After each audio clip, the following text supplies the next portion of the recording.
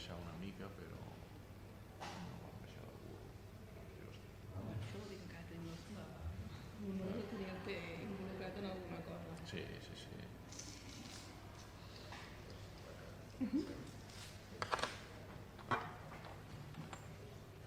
Good morning, Vice Rector, authorities, professors, lecturers, and friends. Welcome to Barcelona. Welcome to the Faculty of Nautical Studies of Barcelona, and welcome to the 10th International Conference on Maritime Transport. Today we are going to open the Maritime Transport Conference that reaches its 10th edition. We can come back to October of 2001 when Professor Joan Olivella organized for the first time the Maritime Transport Conference here in Barcelona in World Trade Center, close to the port. Further editions were held every 2 or 3 years in different scenarios, like for example in the Maritime Museum of Barcelona, on time in a hotel close here, and from 2014 definitely has been placed in this building. This building that is close to celebrate its 100 years of life, and the home of the organizing institutions of this conference that are the Nautical Science and Engineering Department and the Faculty of Nautical Studies of Barcelona. The conference will last for 3 days, and we will have 12 sessions during these 3 days dedicated to different areas, from navigation to engineering, from ports to maritime business, and containing a wide list of disciplines under the maritime umbrella. We are 46 delegates and more than 50 papers presented from different nationalities, from Europe, from Asia, from America, and a variety of origin institutions from maritime academies, research centers, public administrations, or transport faculties, among others. Collaborating institutions to whom we must really thank their support, like Port Authority of Barcelona, or Maritime Museum of Barcelona, Technical University of Catalonia, the Search and Rescue Spanish Agency, Barcelona Pilot Corporation, and the company Origo. I'm going to give you some words about the venue. The venue, the building. This building is one of the faculties belonging to the Technical University of Catalonia.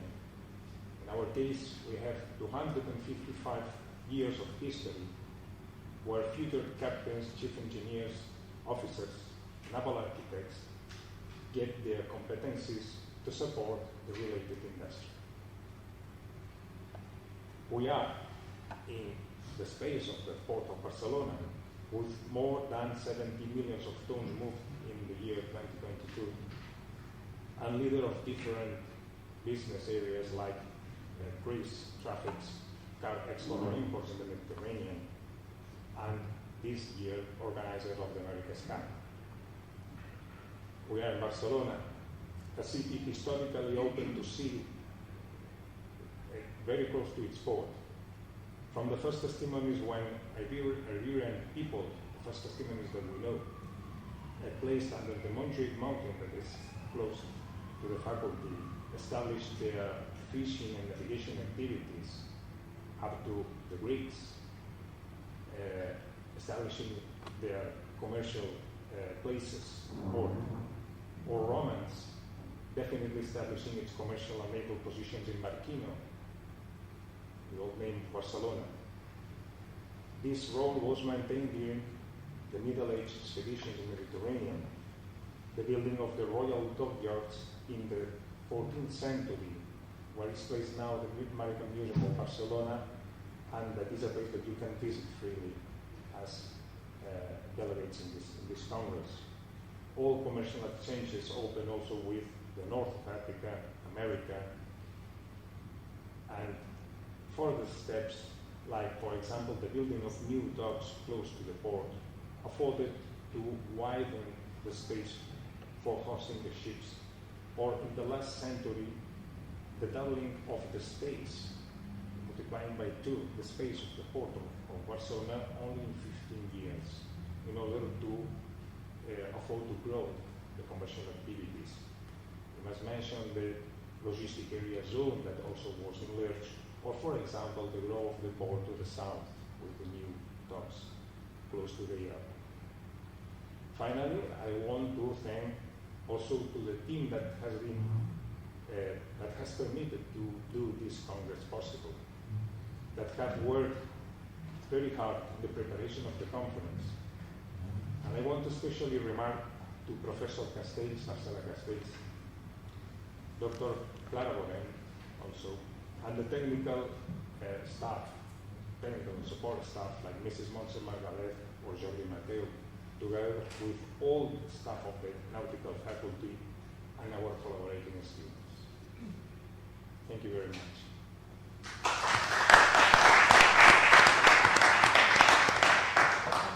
Now, Dr. Carlos Bua is going to, well, the head of the planning and development of Port Authority of Barcelona will give us some words. Thank you, Xavier.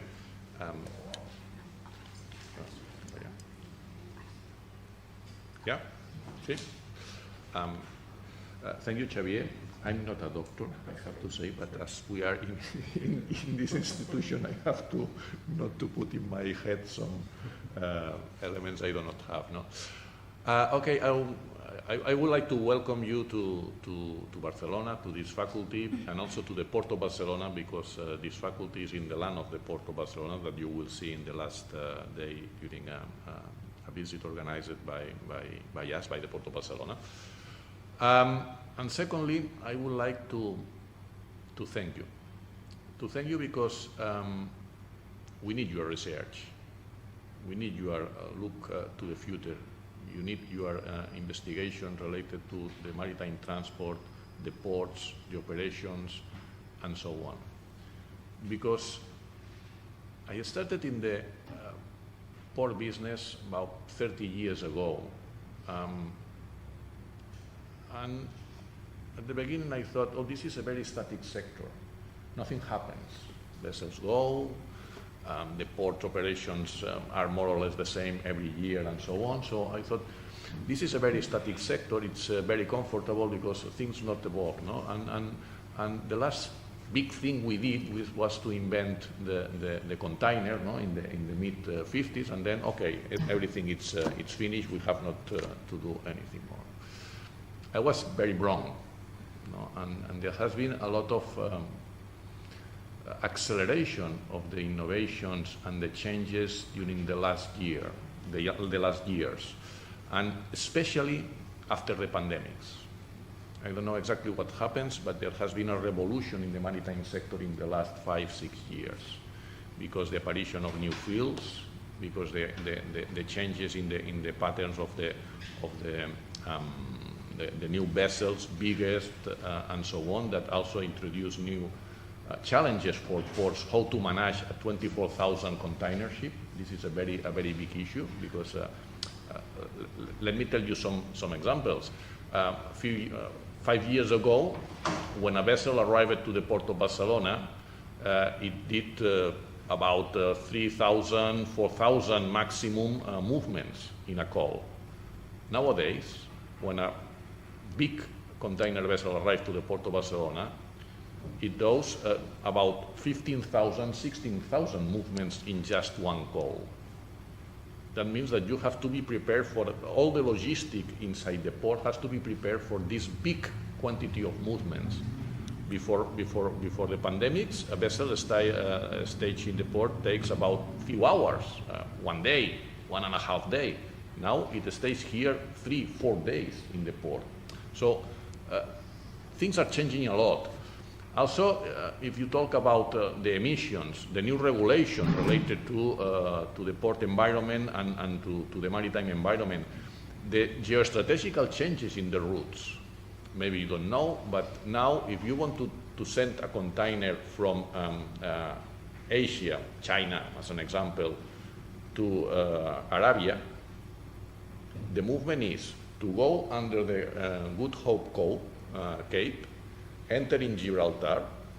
The transshipment is done maybe in Valencia, maybe in Barcelona, maybe in Algeciras, but then with a feeder vessel enters in the Red Sea by the Suez Canal and goes to Jeddah. So it's a trip 3 times longer than just few months ago before the situation on the Red Sea. Same things are happening in Panama Canal with the draw and so on. So there are a lot of things that are changing, and we need you, because we need to know what will happen. We need to know what will be the field of the future. We need to know if we have invest in ammonia, or in methanol, or in hydrogen, or in LNG. What will be the future for the vessels? What will be the size of a cruise ship in the next 10, 20 years? What will be the size of a container vessel? Because the port needs to be prepared for that. Okay? So thank you for your research. Also, I want to say that your outputs puts us in a challenge, because you have to tell us what will be the future, but as a port we have to implement that future.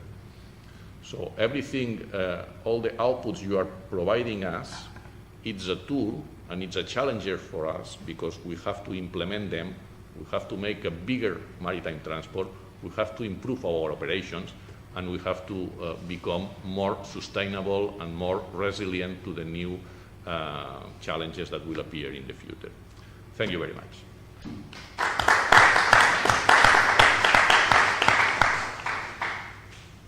Thank you very much, Mr. Roa. Now the last intervention will be carried out by Professor Ana Mujal, Vice Rector for Teaching and Students of Technical University of Badalona. Bon dia a tothom, benvinguts i benvingudes a Barcelona. I would like to start by thanking Professor Xavier Martínez Docés and the organization for allowing me and honoring me to be in this table, particularly because this conference was my open door to the Barcelona School of Nautical Studies, in which I'm now a professor. So it's really good to be home. I would like to talk about the maritime sector and how it is a key element for the blue economy. So it turns out that in Barcelona we are a hub of teaching students within teaching degrees within the blue economy. So we have 5 different lines of students, 4 of which are taught in the UPC Barcelona Tech here, and 3 of them are in fact in this school. So this conference is really tied to the students and the studies that we teach. And so, as Dr. Rua said, Dr. Rua, second time. Well, you might as well become a doctor right now after this. I will try. Mr. Rua and Professor Xavier Martínez Docés have already said the outcomes of this conference are also key for the blue economy and for the students and the studies to move forward and become part of the change that we need in the world to become more sustainable. So I hope you have nice days. I can guarantee this is a very nice conference. I hope you enjoy it. I hope you enjoy the content. I hope you also enjoy the city and also have the opportunity to run around the school. We are now in exams, so you will see students showing up eventually, but a big bunch of students showing up eventually. I can see faces that I know, students, colleagues from the school. So again, for the people whose first time in conference is now, enjoy the conference and enjoy the city. Thank you very much.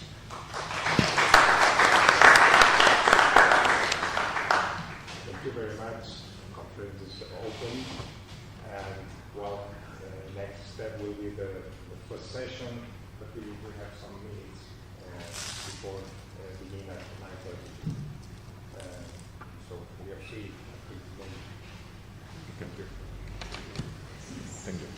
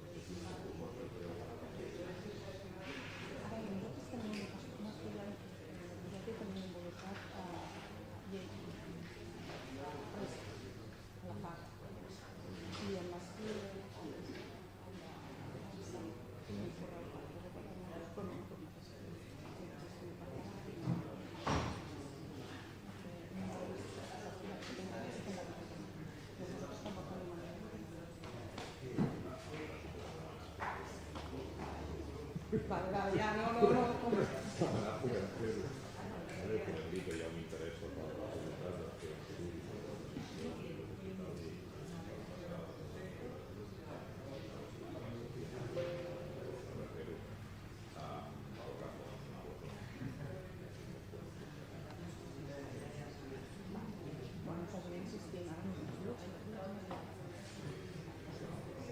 Though larger.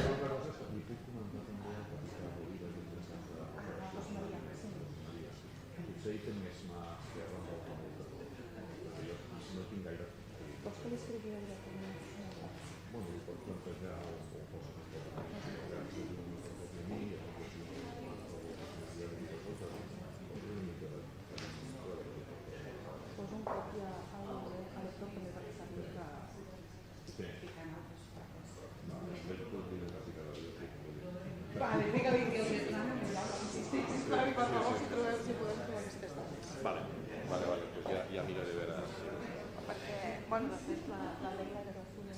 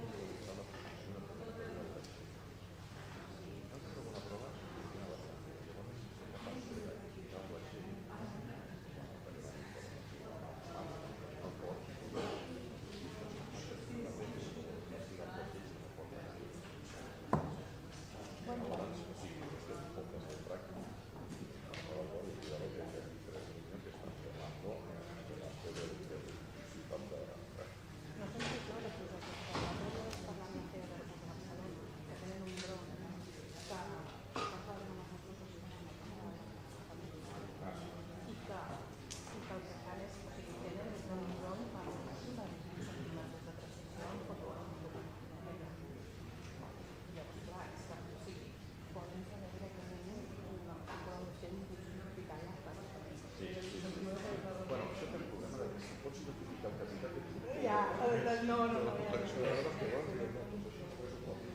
I es va publicar un article ara aquesta setmana com van anar de treball, llavors treballadores allers, sentin l'ús i dades de global molt per identificar la qualitat dels textos en comerç passius.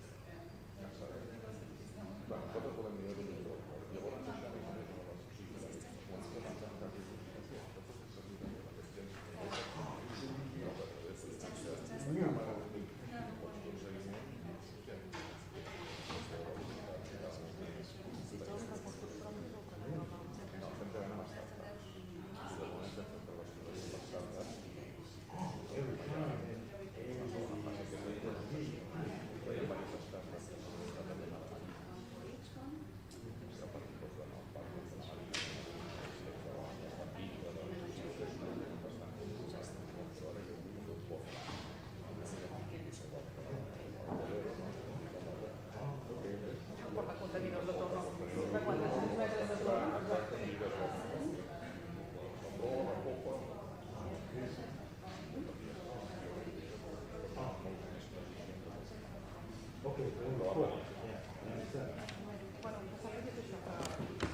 Vale, sí. Perfecte. Insistint amb el de rebassa, perquè sé que el carbonet i la llei de nosaltres els hi ha un correu de cortesia, però després ha fet un ghosting d'aquests manual, saps? I li vaig contestar, i el divendres no em vaig contestar. O sigui, vam coincidir amb el però no ens vam veure el sopar de camí.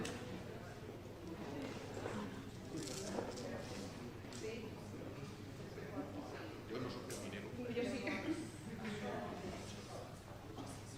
Com ho fem? Aquest senyor no sé què serà que vau ser, això sí, si es pot anar posant el nom. I... Vaig al... Això, this one. We don't just give it doesn't work right now. So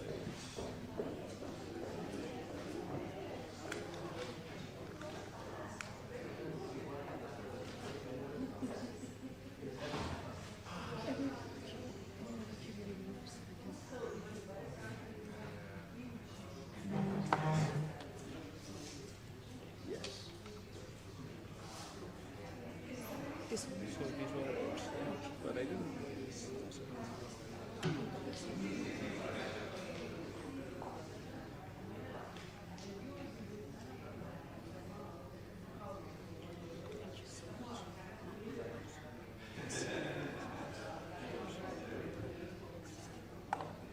So you can present with a center mic or with a portable, whatever you prefer.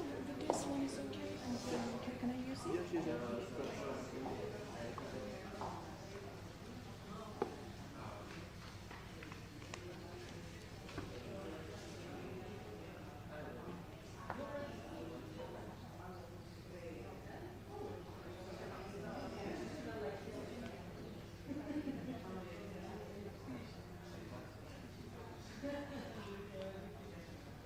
So the change for the mirror yes, also.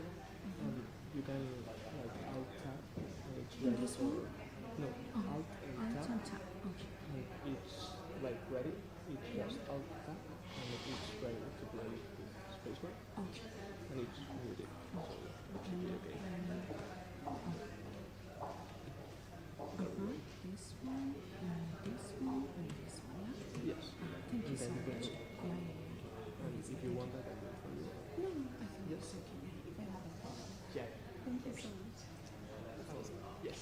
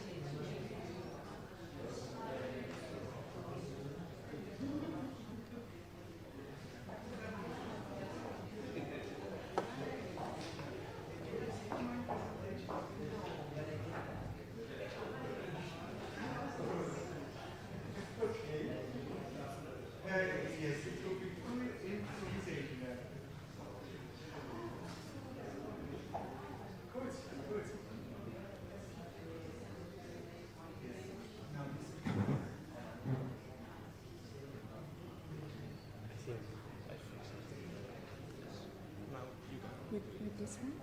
You can choose. I would recommend to use the arrows. It helps.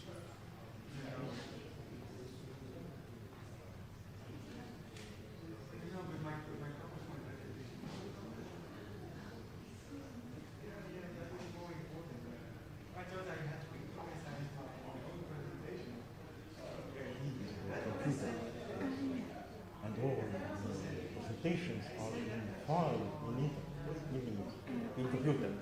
Yeah. Okay.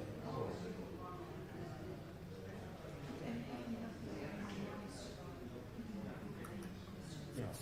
Basically, I would think that we have if all presentations are yeah.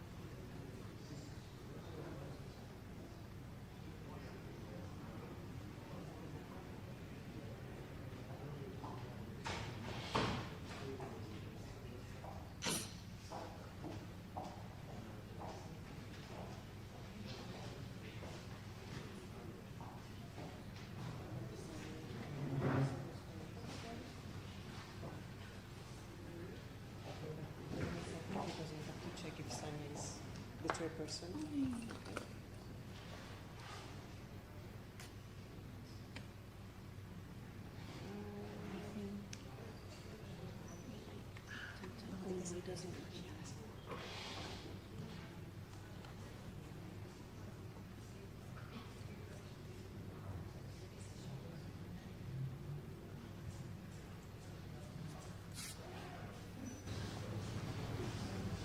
Good morning, Sanya. Do you hear us? Good morning. I hope you can. Yes, I can hear you perfectly. Okay. Can you hear me? Yes, sure. So when you are prepared, we can start. I'll show you the public. Yes. Just for you to know where you Great. are. It's nice to see you again, and I would like to be with you, but unfortunately, we have to meet only in this way. Thank you so much for joining this session. It's my great pleasure to open it, and I would like to thank my colleague, Dr. Javier Martinez Diocese, who is working hard on this conference for years, and with his team, he made it great. So thank you very much for joining this session, physically and also virtually. I will chair it with my colleague, Dr. Andres Sudal, from Estonian Maritime Academy and Tallinn University of Technology, Department of Software Engineering, and he is with you in the space, in the venue. And I would like to greet Andres as well and to thank him for supporting me in chairing this session. So if Andres would like to say something, I will give floor to him before we start with the papers. Basically, welcome from my side as well. I'm physically here from Tallinn, Estonia. So maybe we can start with our first session. And as I understand, Leila Niazi. She's from Barcelona. I'm not from Barcelona. I'm from Iran, but I study here in UPC. Okay, you're doing work Yeah. for Barcelona. Yeah. So maybe she will represent herself and start the presentation. Thank you so much. Yes, maybe just a short note before our colleagues start. All presenters have 10 minutes for their presentation and 5 minutes for questions and answers. So I would kindly ask you to take care about the time. Thank you. Neila, floor is yours, please. Thank you.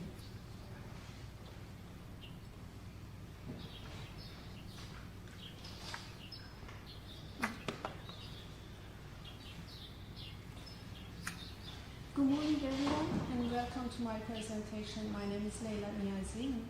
I'm first year PhD student here in UPC in marine science, and the title that I'm going to talk about today is about characterizing the AAS data of port tides in the port of Barcelona.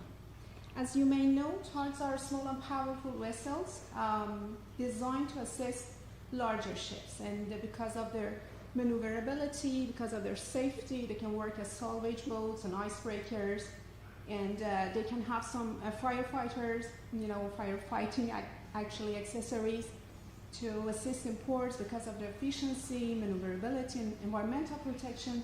They are nowadays widely used in maritime operation.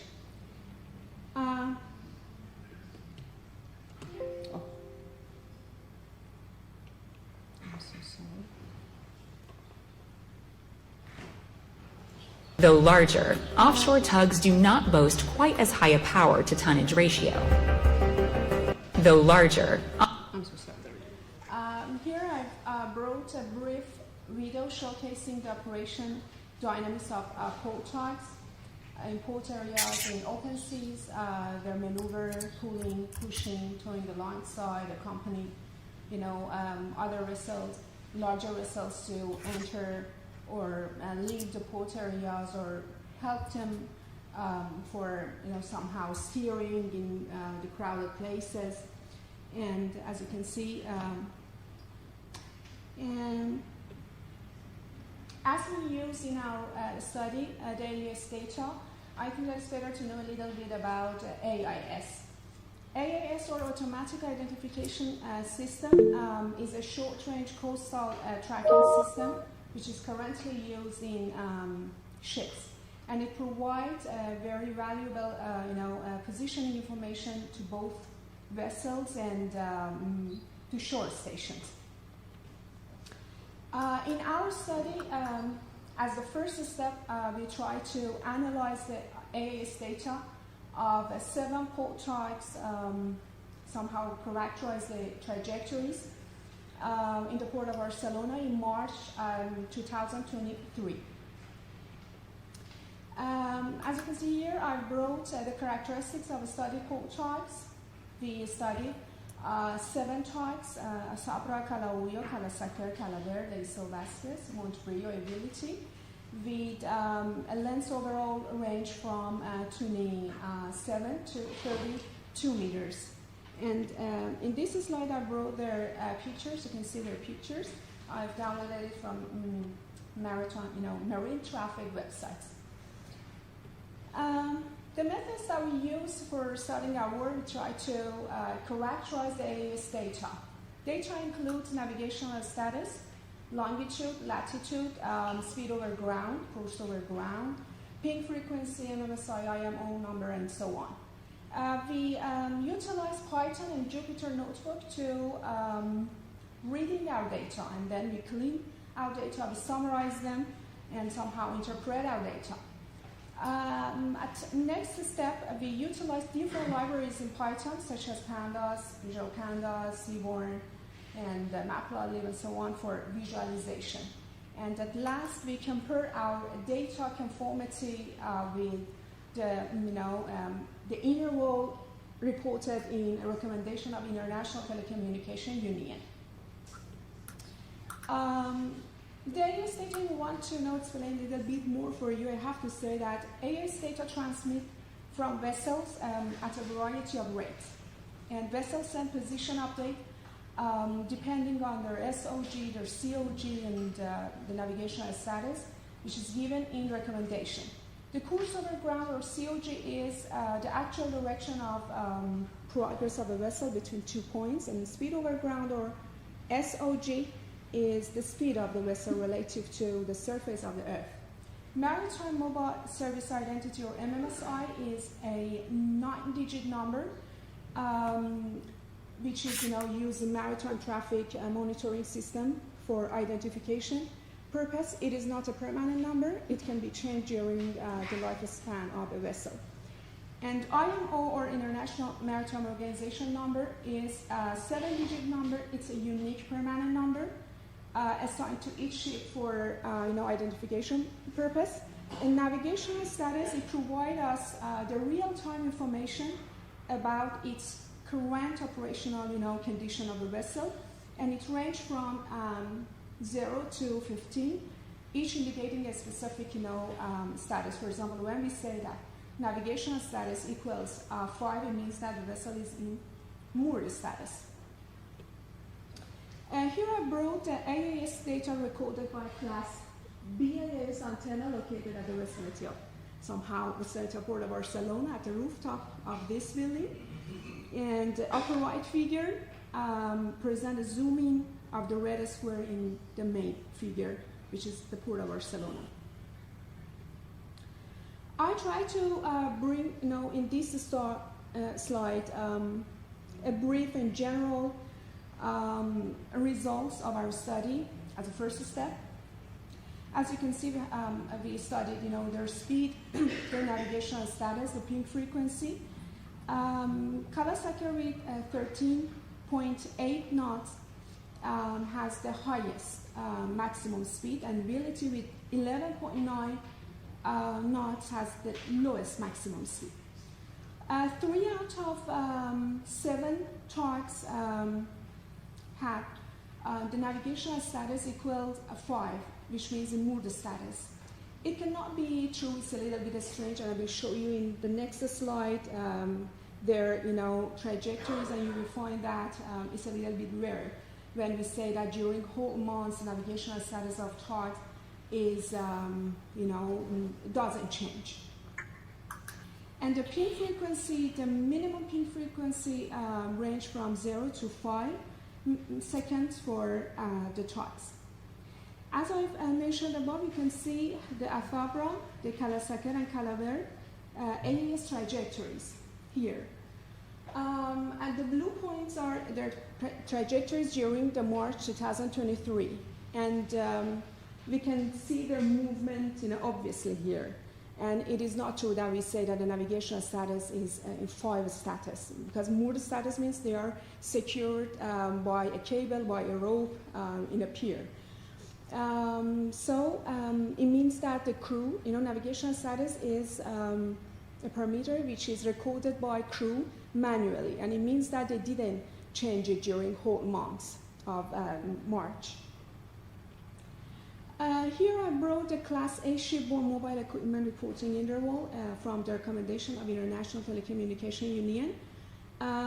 We have, as you can see, we have 2 columns here. Based on the ship's dynamic condition, we have a specific nominal reporting intervals. And for example, when the ship speed over ground is between 0 to 14 knots, it means that every 10 seconds we should have the data somehow. In our analysis of various tags, we observe discrepancies between the actual ping frequencies, which I've called it real delta time, and interval reported in protocols here. Eliseo Vasquez, that I will show you in the next slide, exhibited a 26% conformity in time between the recorded AAS data and the interval reported in recommendation. Here I brought their plots, the plots of 2 tugs with highest conformity and lowest conformity. Plot A is for, which is theoretical to real delta time versus real delta time.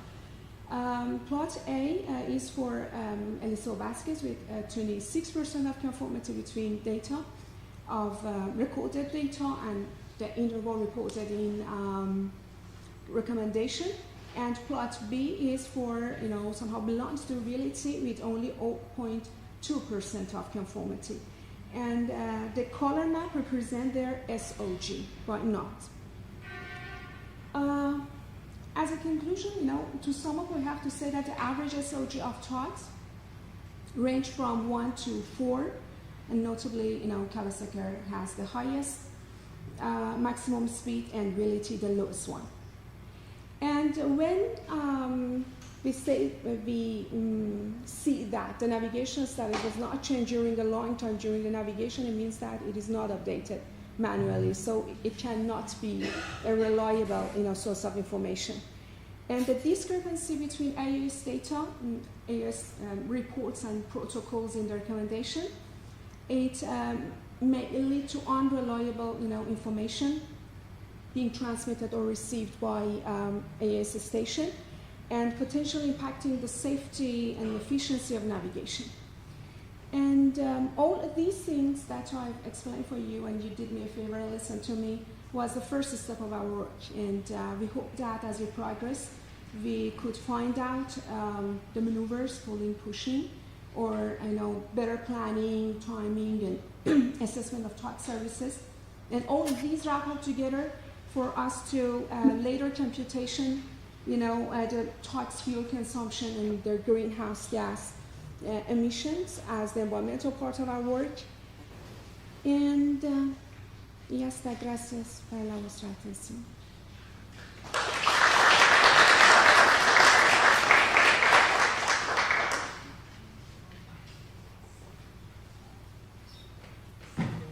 Do we have questions from audience or remarks? Please. Can you tell me where your data is coming from? Did you collect it yourself? Yes. My supervisor gave it to me. You got it from someone else? My supervisor gave it to me. Okay. Yeah. But the AES antenna, as I showed you, is at the rooftop of this building, and the AES transponders and receivers, which is on the TOTS that way. You're welcome. I also have one question, if I may, Andres. Sure. What is the frequency of emitting these AIS data? So how often the AIS transceivers emit the data? Based on the recommendation, they were different for each 7 TOTs. I mean that we should consider all the speed first, their navigational status second, and their course. And based on these options, we have different nominal reporting intervals. Okay, thank you. You're welcome. Thank you. And I will ask the technicians if they can open me the camera so that I can see the presentations. Thank you.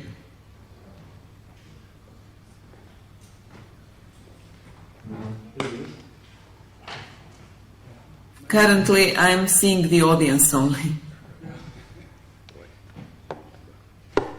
Okay. My question is, what is the background? Why you are looking into this data?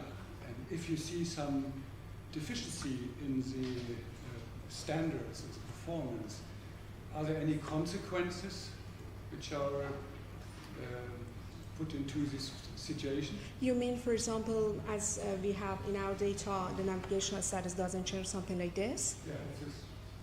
So it is not reliable. So we cannot work with it as, continue our work. We have other parameters.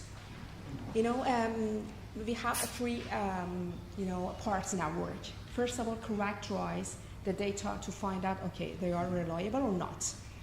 Then we will go through other parts to find out their maneuvers, their fuel consumption, the optimizing, the emissions and something like this. In this part, we can report it that these parameters are not reliable. And we cannot work with them. So the intention is to look for a much wider application of these air exceeders. Yep. Yep, exactly. You're welcome. Any more questions, comments? So basically, maybe Sanya wants to ask something from Thailand. No, it's fine. Thank you very much. Greetings to my friend Knut. And we can continue, I think. Our next speaker is Sheima Bayazit, and the title of her presentation is Comparative Analysis of the Yacht Marine's Vulnerability to Sea Level Rise by using an Integrating Vulnerability Index. So, please, Sheima, floor is yours. Thank you.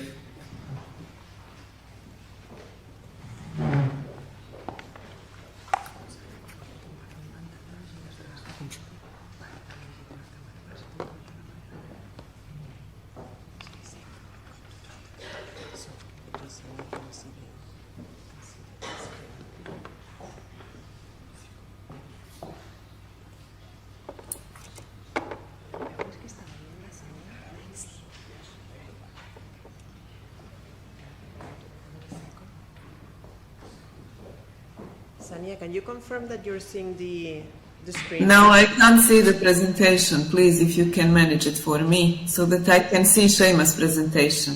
Yes. Thank you.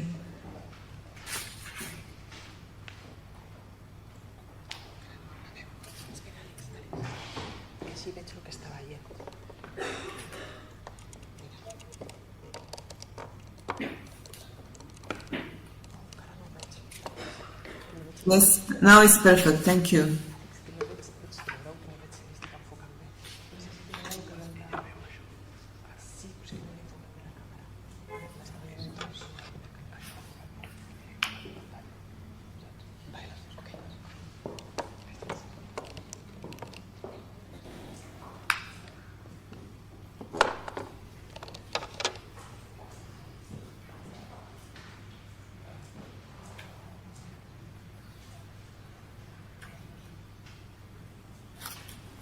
Please, floor is yours. I can start.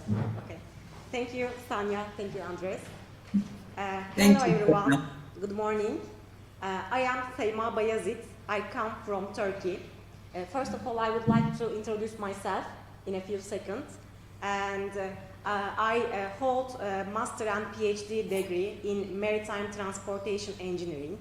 And recently, I work on seaport ranking, marina ranking, and also the relations between the climate change, especially sea level rise, the impact of sea level rise on seaports. And today I'm going to present one of our research on a comparative analysis of the yacht marina vulnerability to sea level rise by using an integrated vulnerability index. And we realized this work with Professor Dr. Tuncay Kuleli. He is also here with us. Sea level rise is one of the biggest global problems that can have impact on coastal communities as environmental, social, and economical.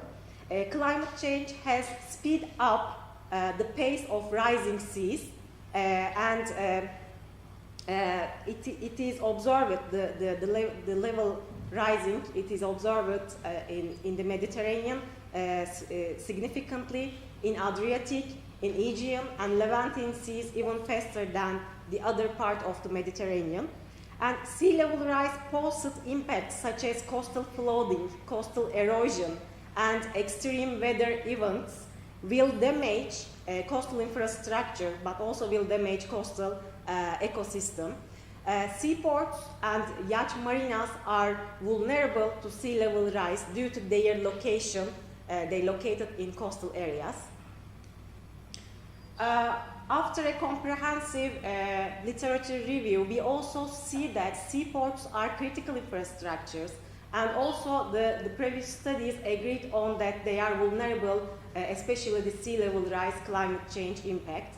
And also we observed there is a lack of studies for assessing vulnerability for such critical infrastructure as seaports and marinas. And existing studies show us that there is a lack of studies on seaport and marina vulnerability. And current research on port vulnerability mostly focused on major seaports, major cargo ports, and there is a lack of studies on yacht ports or yacht marinas. So we decided to aim based on under two basic questions. First is, to what extent are yacht marinas vulnerable to sea level rise induced climate change impact? And the second question is, which marina in a region more vulnerable than the others to sea level rise induced climate change impacts? So basically the objective of our study is to analyze vulnerability level of yacht marinas in a specific region to sea level rise induced climate change impacts in a comparative manner. As you can see in the scene, figure 1 shows workflow of the study methodology. Basically, we used an integrated marina vulnerability index that we developed first time in this study. The index was based on Coastal Vulnerability Index called CVI approach developed by Gornitz. And the IMVI index is a composition of physical coastal vulnerability index and non-physical marina vulnerability index.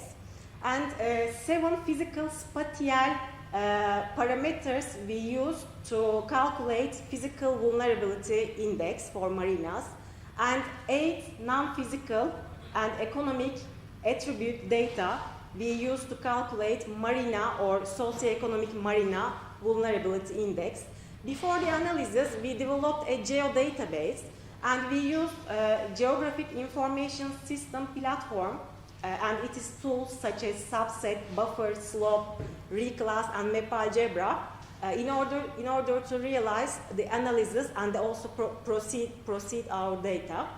And basically, in order to calculate the index values for physical and non-physical, we utilized Gornitz CVI formulation. And in the end, in order to calculate IMVI values, we used PCVI and MVI results using arithmetic mean. And in order to determine the level of physical vulnerability for each marinas, we utilized parameters, physical parameters such as geology, coastal slope, relief, in order to calculate the level of vulnerability in terms of socioeconomic for each marinas. We utilized some non-physical parameters. They are basically technical and economical data belongs to each marinas, like berthing capacity, berthing length, service area in land and on sea, gross mooring capacity, etc. And the equation 1 we utilized to calculate PCVI values using those variables. And this calculation was realized in GIS platform using pixel values.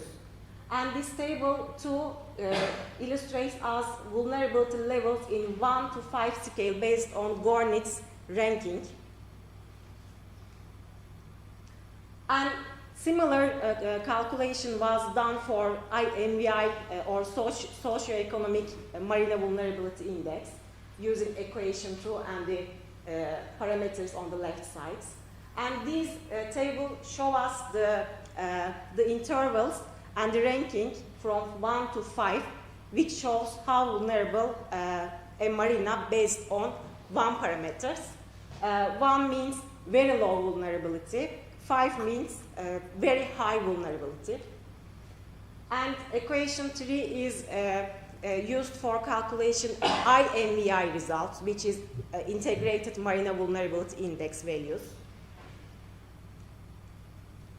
Before I give results, I want to mention about study area, where we applied the methodology. And the study area is Bodrum. Bodrum is a district in Turkey, located in the southern western side of the Aegean Sea.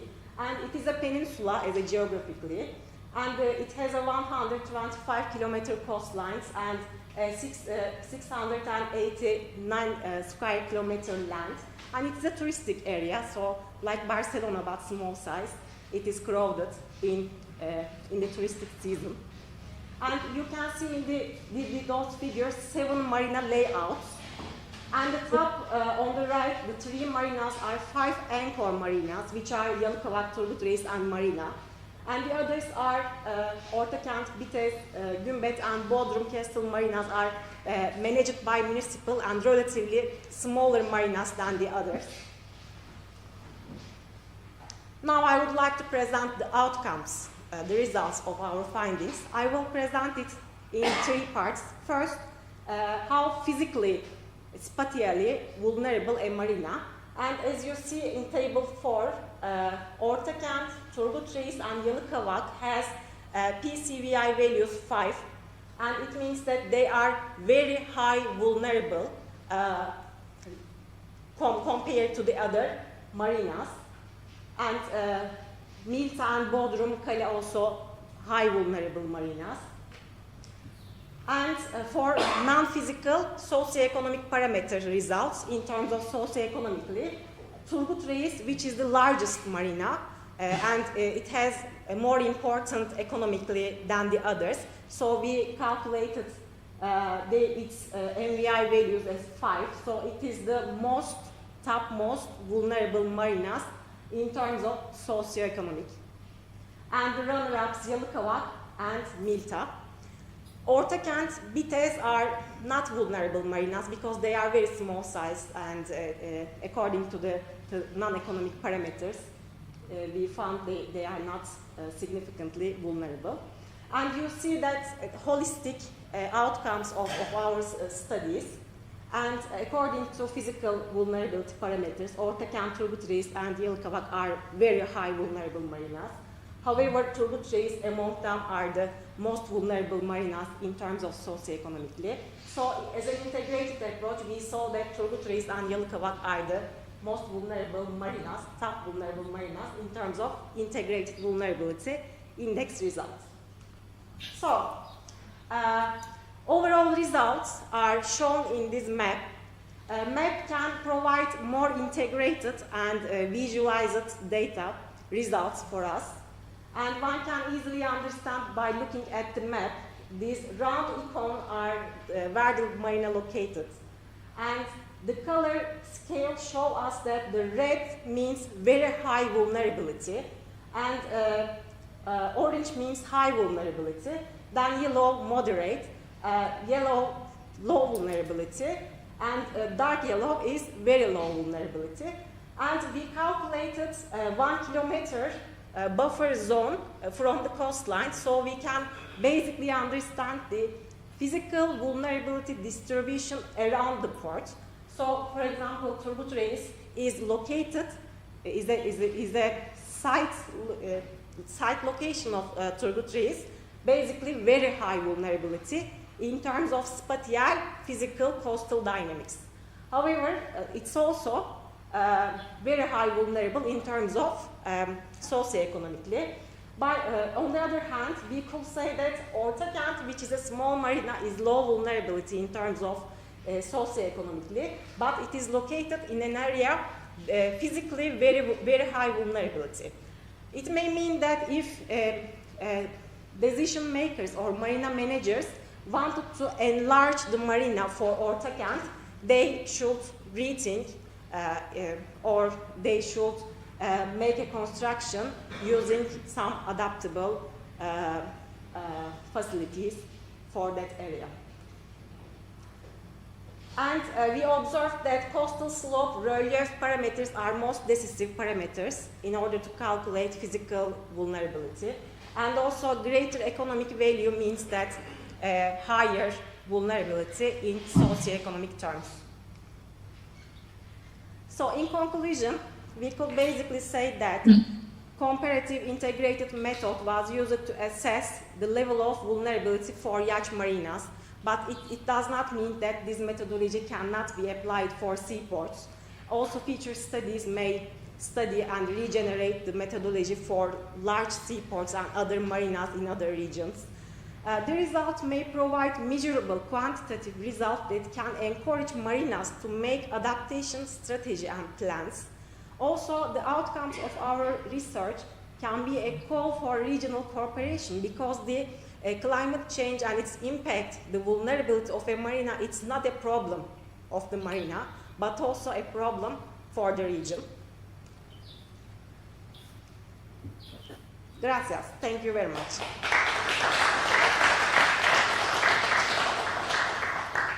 And I could be welcome to take your questions, if any.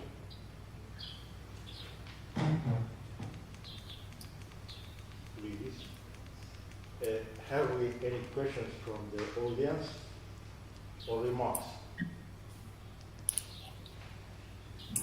Yes, please.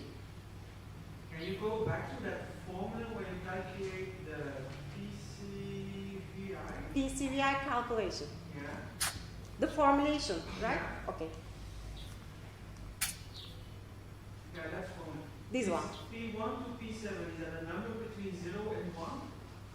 Or is that just a quantity which is not normalized?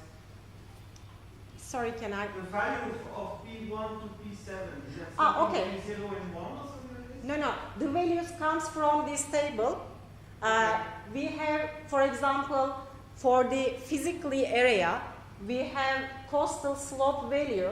Let's say for this study, between the parameter value between if parameter value between 6 and 10, then we come back from this calculation, and then we read this ranking scale, the value, then we write it here on the GIS program platform. We enter the value on pixels. Then each layer, they represent P1, P2, P7 are layers in the map. So we use map algebra on the GIS program and calculate final PCVI values for each marinas. Why do you use the geometric average? I mean, why do you use that formula? Okay. No, the previous one, the formula itself. Why do you use this formula and not something else? Okay. Thank you for your question. It's a good point. We use this formulation because this formulation comes from Gornick's. Gornick's approach is a very commonly accepted methodology in coastal researches. So when you calculate vulnerability of an area to sea level rise, induced climate change impacts, it is a commonly accepted methodology that is used in the literature. So basically we use this formulation because of this reason. Okay, thank you very much. Do we have more questions? I will have maybe one comment if you don't mind, Andres. I would like first of all to thank Shema for her excellent work. As usual, she's always doing her best with her colleagues. And I would like to highlight that this problem we have in Southern Adriatic Sea region as well. And besides all these parameters that Shema took into account with her colleagues, we also have a problem of uncontrolled waste disposal, which causes the rise of the sea level. That's an additional issue that we might have in mind for further development of such a kind of analysis worldwide. It's more like a comment or suggestion. Thank you, Shema, so much for your excellent work. Thank you very much, Tanya. If I can comment for myself, that in Baltic Sea, the shores are rising. Yes. And water is obviously not relatively going down. Okay. Thank you. Because it's kind of ice. That everything was covered with a couple kilometers of ice 10,000 years ago. Yeah, it Now depends it's on the rising. region. Yes, Okay. regionally dependent, yes. Yeah. Thank you very much. Oh, please.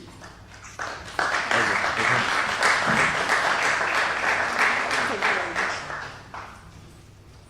If Andres agree, we can go with the next presenter. It's Alen Jugovic, Port Choice and Sustainable Decision Making in Container Liner Shipping, a Bibliometric Review and Content Analysis. Alen, floor is yours, please.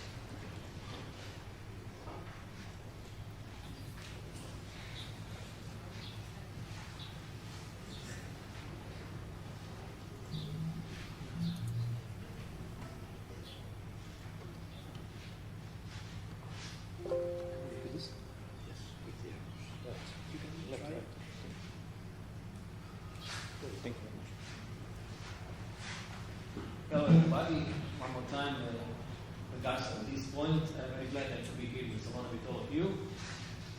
It's nice weather and I hope we have a good conference and also as a good trip and visit to Barcelona. This is a paper that made by three authors, Tanja Poleta-Jugovic, Miljan Sirotić and Alen Jugovic, both three of us from the Faculty of Maritime Studies, University of Rijeka. Kolega Miljan Sirotić is our PhD student and this is the paper that's more or less 80% of his work, because in Faculty of Maritime Studies we have one methodology. When you go to have thesis, then you prepare some article like this one to see that your thesis are original or some matter subjects that are concerning your thesis are being done by somebody else, or how they conduct this review regarding the theme you're going to be writing. So this article is talking about the thesis that he's going to do about port choice and sustainable making in container liner shipping from the side of the ship owners, or the ship liners. So this is how it will be done. So the container liner shipping is now maybe the best and the biggest vital mode of transportation in global trade. The complexity of the port selection by container shipping is very complex, and you cannot be sure what's the variables, parameters they are using to choose which port to be their port for unloading or loading. So it's bigger complexity for everybody to choose how port is going to be, especially when you have the same port on the same liner services. For example, in Rijeka, we have three big ports. Close to Rijeka is Rijeka, Koper in Slovenia, and Trieste in Italy. So to choose between these three is on the same maybe road, it has lots of complexity. Not only the sea, not only the ports, not only characteristics of the port, but characteristics of the inland transportation, highway transportation, regulation, conditions between the states, and so on. So lots of things to be considered when you choose the port you're going to use for your cargo. What we have done, we can use VOC basis to find 156 articles and to find keywords regarding this theme of the liner shipping we choose in the port.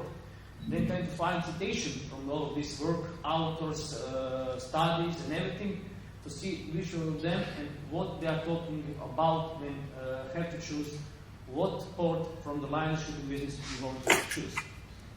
So, like I said, the literature goes 20 years back related to port choice. Somebody will say it may be too long. Yeah, but we have to know that sometimes the business is also doing traditionally. When you work with somebody, you just keep on working, you know. We know the best that in Croatia and Adriatic because sometimes you have the same operators doing the same business of the same ports. So we want to take this also parameter is conducting business with the friends, like they say, or conducting with the familiar companies similar. Analysis tools, bibliometric package in there, and we want to use this bibliographic profiling research. I will not talk much about this because really it's not my expertise. This is the point where the PhD student make his contribution when he tried to put together all of these points, conclusions, and main words to find main results, which in our case were this impaired performance evaluation. Key points was that we use multi-criteria decision-making methodologies Why? It's too many different parameters, and you cannot use it something easy. You have to use it with multi-criteria. Because in his thesis, PhD, he wants in the end to put all of this complexity together and to put the best way to find port. So if you put together port infrastructure, if you put inland, if you put economic evaluation, if you put ecologically, multi-criteria will give you the best results. Also, you can use multi-criteria to say in which criteria, especially if you get more weight, will be better for this port. Because sometimes you don't use just all of this, you just use one parameter. For example, you want to be speed, that the cargo comes to the point the most strict way and the most fastest way. So in these slides, going for each points, we have done studies and find the articles and the authors which are the most important for these points. For environmental consideration, the case studies shown that these articles on the end, from Trans, Razisli, Huang, and Hu Wang, Yeo, are the most one dated, the most one reflected by the other authors of studies concerning the environmental consideration in line networks. For the port choice dynamics, similar, we see that it's not always the same authors, they're changing because lots of authors don't use just one look on this problem, and because they have companies, they work together, and sometimes you have different results. The same thing is for Cortectis, strategic decision making global shipping networks, and this is something that we just on the end want to have some summary and to say that multi-planet nature of sustainable port selection requires a comprehensive approach, integrating environmental, operational, and strategic consideration to support the sustainable growth of the maritime industry. So maybe something that you know from the start is, we have to conclude each parameter to be significant when you choose the port for accommodation. Sure, this research cannot be only thing done by the PhD student to fulfill the requirements of the PhD doctoral thesis, but this is something to start and show him in a way what he has to more find research results.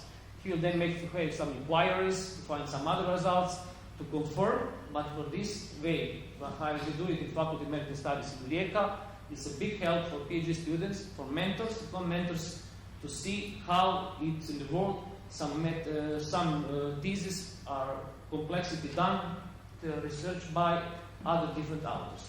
So this is something that we just want to show you and to have some discussions. I'm sorry that PhD students are not here because he can have fruitful some results from this work with you because his thesis is just on the start. I don't know if you have any questions and answers, just in brief, because like I said, I'm here in the role of the mentor, not the PhD student, but this is a material we use just for studying about the research that he's going to done in the future, maybe 1 or 2 years. Thank you very much.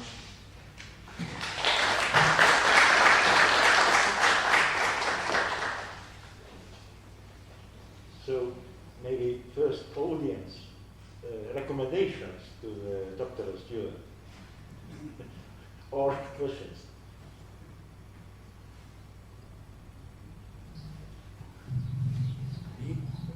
Maybe we are looking for remarks from Tallinn, from Sonia. Thank you very much, Alan, for this presentation. I would like to say that colleagues in Rijeka are working very hard on a lot of projects, seriously, and I'm pretty sure that they will use these results of this study for the best way, for the purposes of further projects and research work.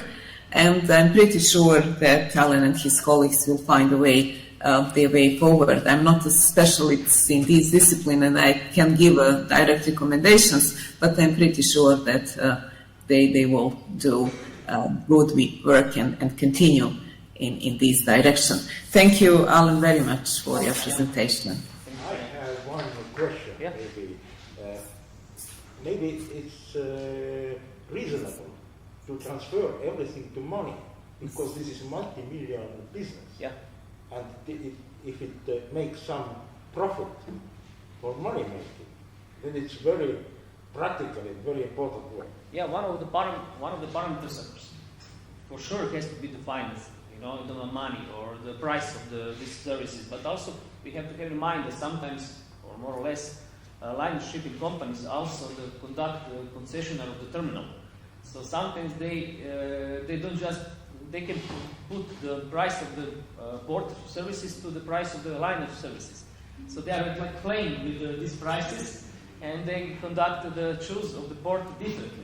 Also, you have something that's called sharing agreement with the companies, Maersk or similar, where they're sharing the same boat, same ship, container ship, the same space, but different prices on the same route.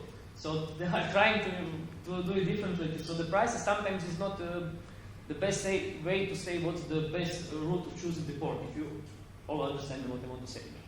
But thank you very much for this question. Thank you all. Thank you.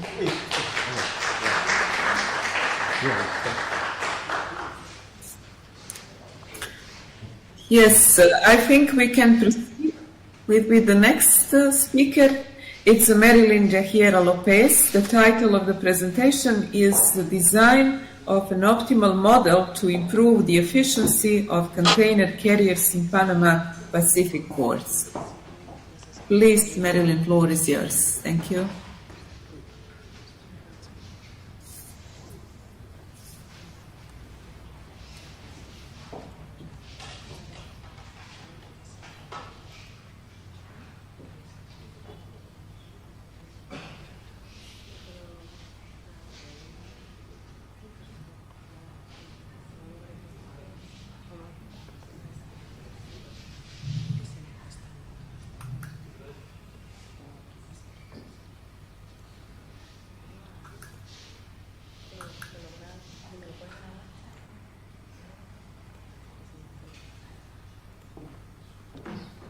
Good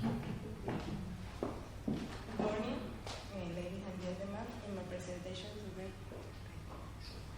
I will explain design and operation models to improve the efficiency container carriers in Panama Pacific Port. And contains presentation, a brief introduction, precise objective, and method of usage or carrier of the services, result and discussion of the information obtained, and the conclusion.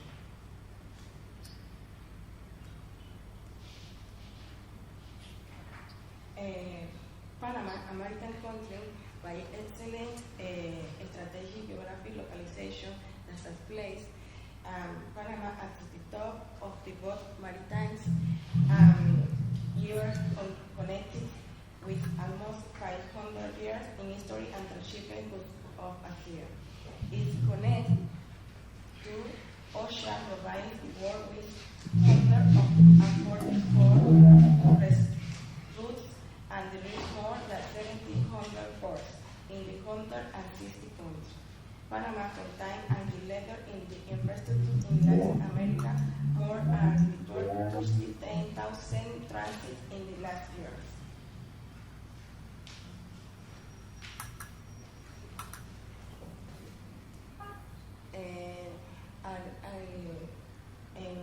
Panama report approximates 80.31 million TEU container moved in 2022.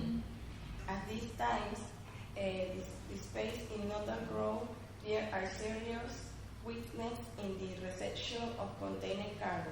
Weakness is your carrier investigation and land operation. We will on the study in the Pacific Port in Balboa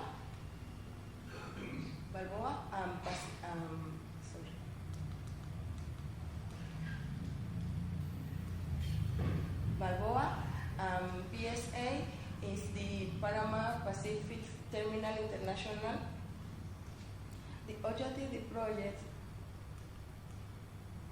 is to document and analyze the time it takes for land carrier container cargo delivery in remote in Allen Point Container Pacific, and the ports, and to the terminal and the port. Okay, and its objective specific establish the average distribution delete time for the two entailing port, identify the area the port with the greatest obstacles because delete hours, analyze external factors that may have an effect of delete times, establish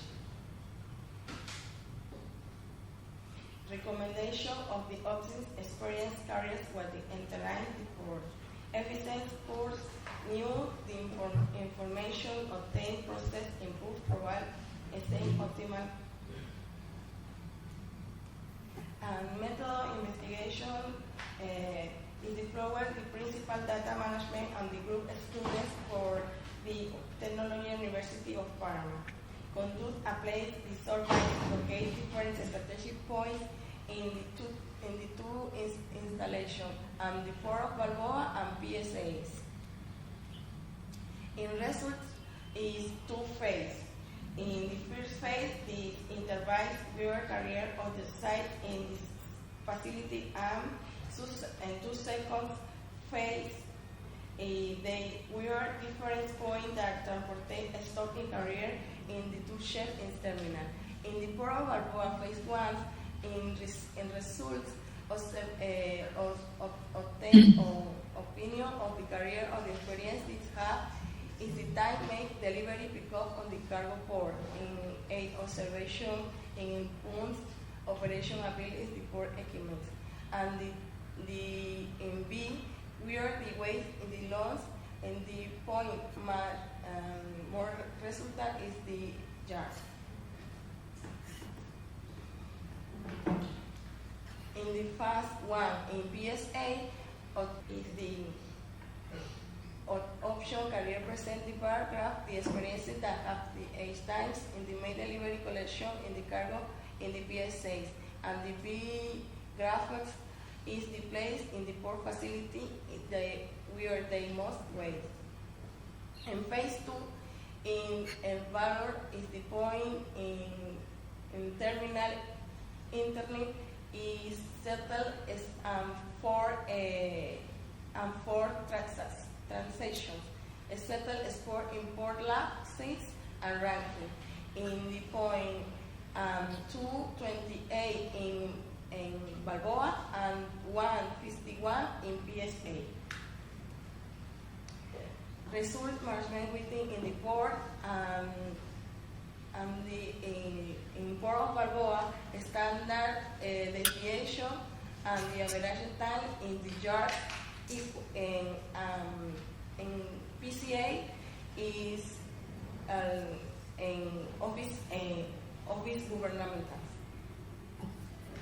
In result, the two installation and PSA and Port of Balboa, the process then in terminal is the point to point. In point to point is the in gate entries, pre-check, gate house, yard, and terminal receipt capacity, and exit in time is Balboa.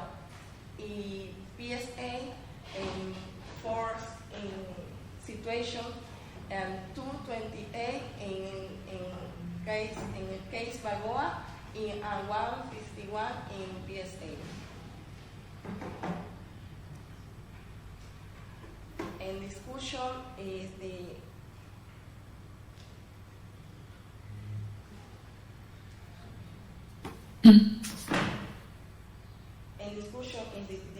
range in the weight and raise the different sides of the line with identification number drop, array, and the point. The forest root maps of the port graph made experiencing in Python in survey data and to have the baseline to operation model of the port. With results obtained from the survey, we have quantly the travel times within container terminal and also type circulation. Values of the release wiki in the process. Situation to develop in the thesis, analysis where and how improvised plan and can present to take in to take and the OSHA take route with complaint documentation again with causes the delivery collection of the management. Conclusion.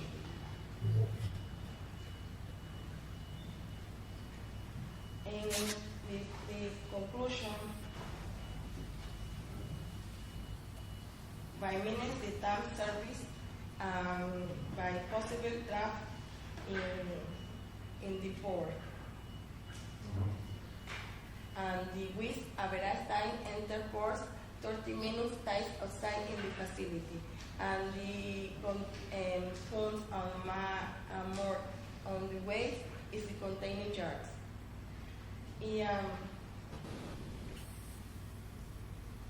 And the waste analysis times in the cause of the leak, can be highlighted that in the cause transportation there is not complete documentation. The port in the previous with equipment and low or unload truck in the yard area waiting in the terminal is the cause of the ocean flow now developed in the operation.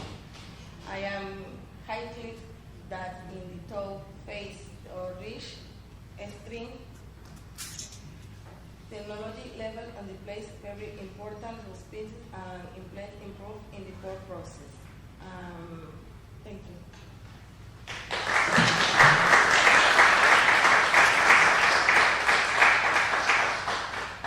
Any remarks from audience, please?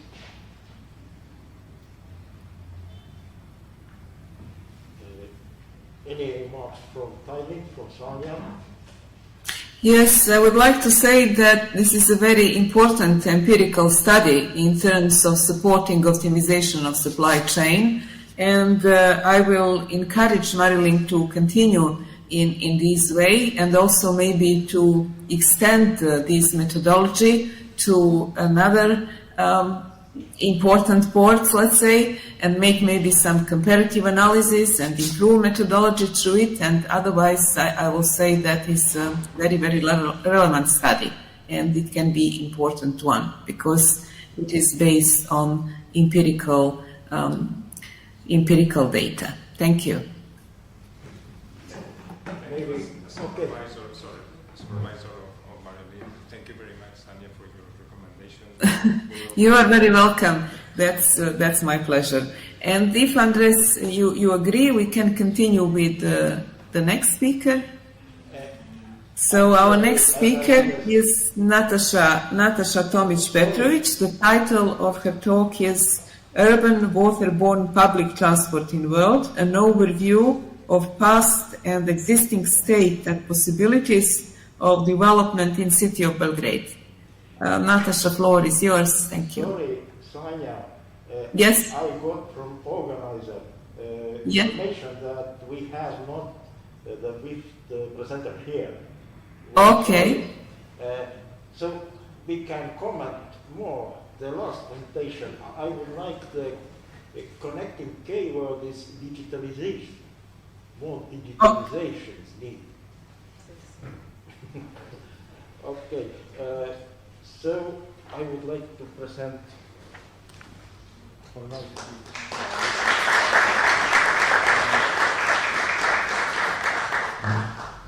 So, as I understand, our first session has ended now. Maybe some comment from organizer.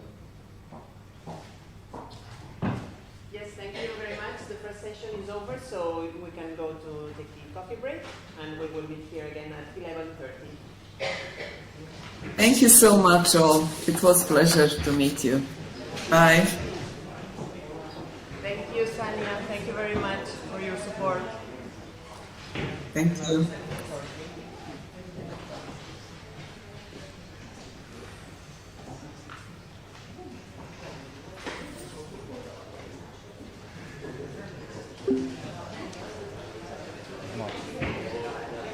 I will present tomorrow. You present tomorrow, yes. Espérate, que claro, no, la cosa será... The presentation. I need to change the... Yeah, no problem. You can give it to me on USB. Yes, that's perfect. It's possible to Yes, to yeah, indicate yeah, it. It's good. Hi, how are you? Hi, fine. I'm from Portugal. I was wondering if my... Yes, they got it. They got it? Yes. You can check now. I suppose it does. That's all. But there are no special things in it, or a couple of small films in it? That's maybe the only thing. The rest should. Because we have time now. Tomorrow. Yeah, well, maybe I will check. Go ahead. Yes, Alex. Xavi told me that Alex did. So we have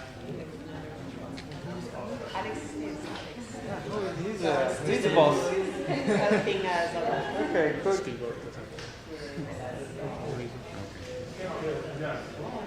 You are student here? Yes, I am. And which I am studying for naval architecture and engineering. Extremely busy. Good morning. days, Good morning. My presentation.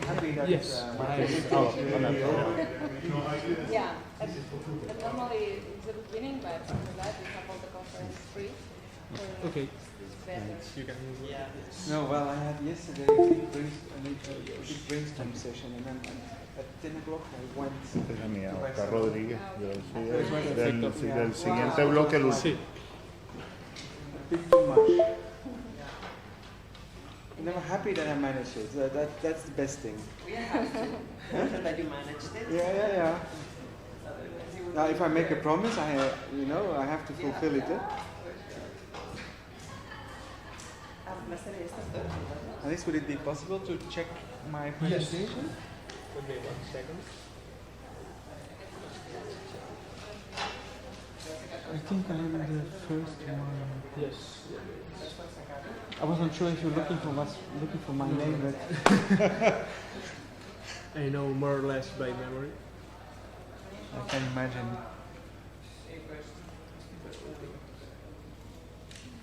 Yeah, I was already making my presentation, and I always making it to ratio 3:4 Yes. because I used to do it 20 years ago, and it's Yeah. easier to take slides. Yeah. Yes. It's And when I saw that you can check it. that's not mine. Oh. I was already afraid of it. And that's an I clicked on the other one. So we haven't received your presentation. Yes, I sent it yesterday night. Yes. All right. On the MT website. Yes. That's the reason why I wanted to Yeah, it's be better. sure. Unless it Ah, bounces through the MT website. Yeah. Okay. Unless it bounces back because it was 20 meg. It was 20 megabytes. Yeah. You have given me instructions. I'm trying to follow them.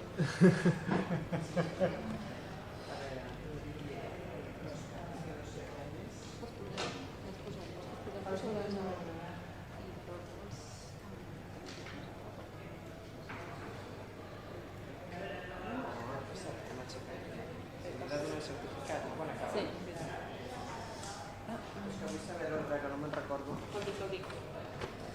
¿Y al Olivier?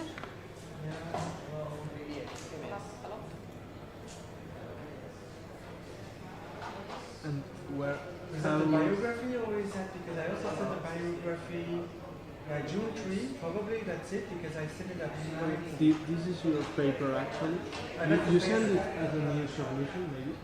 No, I just sent it by mail, but it's possible it's not too heavy. So it's good.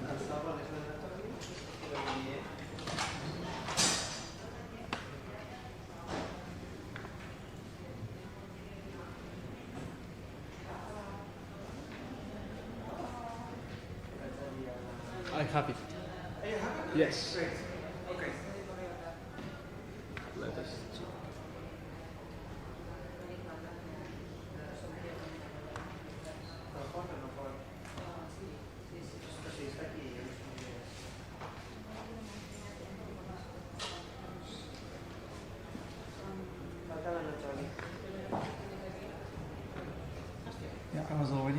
presentation on the moment that you...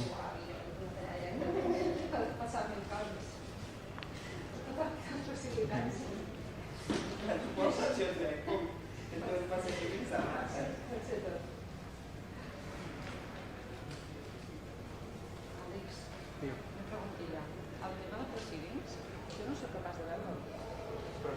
Proceedings es refereix a publicar. Sí. Vale. No es publicar, Ah, porque si es publica, falta que estava en la bibliografia. Un cop es publica ja no es pot veure. No, és que ja li faríem falta. Jo crec que la gent a més que els tingui. Sí, la deixem fora. It works. Yes? Yeah. Right. Everything's fine? Thank Then you, it's yes. coffee time.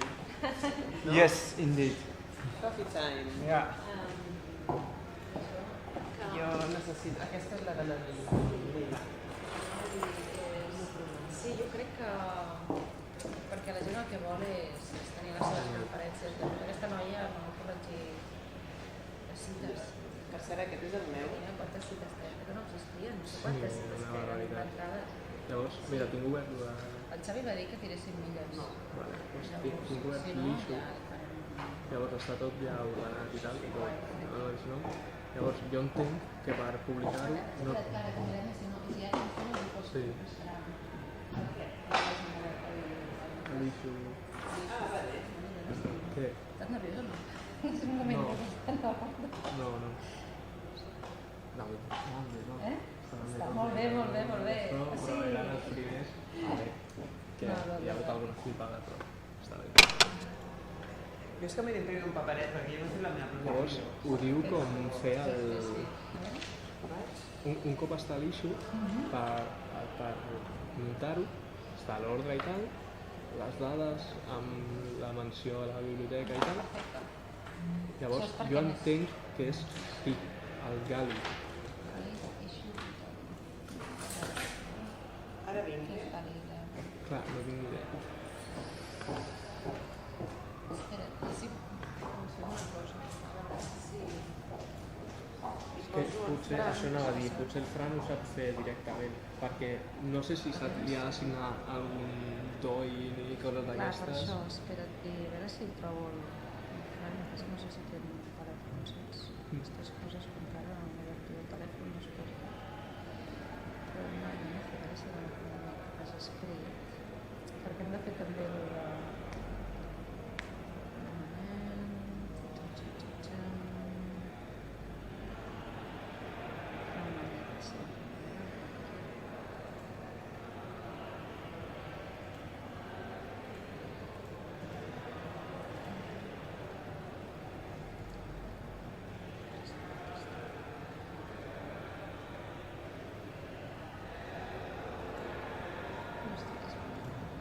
Pots posar una foto. Sí.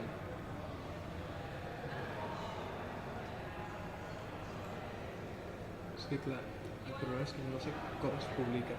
Jo crec que es necessita un arxiu que es diu Galley o alguna cosa així, però no...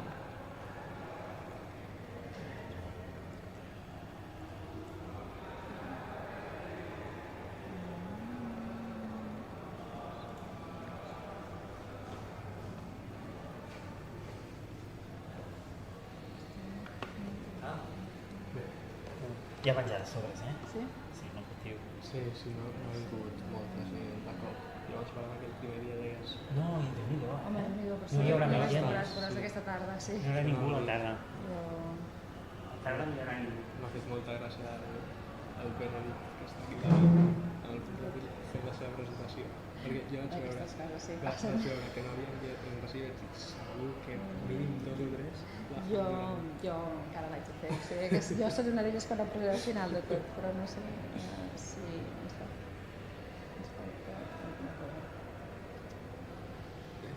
Digue-li què fa, en plan, per raó com es publica al final. Si es necessita un arxiu per la Galley o què és una Galley.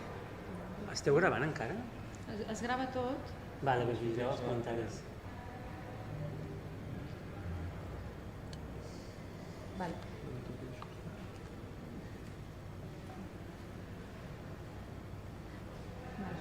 Diu, com es publica? Ens demana, no? Ens demana una Galley. Una cosa Pots passar fotos Sí. grosseres. Això va fer el tipus, no?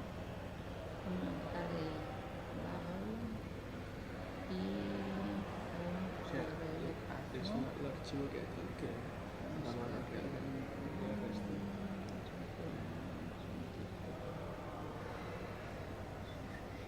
Si vols, digue-li que si és... Que no puc fer una foto de El què? que no puc fer una foto, vaig anar a fer la foto, a veure. Però l'haig de fer primer, no, anava a fer una foto i... No, deixa directament. Ah, sí? des d'aquí. Ai, ¿Cómo va eso? de moment bé, així. Insereix una foto. Sí. I Ah, ja no, no deixa. haig de fer la foto. No sé què és obert. Ai.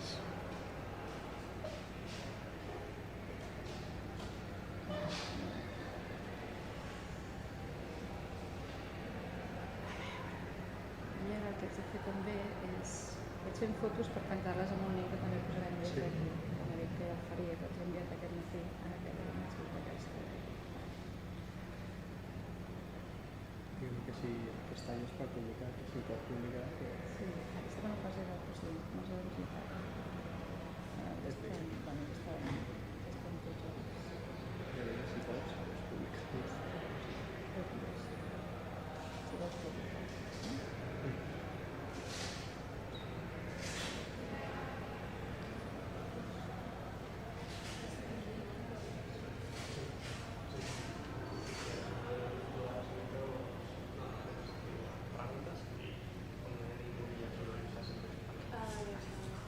Àlex, has de fer... Aneu a fer un cafè i menjar alguna cosa.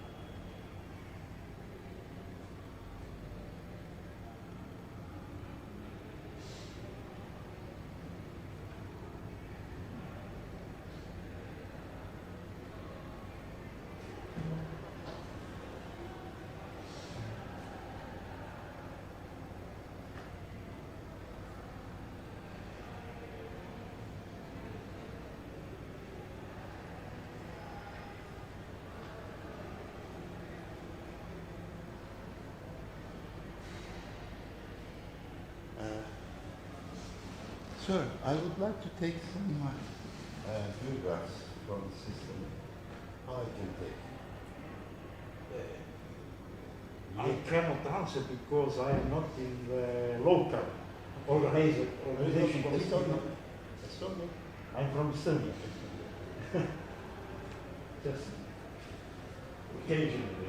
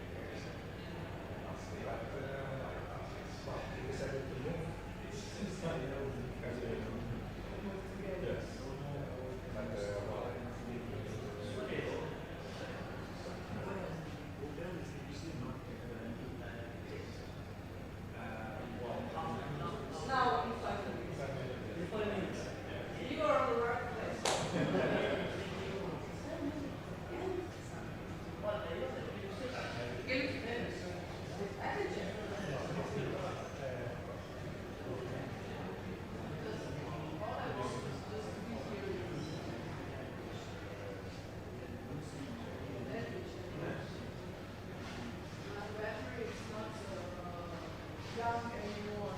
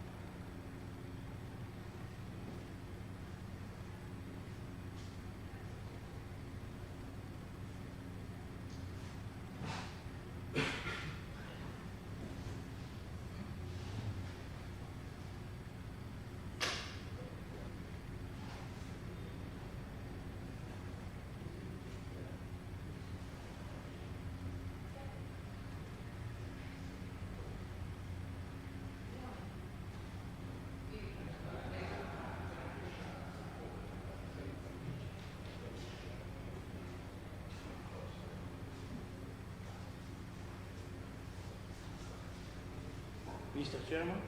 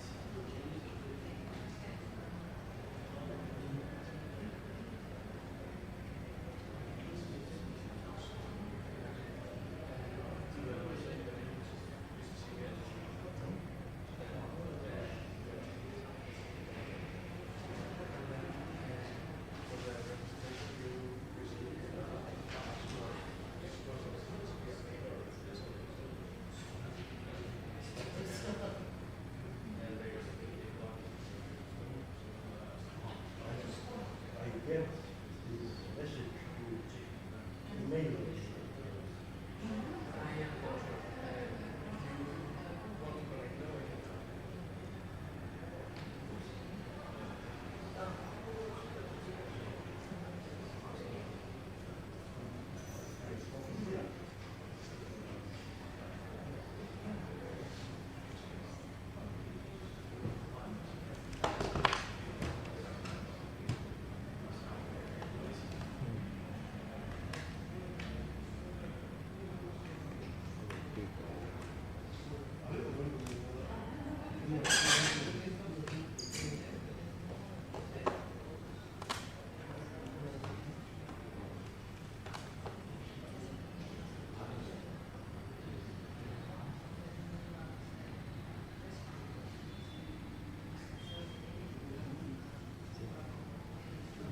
I think that you will receive the password.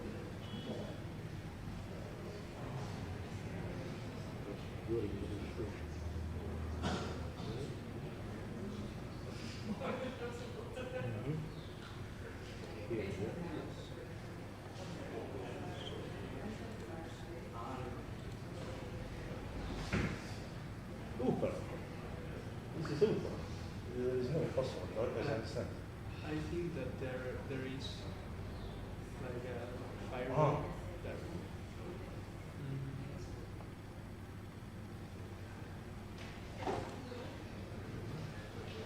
So it's with both. Okay.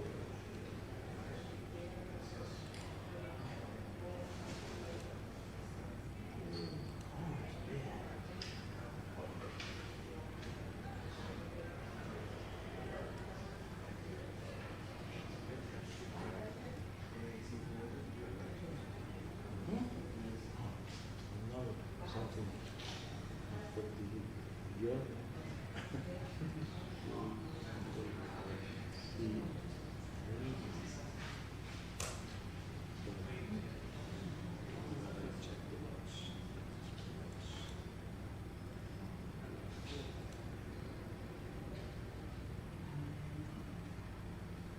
Oh, leave out the plus.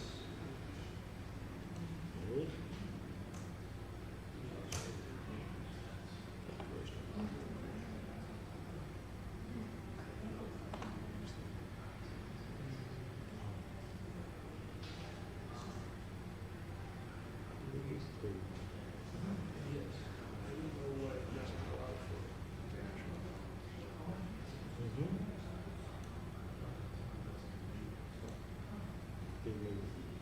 maybe you can inquire somewhere in the university. Yeah, yeah. Yeah, no problem.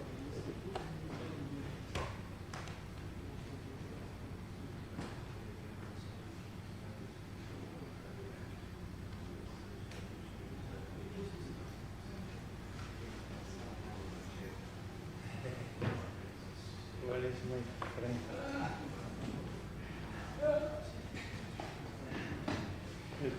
Oh, how are you? Nice to see you. You could not get up earlier. No. Oh, it's nice to see you. For me too.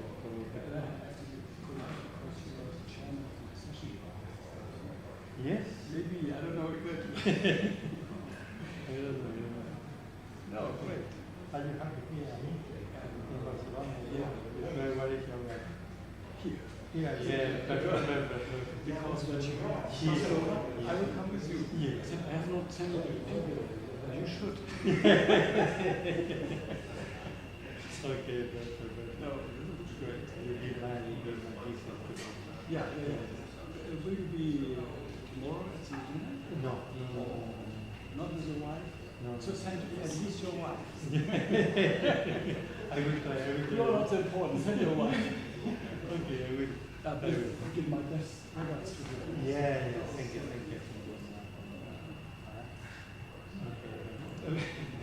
I already had in mind, if I meet both of you, I will express my astonishment.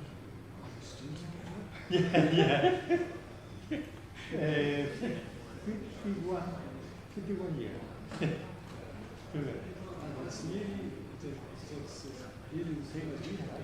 We are longer since 1968. Yeah. So it's 56 years. So.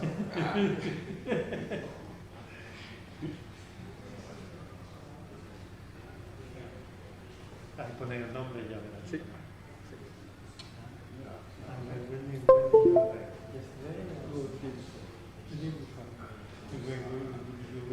We are living in these residential factories of university. The university. Close to the 10 minutes away from it's close to the sea? Yeah. Yeah, I know it. Yeah. So it's perfect to park. It's close to the beach. Yeah, close to the beach. It's not that fancy, but No, but it's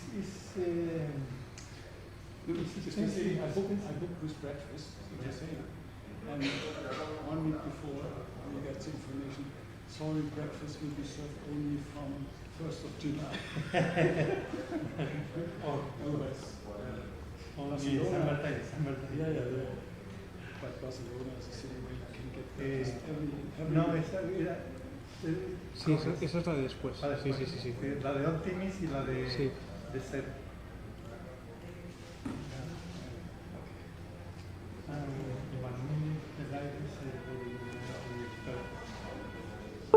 Still love it.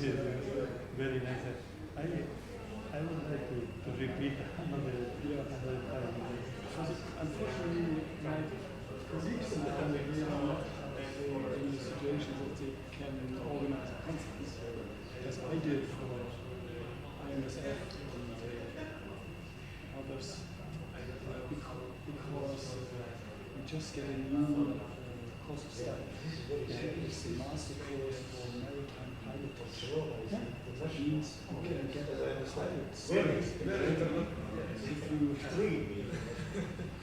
bachelor for mathematics. You have been I guess 2-3 years or even 4, and then you can apply for this course. And you have to pass a test at the water administration. I think everybody to get it. Health condition. And also the pilots, they are looking on their future colleagues. Yeah. But if you get the status, then you can really get to pilot in 2 years. Yeah. We are doing these courses together with the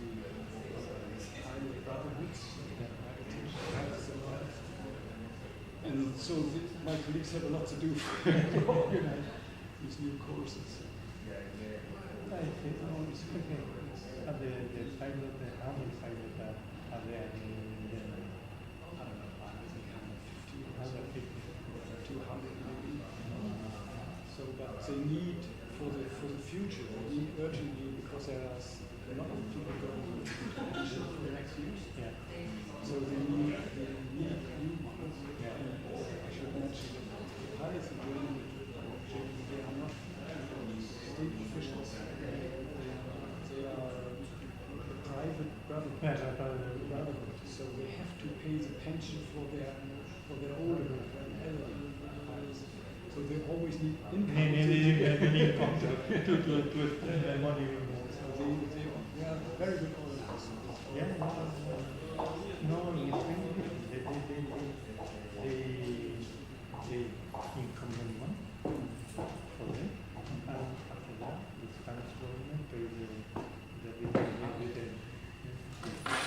It's the same, maybe the same as in Sweden. They are all private professionals, but in Germany, this is only true for the BTS operators. So they are state. They are pilot and BTS operator? No, the pilots are working in the BTS center. If there should be some limited visibility or whatever, then they will be called to come into the BTS center to give navigation assistance to their own colleagues, or even to ships which not get a pilot because of limited visibility or due to heavy weather or whatever. So they only join the watch, and then they go. And the pilot, the BTS operators are always pissed off because the pilots get more money than the other. And if they are being called because of bad visibility, they come in, and if the visibility is nice, and they are sitting there.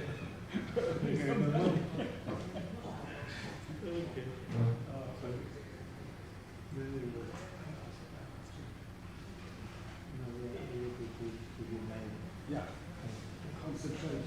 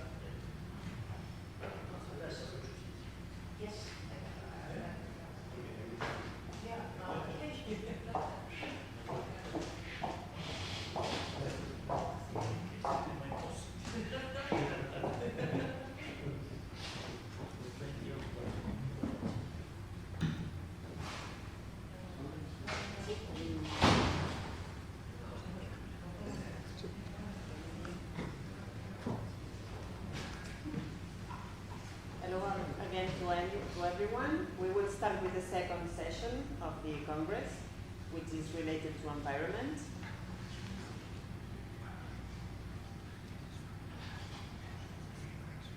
Well, our first author is Mr. Olivier Chalm. Welcome, Olivier. He is lecturer and researcher at Wharton University.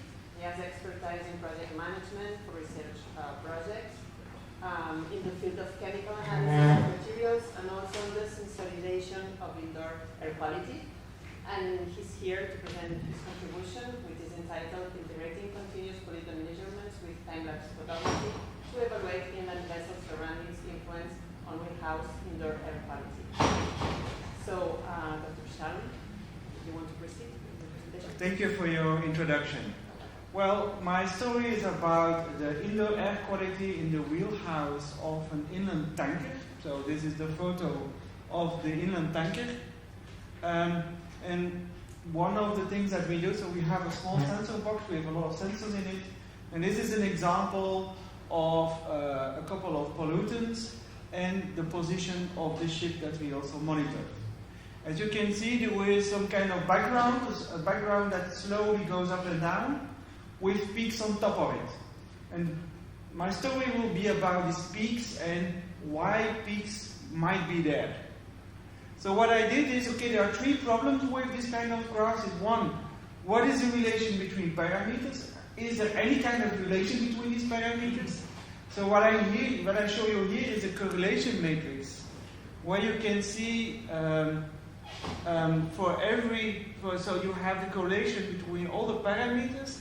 In red you see the correlations that are the highest, so they are not very big. What you would also expect that depending on the kind of situation you are, so you have here the optimal air to fuel ratio, which is supposed to give only CO2 and H2O. But in case that this ratio is changing because of a transition situation, the engine is behaving a bit differently. If you have a lack of oxygen, you would expect partially burned carbon. And in a situation where you have a small amount of excess of oxygen, you would expect nitrogen oxides, and well, you see that sometimes in the graphs, but it's also not always clear. So NO and NO2, that here you have, that is this region, but in VOC and CO, so this is the total volatile organic compounds, you see a clear relationship, but it's not that easy to understand. When you're looking at the graph themselves, again, between PM, particulate matter, smaller than 1 micrometer and smaller than 2.5 micrometer, okay, there is a kind of rather clear relationship. If you go to the other ones, you see that that relationship is not so clear anymore. So it is not easy to, it's not like a one-to-one relationship, okay, you have clear relationships between the parameters. I also tried with principal components to see if there are clusters in the data, but as you can see, it is quite hard to distinguish groups of data points. Also there it's like a continuous mix, so it's not that straightforward to see if there are certain kinds of groups of data points. And then the origin of pollution, and that is more what the story will be about today. So there are different kinds of origins of pollutants. The ship itself, the cargo of the ship, in this case it's a tanker ship, so you can expect something happening like that. The persons, we all breathe out CO2, hot air and humid air, but if you're walking around you will also have dust coming up. And of course you have the surroundings that will also have an impact on the measurements. So you have different kinds of pollution sources. Now what I did is I measured the pollutants over time, I identified the peaks, and I tried to describe these peaks in a table. I also did a time-lapse monitoring, so I put, actually it was a mobile phone that I glued to the window, and you see the front view of the ship, and also from that I tried to extract features and put it in a table. So going back to the measurements of the air quality, what you see are the parameters, and every row is a measurement. So from every column you can calculate average and standard deviation. So what I did was cleaning the data. So you have to remove empty rows, you have to identify missing rows, you have to replace measurements that are out of range. There are not a number.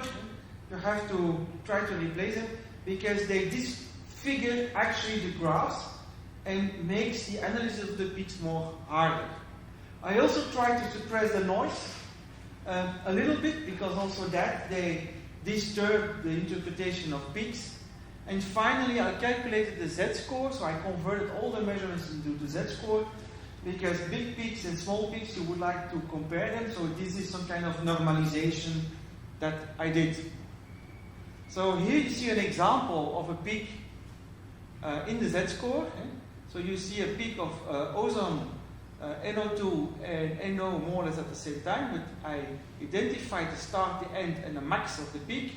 I went to my data and I tried to identify the data points in that peak. So you see there is a jump from 23 to 26 ppb, and here for 22 to 20, these borders are not always very clear. But okay, I tried to do that manually as good as I could. Here, and I do not know if I can push the film. Can you push the film? Because I'm not sure if I can do it with this. This is an example of a couple of... Yeah, you have to click on the movie itself. Yeah. No, yeah, okay. Is it? Oh, not here the bar. Yes. So here you see the image, you see the ship going from birth and going to another place. You see, you get a lot of information from this time-lapse imaging, and that is that kind of imaging. I try to couple it with my air quality data. So what I did was trying to determine when it was sailing or not sailing. I defined two states, 0 and 1. Is it in a lock or it's not in a lock? It's getting in fuel from bunkering, it's delivering fuel, or there is a ship or no ship in the environment that I see on images. By these two states, every measurement, I could distinguish the different states, which means that I combine now the information from the time-lapse cameras with my air quality data. And again, what you see here is the same image as before. I now rank the peaks. These are the 6 most important peaks. I can rank them based on the Z-score. And here you have the image of the peaks, what is happening. So here it is actually at Sea Bruges, at close to the shore. This is at night. On the sea there is no light, so you do not see much. In port there is usually enough light, and sometimes, well, the system is not working as it is supposed to work. So you have here a peak, and there a peak, which are close to each other. Now that was for the oxidizing pollutants. For the more reducing pollutants, the TVOCs and CO, you see again the 6 most important peaks determined with the Z-score. But what you see is that this peak here is coupled to bunkering, and it's covering the entire period of bunkering. So it's not just like someone passed by and opened or closed the door. But as you can see, the bunkering has not, okay, it's the number 1 peak, but still if you see a couple of other ones, it's not a very dramatic thing that you see in the wheelhouse. That's the wheelhouse situation. The living room might be different. I didn't analyze that in detail yet. But here again, you see the ship as a pollution source. If you can click again to the film upstairs. So you see that's the part going from point 3 to point 1. So point 3 was a peak, point 1 is a peak. And what you see is there is no ship in the environment. Well, these are one of the more important peaks of that monitoring campaign. The only you see a couple of ships far away, but it looks like if that is a huge peak, that it has to come from the ship itself. There is not much in the environment. So thanks to time-lapse cameras, we get more information what is the cause of the peak. I also classified all the measurements depending on the states. I calculate the averages, and what you see is that the weighting and the sailing for the wheelhouse is actually the most polluting moments. Although I expected the bunkering at that time, it does not mean that bunkering has no effect, but for these measurements at that location, it is this kind of pollutants that has the highest effect, which is probably the pollution getting through the ventilation system into the wheelhouse. If the wind is in a bad direction, if the pollution hangs around the ship and moves with the ship, you can have a peak. Okay, in conclusion is that time-lapse imaging can be merged with air quality data. You get a lot of detailed information out of it. You get more context about what is happening and what might be the cause of peaks. It's still not enough. The dynamics of the engine is something that I'm still missing. But you already get a lot of information of the context. Peaks can be ranked from high to low with the Z-score normalization, and the data can be classified according to the ship state, so that it is easier to compare the different states with each other. Again, because the bunkering is just around 17% of the total time, it is a bit drowned if you take the average. So that is probably the reason why it is not so dominant. But the more context helps to understand the occurrence of some peaks. Some of the peaks, not all of them, are occurring during a transition from not sailing to sailing, or from sailing to not sailing, is at regular occasions the moment that you see a peak. So some peaks are related to these transition periods. Other peaks are related to bunkering, especially particulate matter in the wheelhouse. Again, is related to particulate matter, and some of the peaks seems to be caused by the ship emissions themselves. If you are at sea 5 kilometers from the shore and there are not so many ships around, well, the only source that remains is the ship itself. Okay, that was my story. Thank you so much.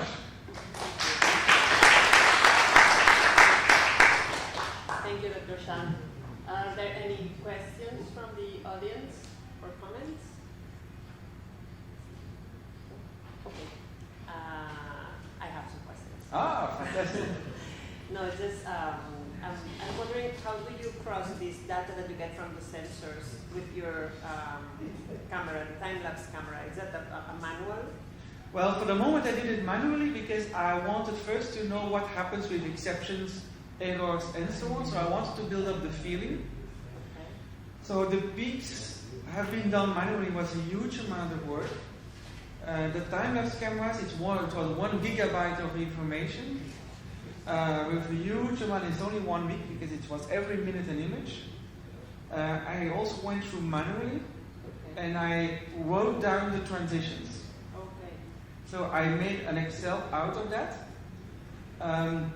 But that was a huge amount of work. The peaks can be done with algorithms, but I wanted to go back to the basics and again see what happens on a microscopic level on my data. Yeah. And once that I know the behavior, you could actually do that more in an automatic way.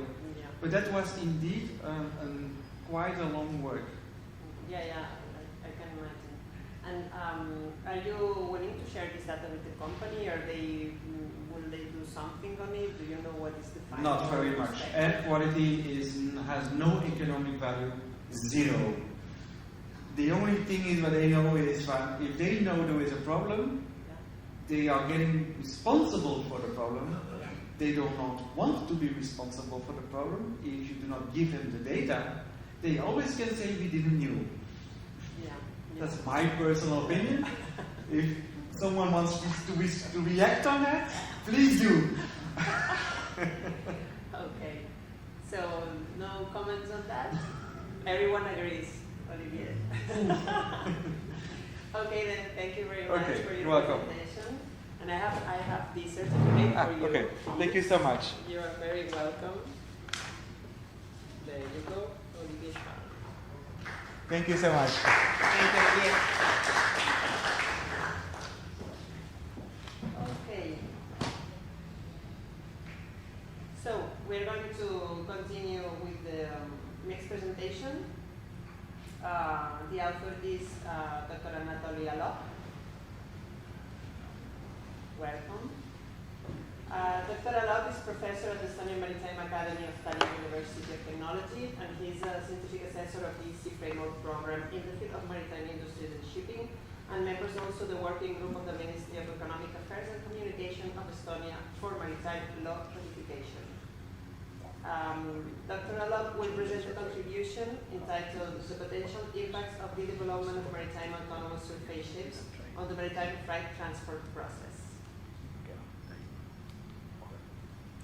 So Dr. Alok, when you feel comfortable, you can start with your presentation. Thank you.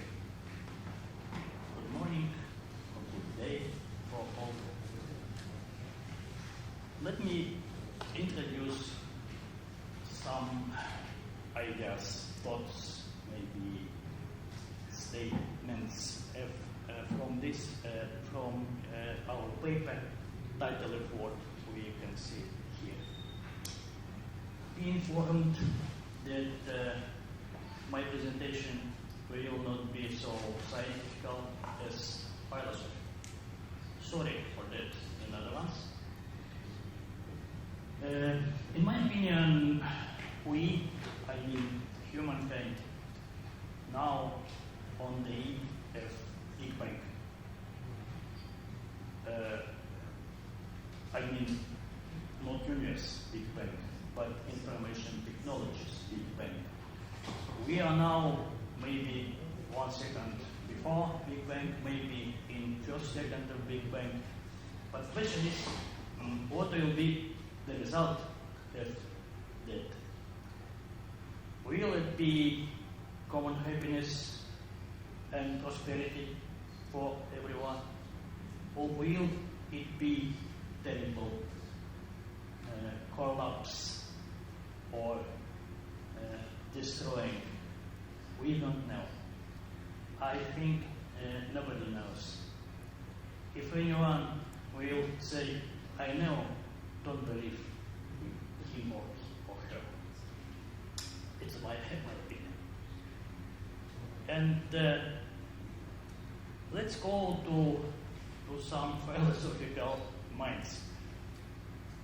Yes, we have new era, digitalization. Not everywhere, but at sea too.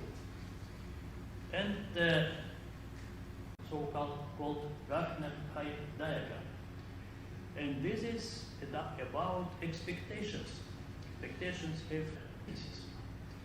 This is right not only for shipping, for all the innovations. And for autonomous shipping, we suppose that we have this moment is in this rising line. But after that, we will be peak, expectations are inflated, and after that, as a rule, will be some felt. And after maybe long time, maybe not so long time, at least will be plateau of productivity. Maybe will, maybe not. But these expectations, what about I think? I say, are they always justified? Let's try to find some answers. And speaking about autonomous vessels, maritime autonomous surface ships. What is the field of activity investigated? Not investigated, discussed. This is transportation of goods by sea. No passenger ships, no cruise ships, only cargo ships. Second, the main player, autonomous ship.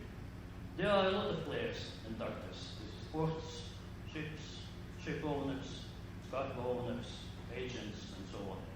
But we will take only autonomous ship. We'll take two aspects of this. Firstly, impact on the environment, of course, partly, not in whole. And the question of maritime safety. And speaking about three effects: greenhouse effect, environmental pollution, and effects of the energy use. This is keeping in mind impact on the entire environment. And maybe dividing to two locations, vessels, maybe at sea, maybe at port. Autonomous ships at sea and at port. Okay, autonomous ships at sea. If we speak about cargo fleet, we can divide it into two parts. Type 1, two types of vessels. Type 1 is these ships that carry dangerous substances as cargo. Okay, crude oil tanker, chemical tanker, product tanker, and so on. And type 2, this is not dangerous substances as cargo, but all these vessels have dangerous substances in their tanks as fuel. So all of them danger for maritime environment, but of them, but types impact, have greenhouse effect and effects of the energy use too. And speaking about to be back to digitalization, question 1.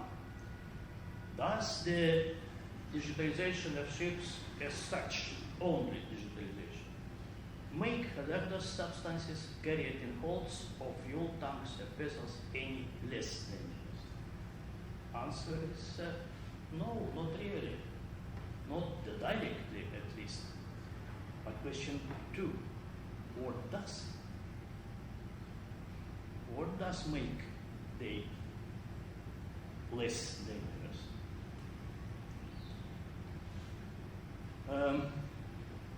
No, firstly, we have autonomous vessels with smart algorithms and in final advanced AI.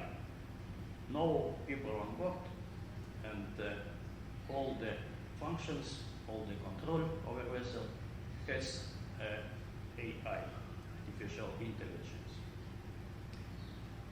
If before we will have fuel at the vessels as fossils, maybe 2 points about impact of digitalization. Reducing fuel consumption to a minimum by very smart algorithm and optimizing other energy intensive process on board. And in the future, I believe, maybe not very close future, but the fuels of the vessels will be environmentally friendly. In this case, the same, it may be, not maybe, it will be maximally economical and environmentally sustainable use of such vessels too.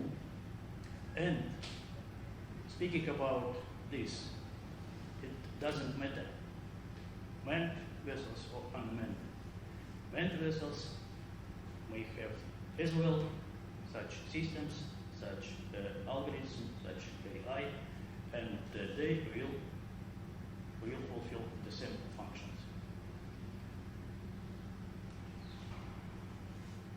But why autonomous ships can be more attractive for ship owners? There are a lot of reasons. Unmanned vessels can have reducing energy consumption because they don't need energy for living rooms, no living rooms, service spaces, heating, cooling, ventilation, cooking, food storage and preservation. And thanks to this, more cargo spaces. This is attractive for ship owners. And the environmental pollution will be reduced too, because no baggage from people, no man-made pollutions, we know what is it. So this is reasonable. But all of this is right and good before we speaking about routine, everyday situation. But what about dangerous situations? Is always the AI will be able to take the same that now do people? okay, we know that 85 until 90% incidents at sea, accidents caused by human factor. In my opinion, 100%, because in directly or indirectly human behind all. And can we suppose that for unmanned vessels, autonomous vessels, it will be zero? Not, but not, maybe not yet. Maybe we will be, but not yet. Not yet until both types, airships, manned and unmanned, sail together, because we have not, we can't eliminate the human factor before we have the what types of ships on the seas. But the separate question is whether the AI will make its own, not human errors. We don't know exactly. My opinion is that it's very possible. Okay? It's almost done. What do you say? 2 minutes. Stop? No, Okay, no, that's you all. don't No? finish. Okay. Thank you very much.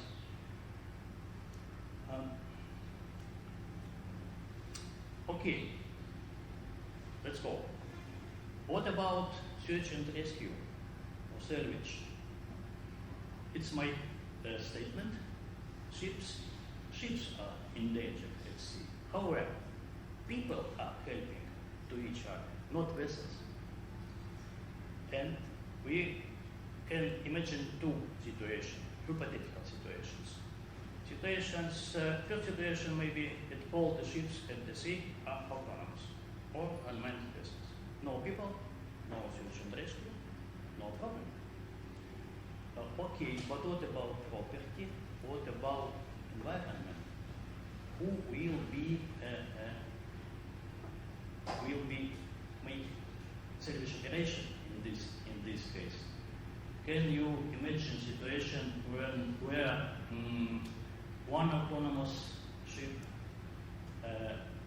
make service operation to other autonomous ship that is in distress and no people at all? My fantasy is poor for imagination. And second situation, some ships are autonomous, unmanned vessels are the majority unmanned ships. I think it will be, such situation will be in force a lot of time, long time. Question is, how will they, unmanned vessels, take part in people search and rescue, if any? I think not really. Conclusion 1. Since the rescue operations of autonomous ships are very specific, but they are very specific, specially trained rescue teams have to deal with it. Or the crews of manned ships have to have such some additional training. And conclusion 2, the crews of all manned ships should undergo the special training. But this seems to be not very reasonable from the point of view of economic expedience, because we don't know how much such crews will take part in these operations. It's undefinite. Okay, a little bit about autonomous ships at port. And let's speak about smart shipping. Not smart ships, but smart shipping. 2 minutes. Okay. What is the smart shipping in my definition? This is ships and ports and other, of course, objects are connected to one global complex system and operated in the most optimal way by the artificial intelligence. This is ideal picture. I don't really believe that will be possible, but why not? And what is the benefits and positive factors of such global system? There are several. First, optimization of cooperation on failed processes. Second one, that being in interaction and connection, all the vessels moving with optimal speeds, no hurry, and they will coming to ports just in time. Finally, it will be possible to take real just in time. Now, unfortunately, we don't have it in maritime. And no waiting time in ports, and ships don't pollute environment. They don't need some other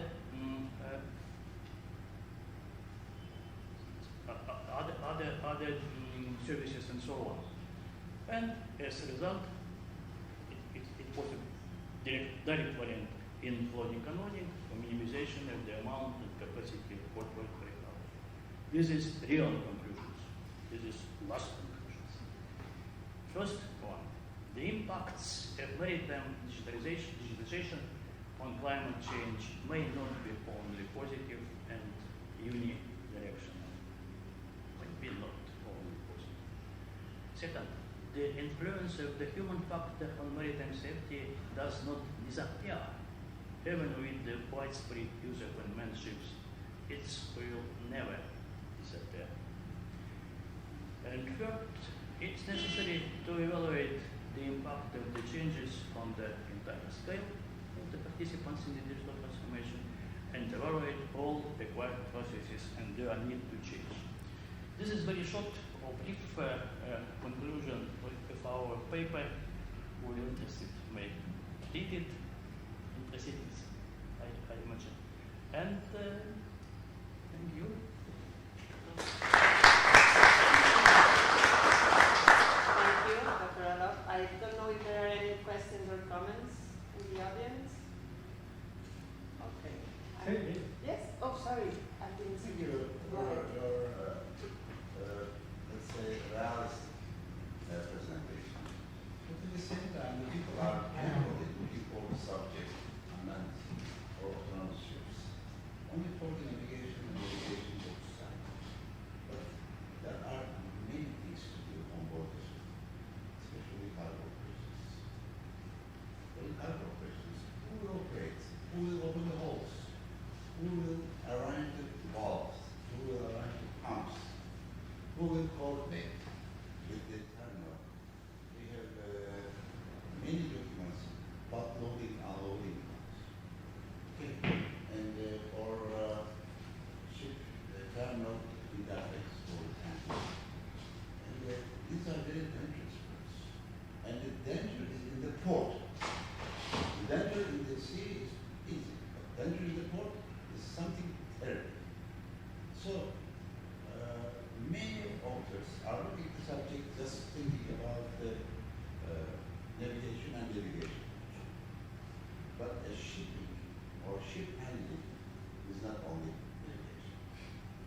Shipping is something else. In the past, navigation was important for us. But nowadays, the seafarers are spending more and more time for the cargo operations rather than the other works. Okay, thank you. Absolutely right. This is, I understand this is comment, not question. But we are in one pot with you. I am agree. Absolutely. No time because the paper is long. Yeah. You started your discussion with expectations and what people expect from autonomous shipping, which is a fascinating way of looking at it. But you didn't really say what your expectations are. You said there are several points which can be good or bad. What is your expectation from autonomous shipping? What do you think the evolution will take place? Or you say for now that expectations are now too high and it will be less? I'm wondering for your personal opinion. Okay.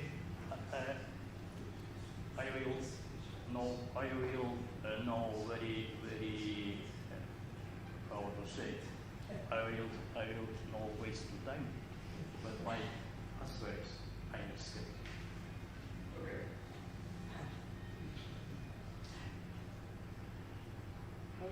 No more questions? Okay, then thank you very much, Dr. Otto.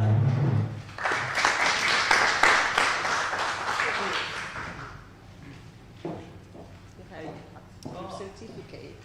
There you go. Thank you very much.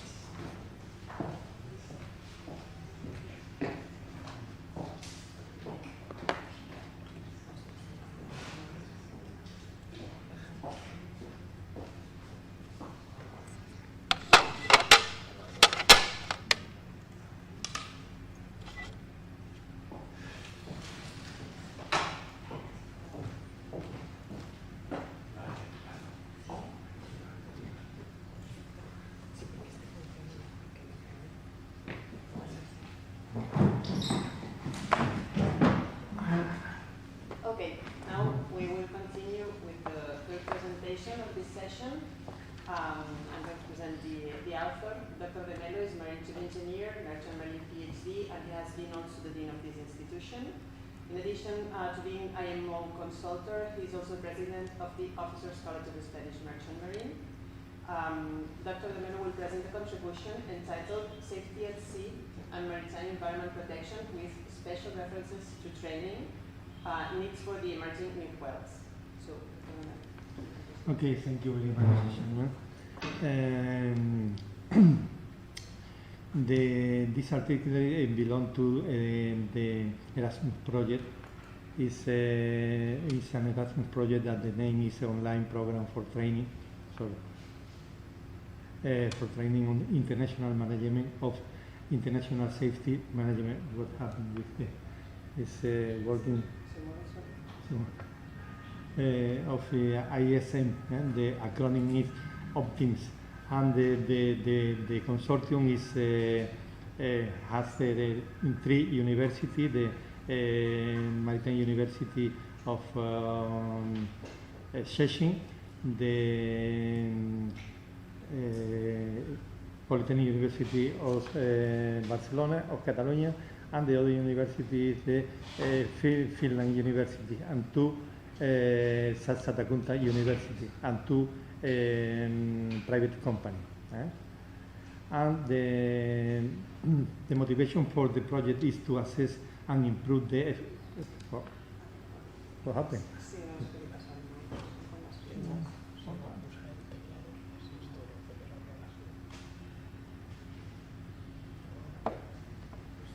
Thank you. Gracias. The motivation of the project is to assess and improve the effectiveness and implementation of the International Safety Management ISM code and its related instrument in the shipping industry. The project aims to develop a competence-based training program for ISM code and its safety management system. Now, okay. The objective of the project are to analyze safety. No, it's running alone. I don't know. Autonomous. Yes. The autonomous is a mass.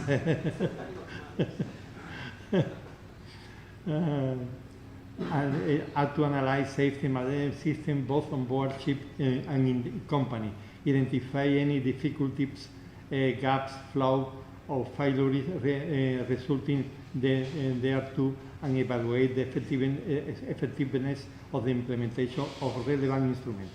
The project will focus on assessing the current structure of management and safety management system, including their complexity and effectiveness, as well as the parties involved.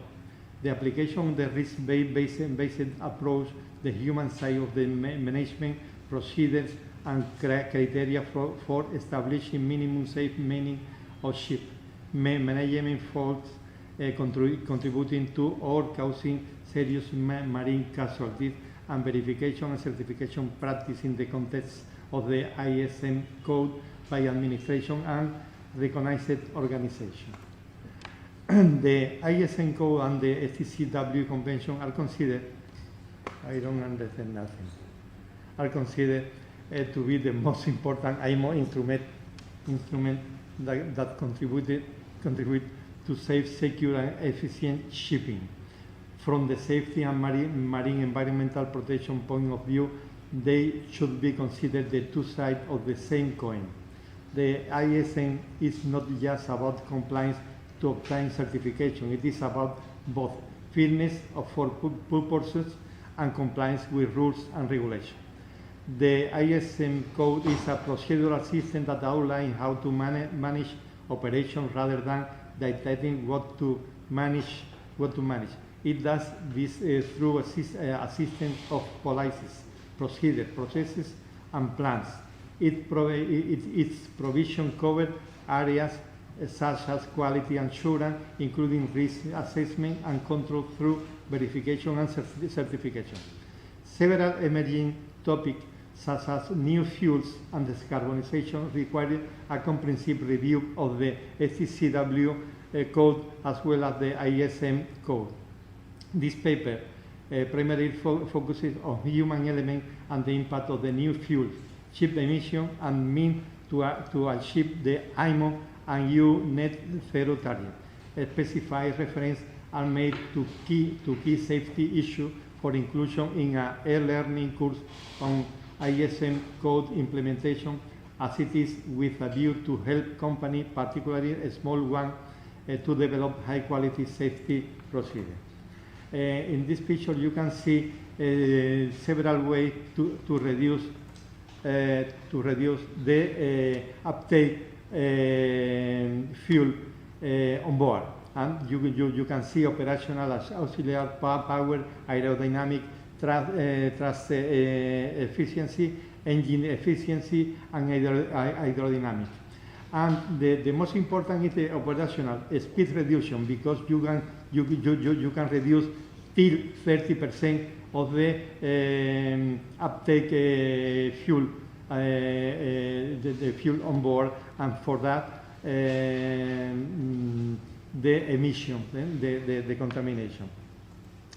And you have the current mitigation technology. You have many ways to reduce the emission, no?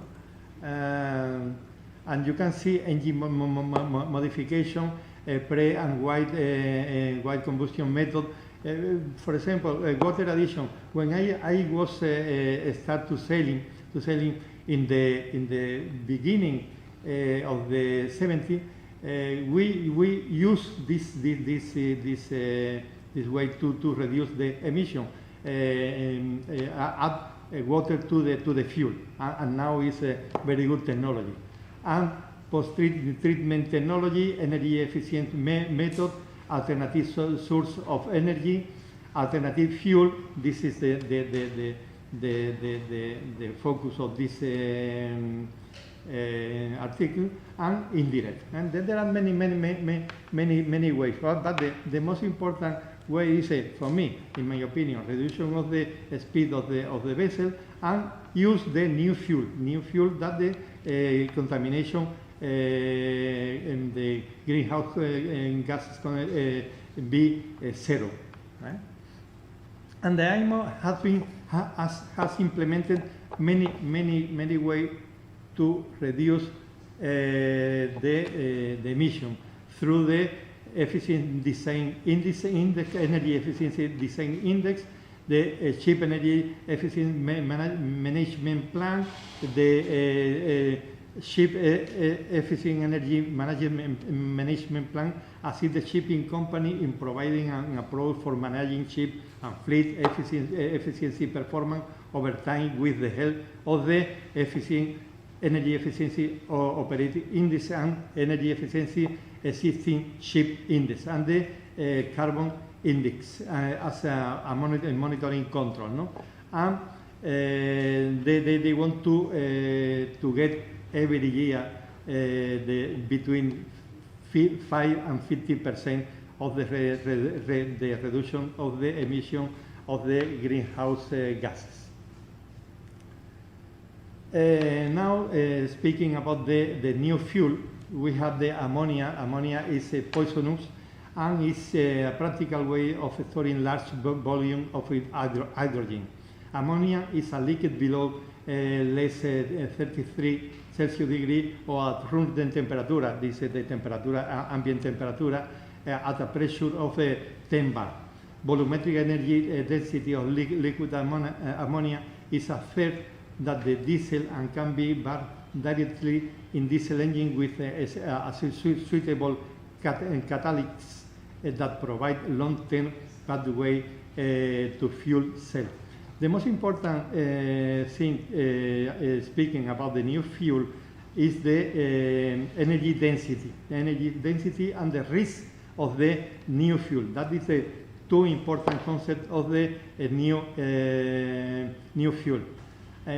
Compared with the current fuel from the fossil fuel.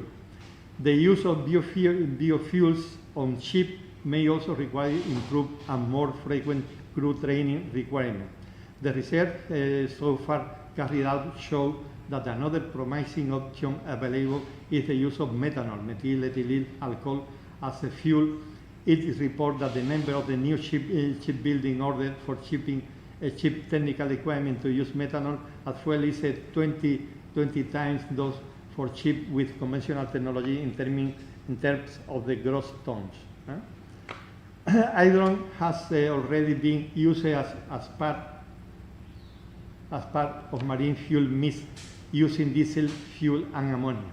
The key weakness of the hydrogen, it is very low energy density. The energy density is very, very low. It's the lowest.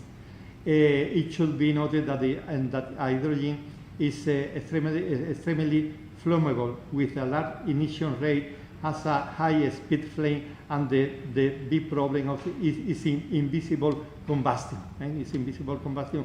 For that, it's a very dangerous the use of the hydrogen. The ENSA study proposed 3 specific fuel cell technology are the most promising for marine use: solid oxide fuel cell, the proton exchange membrane fuel cell, and high temperature proton exchange membrane fuel cell. This is the new fuel. For that, it is necessary for the new cadets and the seafarer and the current seafarer, they need to receive a new education, and for that it is necessary to update the FTCW. As regards to the scale of the training need to support, the decarbonized shipping, the partner recent literature search found reference to a report commissioned by the Maritime Just Transition, implying that in a zero carbon by 2050 scenario, it is necessary for 450,000 seafarers would require some kind of additional training. By 2030, 800,000 seafarers would require some kind of the additional training by the mid-2030. This scenario assumes an immediate ramp-up of alternative fuel in the 2030. The courses that we propose two courses, a short and long course. The short will be a course with 60 hours, 40 hours, the face-to-face, and 20 hours online. And the short course will be for 3 days, only 3 days. And the topic are listed here. Mainly is the ISM code definition, the relevance of the ISM, the risk and risk assessment, what is the documentation, reason for accident, non-conformity, and port impatient deficiency, and the safety and marine environment management, SOLAS and MARPOL, and understanding flag state audit, internal and external audit practice, identifying and reporting non-conformity, deficiency, and accident report finding, analyze accident report, preparing for internal and external audit and inspection, the process of the audit and port inspection, the role and responsibility of the auditor inspection. And in the chapter 2 is the same key topic, and the methodology is the updating of the section A2 and section A3 for Master Marine and engineer in the support, operational and management level. Okay, and this is the learning outcome and the learning material and the assessment criteria. And you can see in the learning outcome ability to describe all the ISM code requirements, specifically internal and external audit, as well as certification process, assess compliance with the internal legislation and requirement, as well as the company policies, procedure and plan, monitor and fitness for purpose of the safety policies, procedure and plans in assess compliance with audit and inspection, approval and accreditation. And the assessment criteria to be able to demonstrate understanding of the IMO ISM code, assess the top management commitment, and describe how risks are assessed. This is the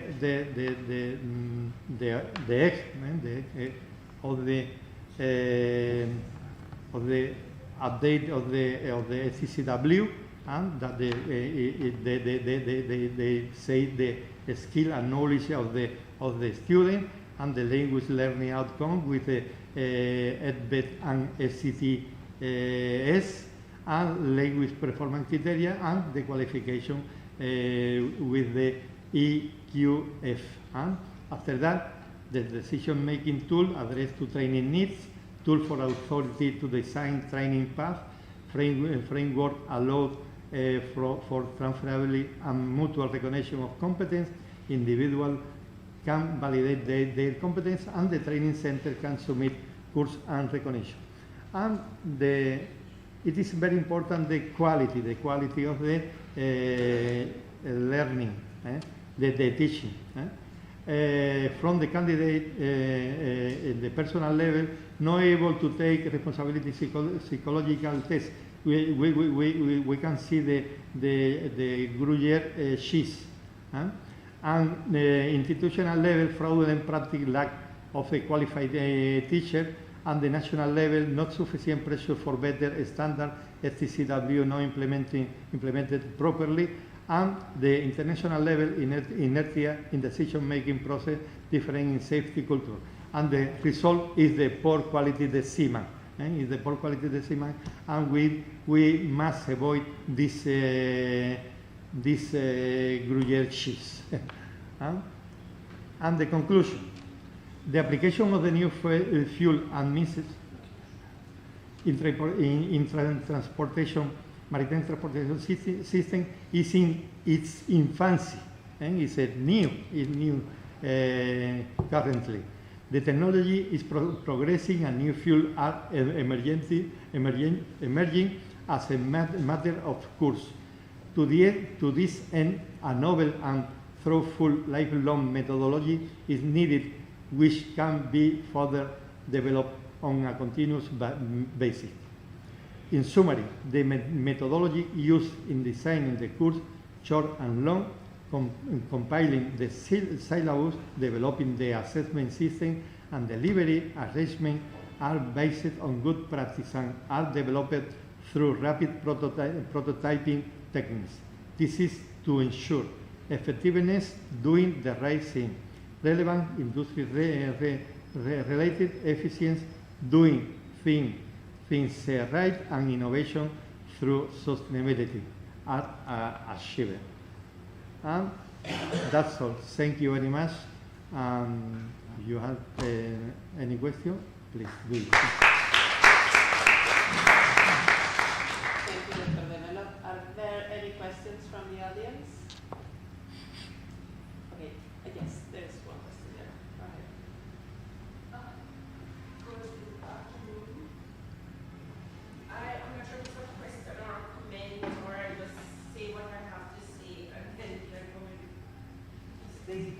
give you a microphone.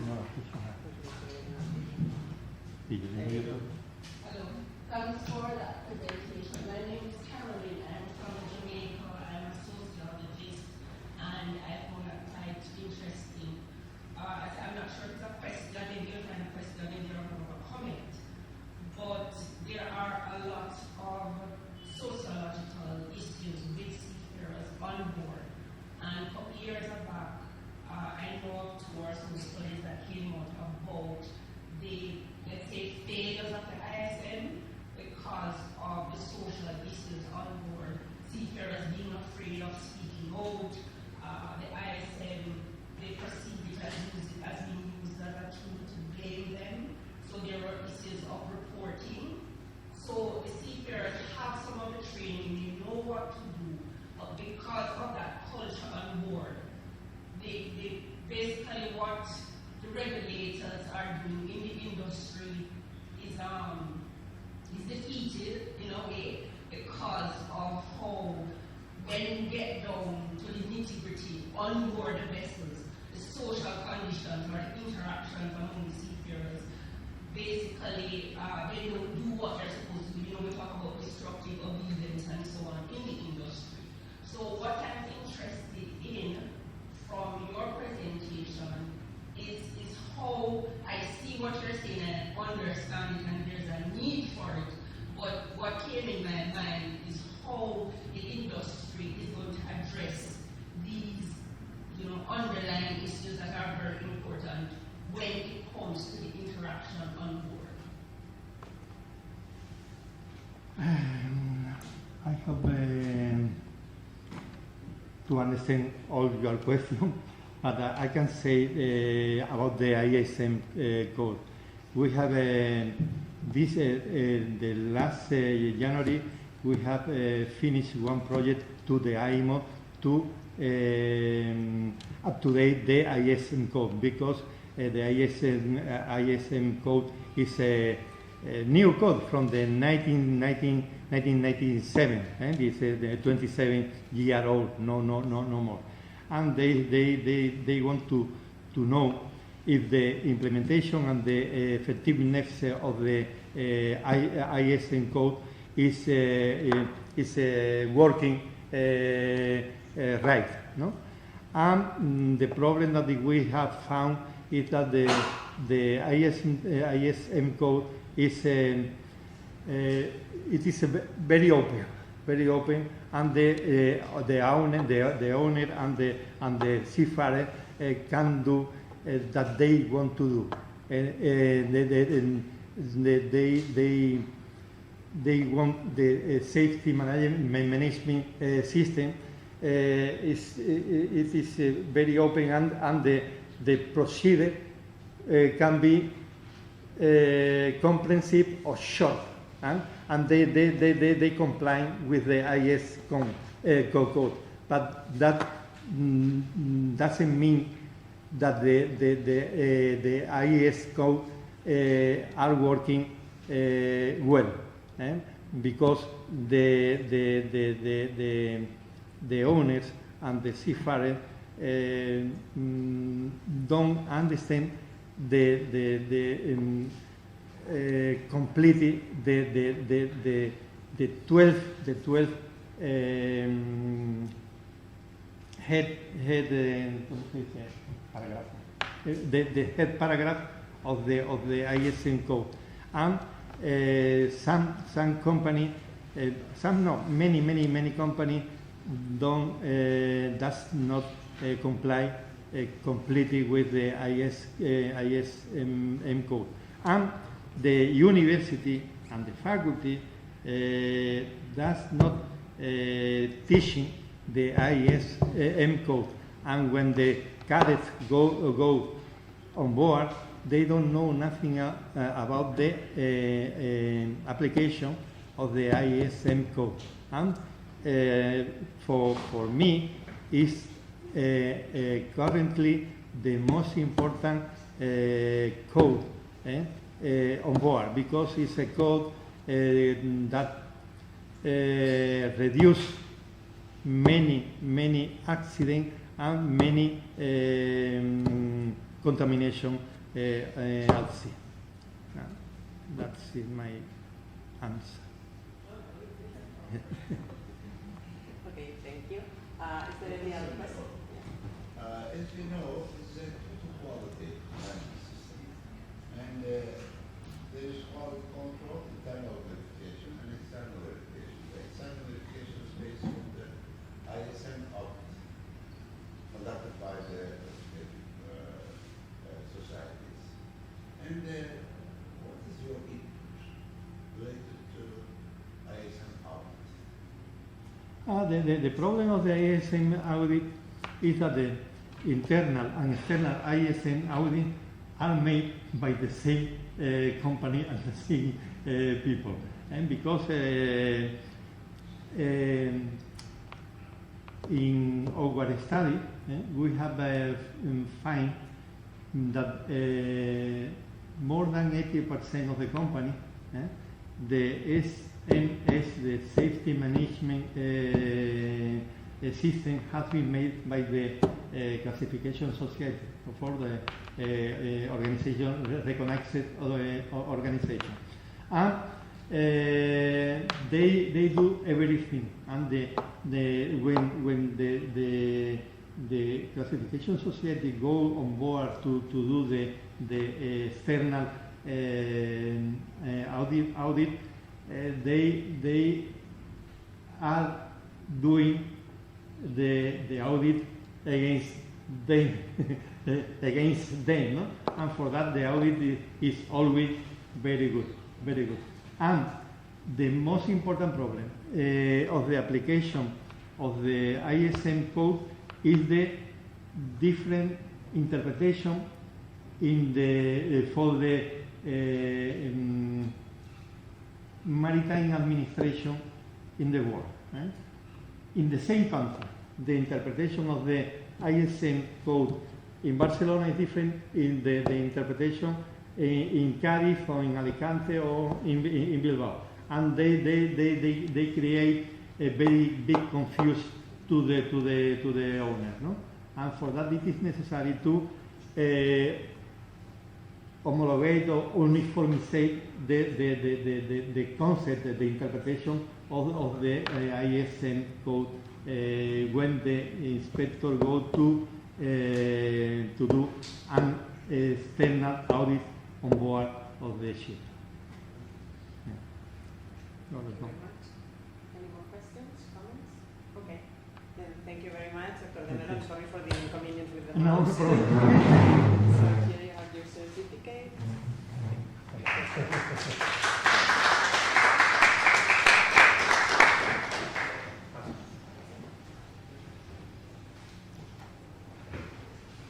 Okay, then we will continue with the next presentation. Ms. Kolanovic, is she in the audience? No? No, soy Ms. Kolanovic. Después de Ms. Kolanovic, tenemos no, ya.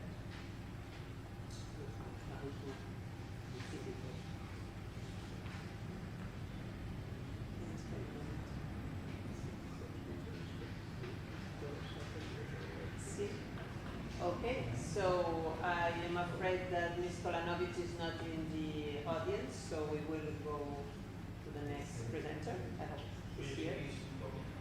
Excuse me? Maybe he's incognito. Yeah, maybe, but yes, we can then proceed to the next author.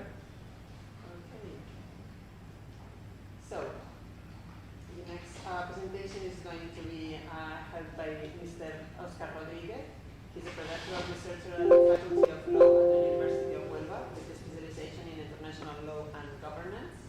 Mr. Rodriguez will present a contribution entitled Climate Governance, Relationships between the port states, the coastal states, and the flag states through the Venn diagram. So, Mr. Rodriguez, okay, technical problems. Abans veia el projector, aquí ja, li tornaves a veure aquí, Mira, has vist que s'ha apagat, no? S'ha apagat el projector.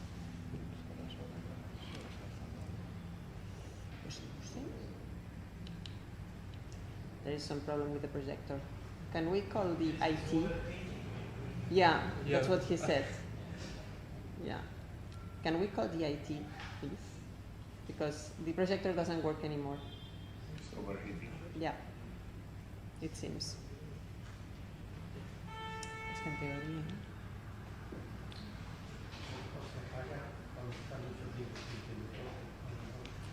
Sí, está mirando a ver si se ha puesto en modo reposo, pero parece que está sobrecalentado porque no hace nada.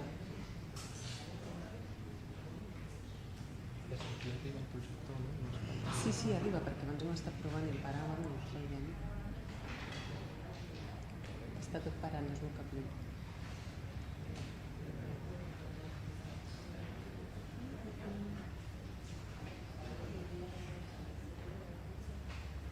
They're coming? They're coming. Ok. No, és que no es pot fer res, que no hi ha llum. S'ha apagat. Encara puja. És que mira, provar que no estigui... Està ni en stand-by ni parat. Estava il·luminat i ja no ho està.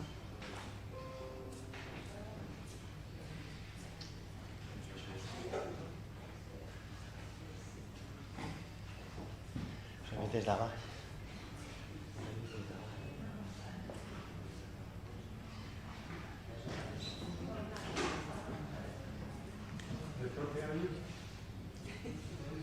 Han empezado a pasar cosas raras. Espero que no.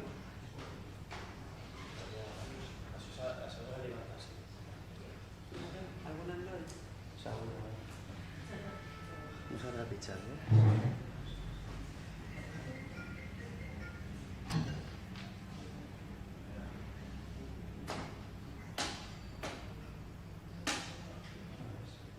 Així són les piles. No, però s'ha apagat. Una cosa és el mando, però el projector s'ha apagat. Ja, però no s'encén des d'aquí. S'ha d'encendre des d'aquí. Ja, però si es posa el mando, No, ja. les piles del mando no faran que s'apaga el projector, no? Però el voleu encendre. Sí, perquè ha fet la seva presentació, és l'última. Però és que hauria de funcionar. És que s'ha apagat sol. S'ha apagat sol? No? Sí, perquè acaben de fer la Doncs presentació. potser s'ha calentat. Jo crec que es deu haver recalentat.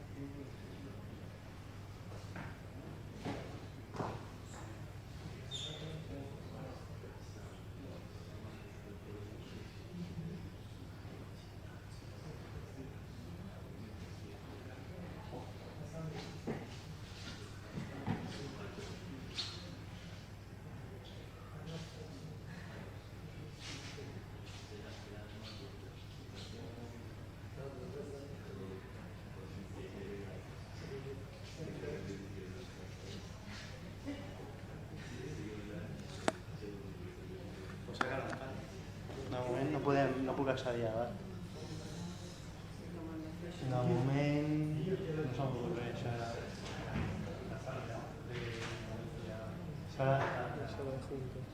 Hi ha algú, no? Sí, no, és que no, s'ha rebentat. Doncs què fem? Sí, des de les 8, no? Que està... Sí, i però bueno, aleshores que... normalment no dura tant, clar.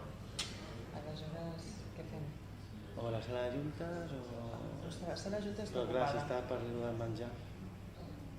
O sigui, aquí ja, o sigui, de projector... No... La primera del lunch, si te parece. Hacemos la primera vez. Home, és a la una, no? Feu si vols, ara que està apagat, a veure si es refreda i per una hora i fem la següent. Podríem fer després, potser. La empezamos a después de la Ok, Pienso que no va... Sí, Si ¿no? Serán 5 igualmente. Yo creo que sí. Pauso i de la gravació i després comencem un altre cop. No? Sí. Excuse me.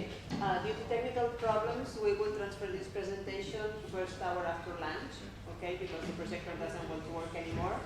So this second session is finished, and we'll meet you here at in an hour at 13. Funciona? Espera, ara faig un tip. Okay. Okay, never mind. Això, a veure, I haven't said anything. no sé quan durarà. Ja. Vale, perquè això, quan es calenta la lupa, Vale, vamos quan a són tantes intentarlo. hores, Vamos ara a sí. intentarlo. Vale? Okay, so forget what I have just said. Okay. So, we will, gracias, Alex. Gracias. We will start with Mr. Rodriguez's presentation, which is entitled Climate Governance Relationships between Port States, Coastal States, and Flexible to the Venn diagram. So, Mr. Rodriguez, please. Thank you very much, and good afternoon, everyone. So the good news is that we will have lunch after this presentation. Be patient. Maybe during. Or maybe during, yeah, you're right. I am Oscar Rodriguez, coming from the Huelva University, pre-doctoral research, merchant marine captain and lawyer with a specialization in international maritime law. And I prepared this paper with Mr. Jesus Martinez Marin. He's a PhD professor of this university and working also for Mataró University. And due to personal issues, he's not here at this moment. Apologies on his behalf, but he's facing some personal situation. So, good. I will try to go briefly for this content, a brief introduction of my paper, the methodology, the contents and relevance of this paper, the development and our conclusion of this matter. This matter has relationship with previous presentations. So today I'm looking, so I have learned too much from the previous presentation from Mr. Germán and Olivier that has some research related to this matter. No? How the relationship between the maritime transport and the action taken by the states in the face of what has been called the climate emergency has been developed. So the United Nations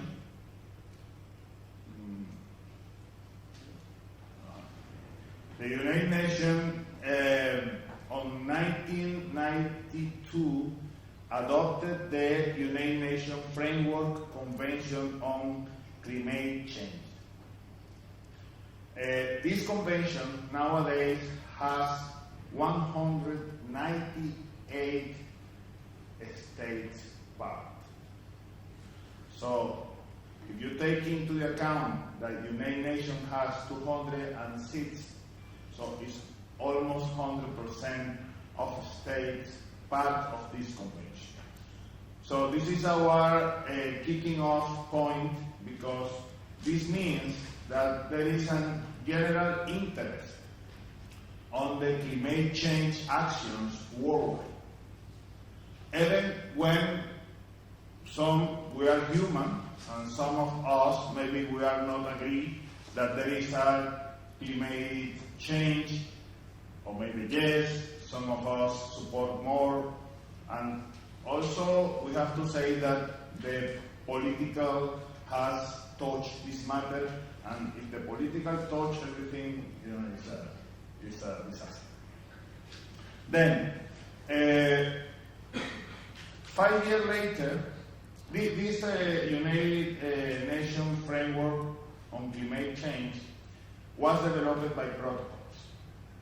5 years later, so on 1997, the first protocol was adopted in Kyoto. Maybe you hear about that, Protocol of Kyoto, Kyoto Protocol, etc. And this, for maritime sector, this protocol was very, very important. Why? Because in the protocol was decided two things. The first thing is that the national emissions are to be public and reported worldwide.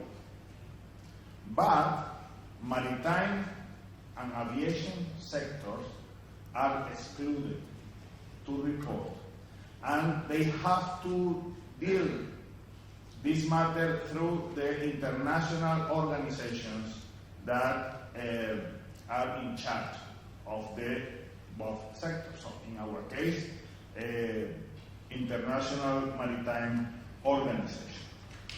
Okay?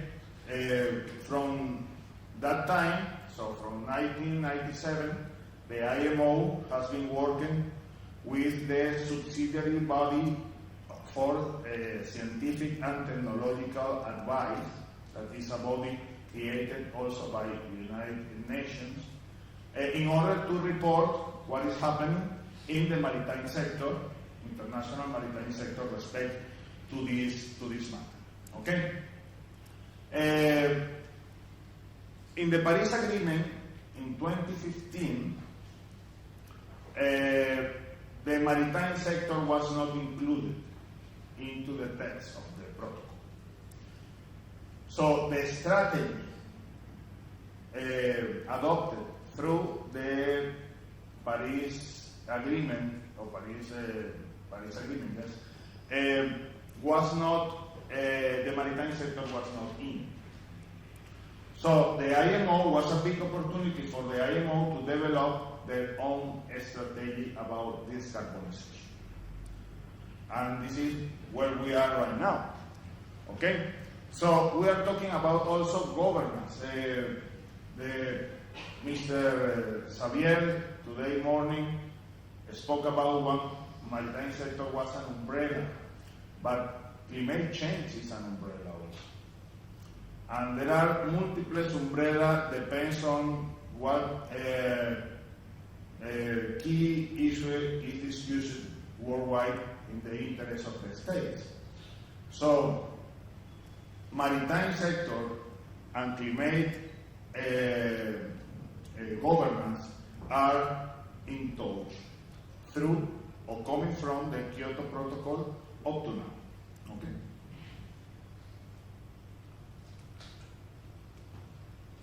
So our research question was how can coordinate action among the port, coastal and flag state within the framework of the international agreements improve the effectiveness of maritime climate governance and policy to address climate change challenges. And based on this question, we have one objective that was examining the roles of responsibilities of port, coastal and flag state in maritime climate governance, particularly within the framework of the major international agreement. The intention is to illustrate how to coordinate action among all these three states based on the role of each one in order to enhance governance and policy effectiveness addressing climate change challenges within the maritime sector. Okay? We follow one methodology, literature review, regulatory analysis, visualization techniques, including the Venn diagram that is part of our subject. Okay? Utilizing the Venn diagram techniques to visualize the relationship, synergies, and regulatory gaps among the different state powers. And also policy analysis. Now, based on this Kyoto Protocol and Paris Agreement, IMO adopted one strategy. One strategy that was modified last year, 2022. And the last year, during last year, in this strategy, we found three key objectives of this strategy. One of them is the contribution to the global efforts by addressing GHG emission, greenhouse gases emission from international shipping. The second one is identifying action to be implemented by the international shipping sector. And the third one is identifying actions and measures as appropriate to help achieve the objective, including incentive for research and development. And here the academy has a very good chance. Okay? In fact, the north of Europe is working hard on this matter. Okay? But with the objective is not enough. What are the goals of the IMO based on this strategy? Okay, the first one is enhancing the carbon efficiency of ships by advancing energy efficiency in new vessels. We are working, we have Mr. Germán talking about that. Okay, the IMO, the design of the ship has been changing, more efficiency from the energy consumption point of view. So, this is done, at least it's in progress. The second one is to reduce a minimum of 40% of CO2 emissions for 2030. It could be, maybe with the new fuels, okay? We are talking with the design, we reduce around 50%, 15%, as Mr. Germán said. But with the new fuels, biofuels, for example, B24, B30, plus the design of the ships, we can reduce around 40% for 2030.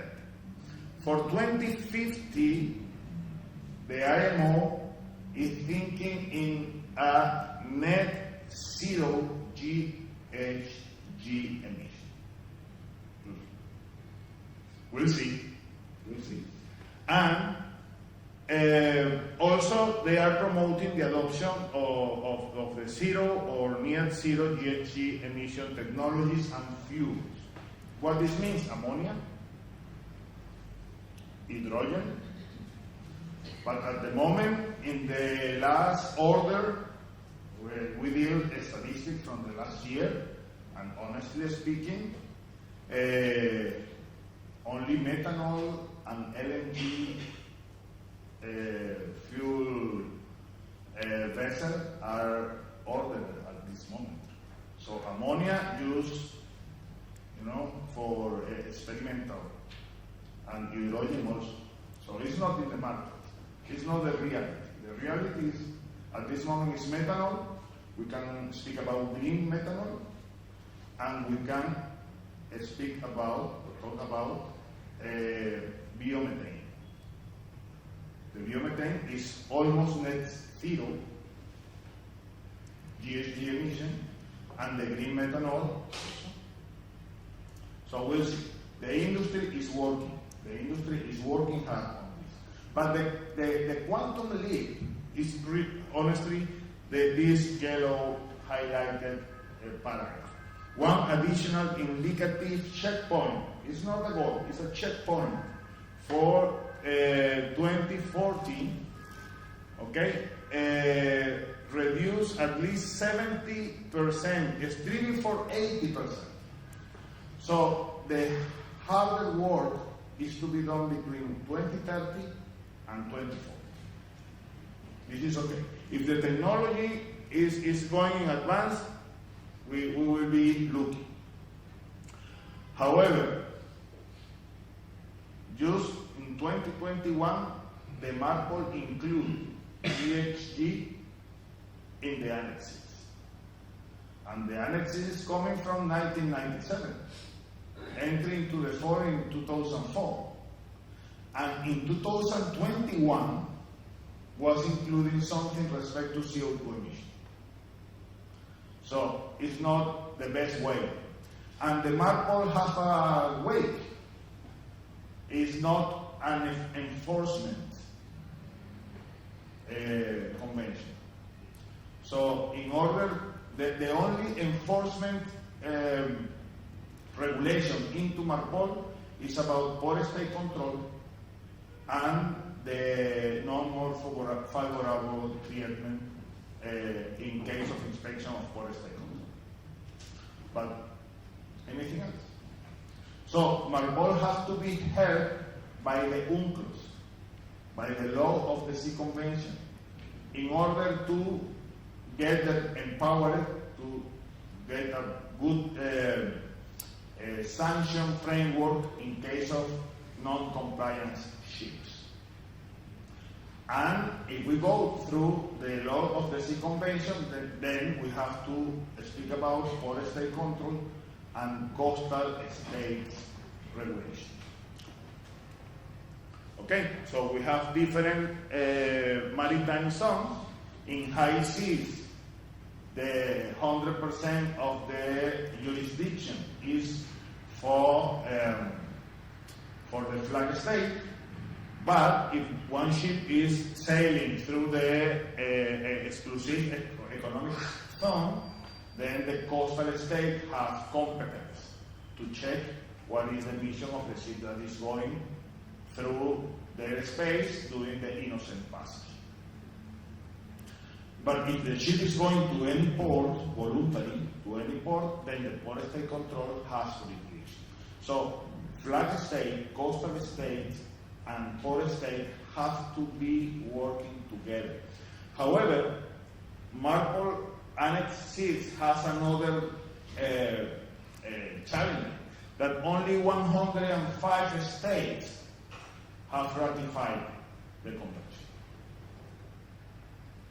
Okay.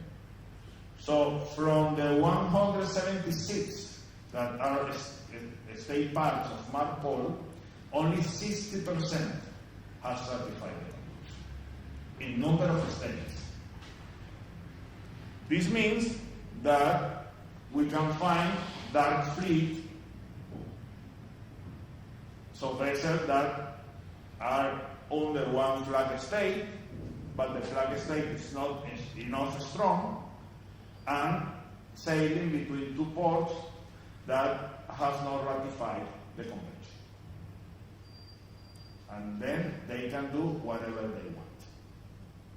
Even still burning, high sulfur, and the most dark, we can say, fuel. 180, for instance. Okay? So, this is the Apposian formula. Apposian formula. Flag convenience, dark fleet, and port of convenience, that now the concept is easy going inside into the industry. Port of convenience, one port that the port state control don't do nothing. Okay, so for MARPOL compliance we have some roles. I can explain in the following slide much better. No? Here we have what is the jurisdiction, the enforcement actions, the commitment and cooperation, what we expect of every state in according to the role, and what is the regulatory framework. So the paper tried to get all this information in order to make the assessment, no? What is the position of every state respect to the role that they are playing into the maritime transportation. One state could be port state, but also could be flag state, and also coastal state. And then depends on what the role, what is the role that they are playing, they have to do something. Okay? And in this case, I will point out the commitment and cooperation, that I think that it is the most important thing. So the flag state requires commitment for monitoring and technology for detection, and also incentive program is very important. So the owner need money to try to get the new technology. So in the case of coastal states, sovereignty over maritime zone require commitment for monitoring, technology for detection, proposal for special areas, particularly sensitive or sea areas, and incentive program. Green corridors is a good solution. And for port states, so enforcement of maritime regulation require commitment for monitoring, technology detection, also a special area, incentive program, and we can speak about green ports. Now, European Port has the commitment to make electrical connection for all ships calling the terminal. So, from here to 2035, we have to be ready for that. Okay. So, Europe has been working very, very, very hard, but this discussion is not easy in the IMO. For first time in the IMO assembly, Prevention Pollution Committee, Marine Prevention Pollution Committee, the decision has been taken not by consensus, but by majority. And this is complicated matter if we check the history how the IMO has developed the regulation. So for soft law, that is a way used by IMO to implement the regulation, the majority is not a way. Because the state are not agree with the regulation, can say, hey, I will not implement your strategy. I am not forced to do that. Okay? So, this is the Venn diagram, almost our conclusion. So, please get so far the content of the table that I showed you before. So, but one important thing is that the relationship between different states, so between coastal state and flag state, both of them should be in agreement for green corridors. Between port states and coastal state, policy alignment, information sharing, and enforcement. Between port state and flag state, green ports, and more robust inspection regime. And outside, so what they have to do by themselves, including incentive. That is an important matter at this moment. Okay? Conclusions.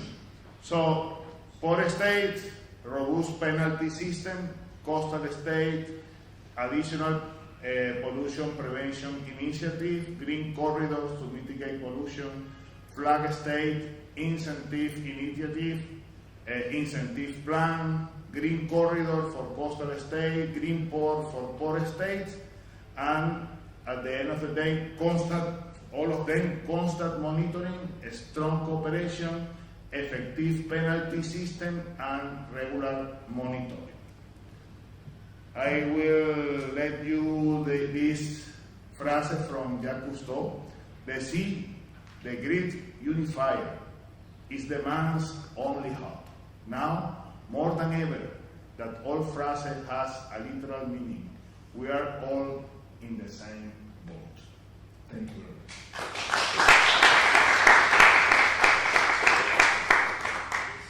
Thank you very much, Mr. Rodriguez. Are there any questions or comments in the audience?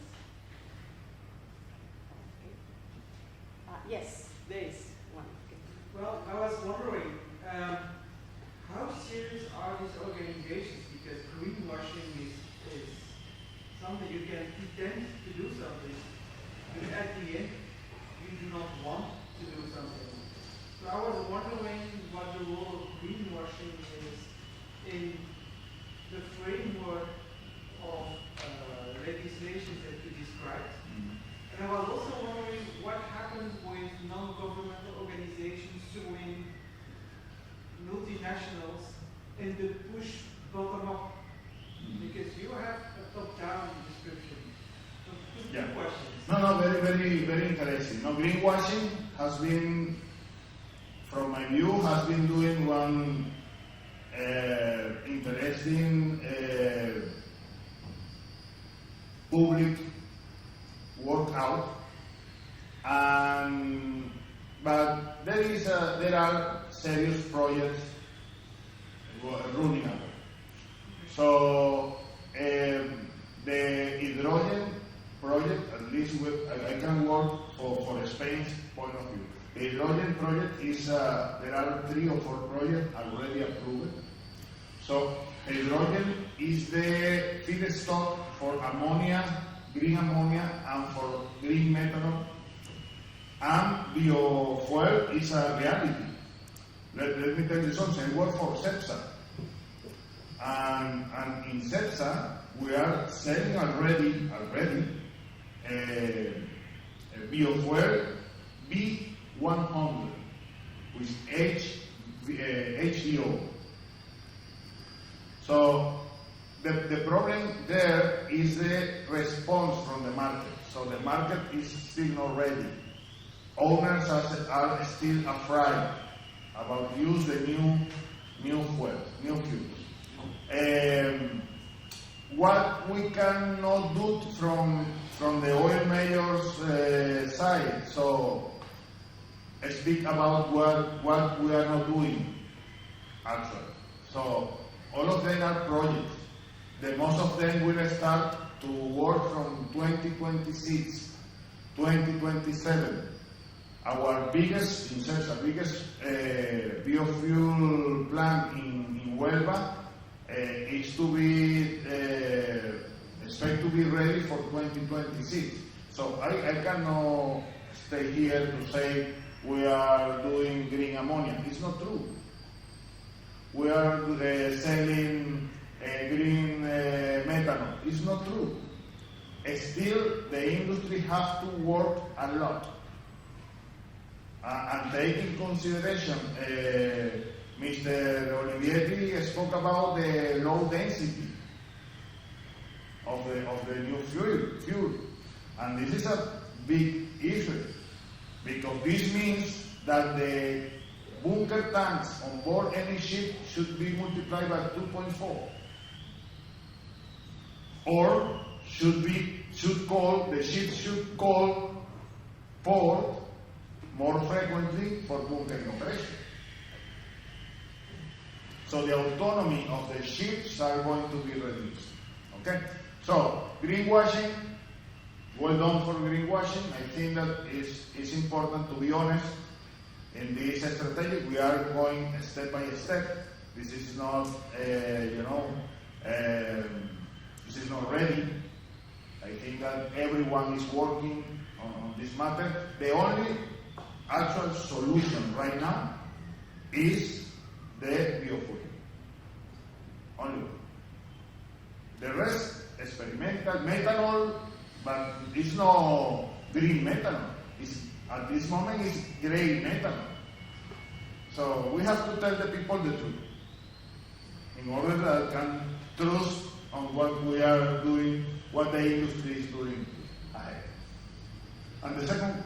The second was what is the impact of this bottom-up approach?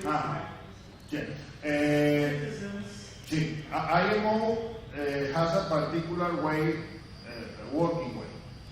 So in the IMO are living not only the 180 states, but also around 95 national non-governmental organizations. So they don't have vote, but they have voice. And then I think that it's very interesting. Honestly, I love how the IMO has been addressing everything, because they hear to everyone, to all stakeholders, to all interested parties. And then, it's a good chance to build a good strategy or regulation or soft law, whatever is necessary to build. Now, the problem is that for ESG emission and strategy, regulatory not fully agreement. South America was against the Europe strategy or the Europe proposal, and some other countries also, no? The countries still in development. So for they, and we have to recognize that it's very hard to comply with the Europe view of this regulation. But this is what we have. This is This is the line of the IMO, but the way used to build this regulation is okay because it's built just from bottom to top. Any other question? Enjoy your lunch. Okay, thank you, Mr. Rodriguez. Here you have your certificate.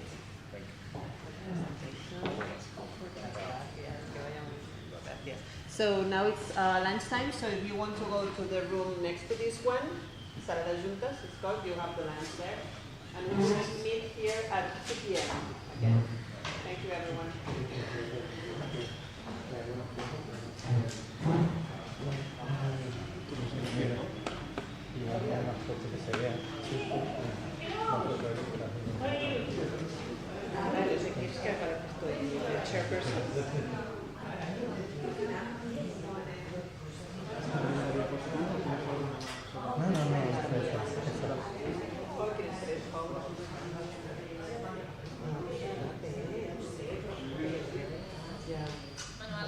Sí, se han posat tots diferents. Que se vea.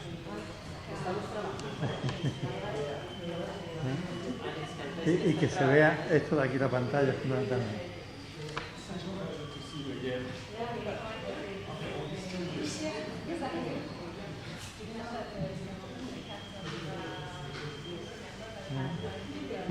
Perfecto.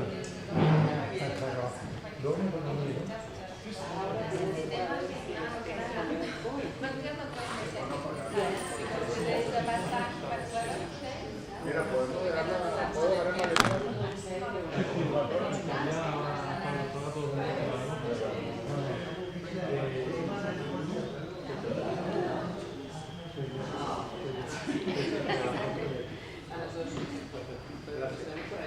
Sí, sí, gracias por la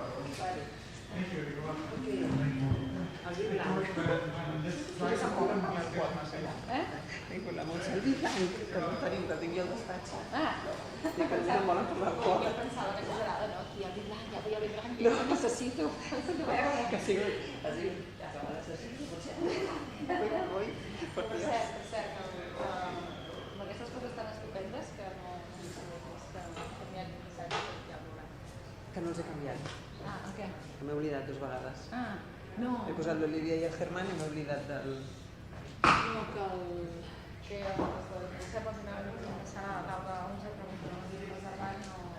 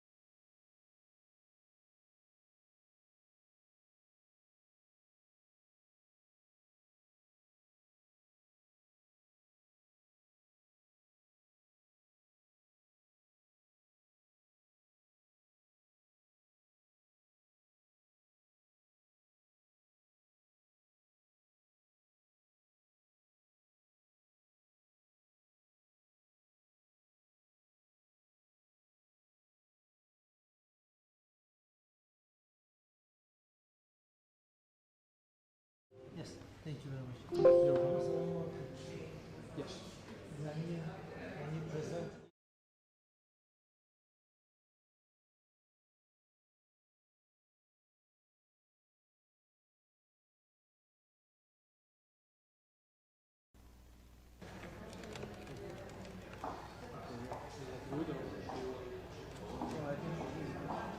I'm the third one, so. Yes. Okay.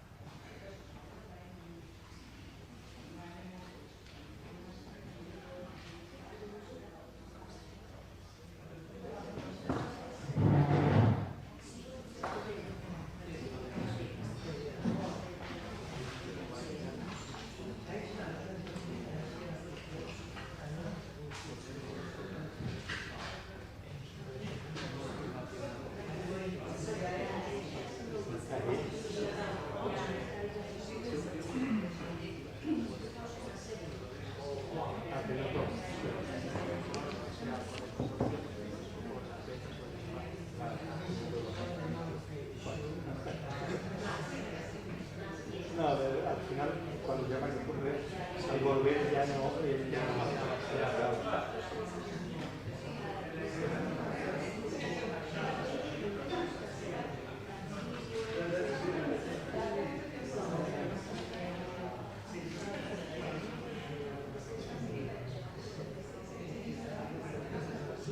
Hello, hello. We will start the third session. The first speaker is Mr. Tony Pincetti, and he is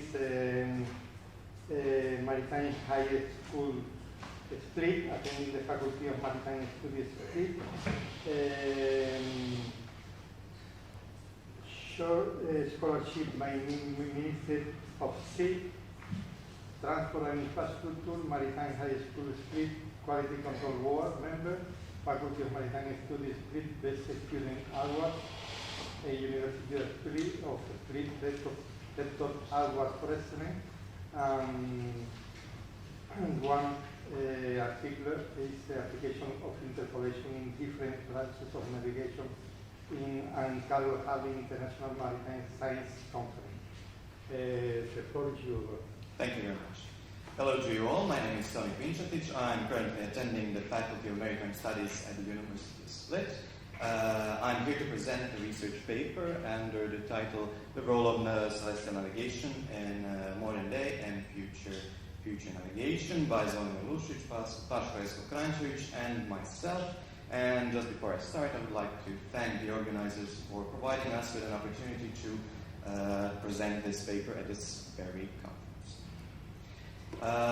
So, what is celestial navigation? Throughout history, celestial navigation has allowed mariners to embark on voyages further from the coast. The topic addressed in this paper examines and evaluates the need for continual celestial navigation education at maritime educational institutions. The purpose of this paper is to analyze the legislative requirements, educational modules, teaching standards in celestial navigation, required education, and also to show the efficiencies, requirements, and advantages of it. IMO still recognizes celestial navigation as a mandatory part of the syllabus for future deck officers, and IMO, through its conventions, especially through the STCVW convention, still prescribes mandatory syllabus for celestial navigation for future deck officers. A short overview. Despite the fact that the celestial navigation is a convention-regulated topic, when talking to mariners across the world, we gain a sense that not many people actually use it in their day-to-day operations. This is possible due to over-reliance on digitalized materials and navigational equipment, and of course the overuse of GNSS. On that ground, IMO members have even gone so far as to propose reducing the materia involved in celestial navigation, and even have gone so far as to propose to completely remove it from the convention. The last Manila STCW amendments concluded that celestial navigation will stay a crucial part of STCW convention as an obligatory syllabus, but it will not be a part of obligatory restrictive certificates such as other subjects like GMDSS. The country that was one of the first to propose the cancellation of celestial navigation was, of course, the US, and they performed it during the 90s, and soon they abandoned the idea for obvious reasons. The modern problem is the aim of teaching celestial navigation has always been a very simple one, and that is to present to the students, future deck officers, that there are objects in the sky that you can use to determine your own position. However, students think that using the sextant, that using celestial navigation is an obsolete version of GPS or something like that, even though both are used for obtaining a vessel's position phase. What is true is that celestial navigation must adapt to the future. It must adapt to the present. It must remove some complexities from its foundations and reduce the methods and problems which are being covered in the syllabus to a minimum which is understandable and comprehensible by today's standards and students. Historical development and progress led to emergence of new methods and technologies and softwares that are used in education and in celestial navigation. When speaking about celestial navigation, one can argue that it is a method, it can cover any of the methods which use observations of celestial bodies with known ephemerids, and a standard celestial reference frame to determine the position. That means that determining the position of celestial navigation is based on a direct measurement of height and or azimuth of celestial bodies using the pre-described data for movement of those bodies and nautical tables and almanacs, using, of course, knowing how to use devices like the sextant, like the chronometer, like telling time, and of course knowing the error of the instruments which are involved in measuring and gaining the much needed parameters. When talking about a practical aspect, when speaking about present-day celestial navigation, we must say that the most commonly used method is, of course, the intercept method. Some methods require only precise measurement of azimuth. It can be obtained with only two azimuths using a converted formula of Newton's iterations method in a nonlinear system to work out vessel's position. And also when talking about gaining positions with lines of position, circles of positions, they can be divided into two: the intercept, the classical method, and of course the more novel one, least squares method and double side or two-body side reduction. On that trail, navigational practice and research is trying to bring the classical methods of celestial navigation to modern age, as everything in today's world, to digitalize. Overall navigational equipment, all of that is going through digitalization. The most desired tool to bring celestial navigation closer to is, of course, the EGNIS system. The way they would perform that would be performed is by bringing or integrating a specialized celestial navigation software into the foreseeable EGNIS software.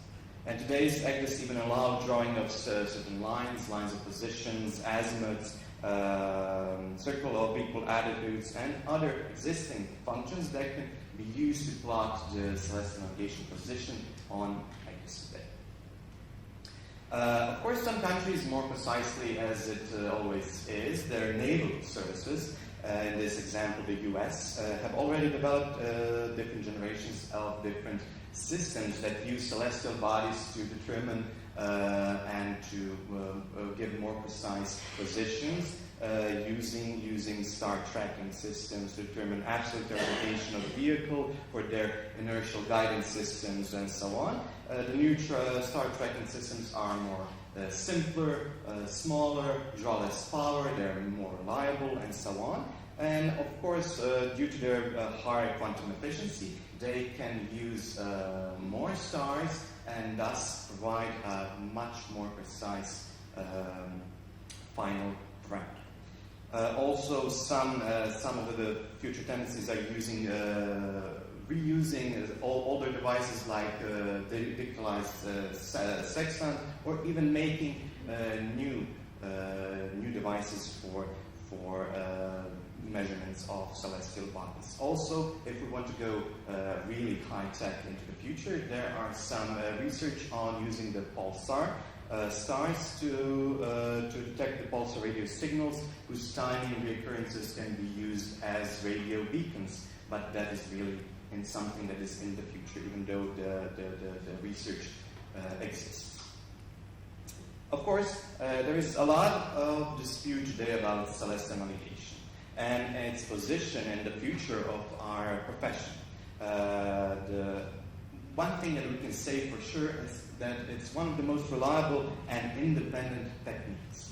The purpose of education and study of celestial navigation is, of course, to provide future seafarers with much needed competencies to perform their roles with reliability and to make them more confident in themselves. One thing that we are being taught at our American university is that the philosophy of any good seafarer is always to have a reliable backup. And also, a very interesting point that could make celestial navigation very attractive to companies is the low cost of instruments and books and stuff that are needed for performing it. With aids improving in the future, all of this would of course lead to improvement of system integration and new and novel software and hardware innovations. Of course, celestial navigation isn't something perfect. It has some weaknesses, some faults, as we would say, some pros and cons. Some of the cons would be, of course, that the position accuracy is not always that accurate, not that high. It all depends on the movement of the vessel, if the horizon is visible, on the weather, on whether or not is it day or night. It is often overlooked as an alternative to the GPS. It requires working with old-fashioned instruments. It requires knowledge of what some would say are more complex mathematical equations, knowledge of site production, and of course experience of using it and performing it. But it's time-consuming for some. It's obsolete in its essence. But the greatest threat of celestial navigation is its very removal as a mandatory part of the STCVW mandatory competence. So, to summarize, celestial navigation is a viable tool whose application should not only be at maritime high schools and universities. A possible part of the solution for reusing it again is that companies, inspections, and company policies have more requirements in day-to-day performance of their officers to use them on a daily basis. Instead of trying to remove it and to minimize it, we should maybe try to think about increasing it. And to conclude, for centuries, celestial navigation has been a main method of orientation of sailors out in the open ocean. It is one of the most reliable methods of checking position acquired data. When considering the importance of celestial navigation as a mandatory contest and syllabus on universities, it is completely justified, necessary, and understandable. On the open sea, right now, it's basically the only real proven alternative to the GNSS systems. On the other hand, the increasing use of automation and development of autonomous vessels, future digitalization of all of the equipment used in navigation, has led us to do something which I think is very bad. And that is that, in general, we tend to neglect and minimize proven classical navigating skills. Thank you.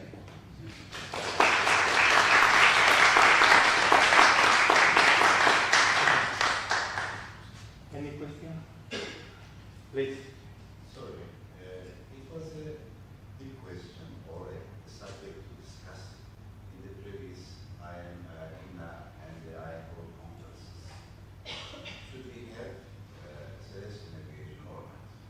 Nowadays, the discussion is not finished, but one of the strongest, let's say, parts of the celestial navigation, unfortunately, in the past, there was technical drawing course to understand spirit framework. But technical drawing from the navigation department has been dropped. And now, or to conclude an engineering program, you need spiritual geometry. The only tool we have is celestial navigation. Because otherwise, your students will live in two that dimensions. One of the most important points in the celestial navigation is to provide three dimensions to students. The other thing is, during the operations, I was going with destroyer, and the US has stopped GPS. And Russia has stopped the vertical of the GPS in the northern part of the Mexico. Everybody stays, what will we do? Okay? There's no GPS. No GPS means we have nothing. Okay? So, maybe, because I know many of the schools, you can remember Professor Miller from the UNIVET project, Yeah. we have reduced the course hours from 120 to 60. Maybe it should be considered because suddenly you can use GPS. GPS means X, R, whatever you mention, even though GPS, where you will get the position information from the GPS. So, it is an old story. And nowadays there is no discussions. Maybe we may reduce the course hours from 120 basis to 60. But from I being a seafarer, very close, I would say we should.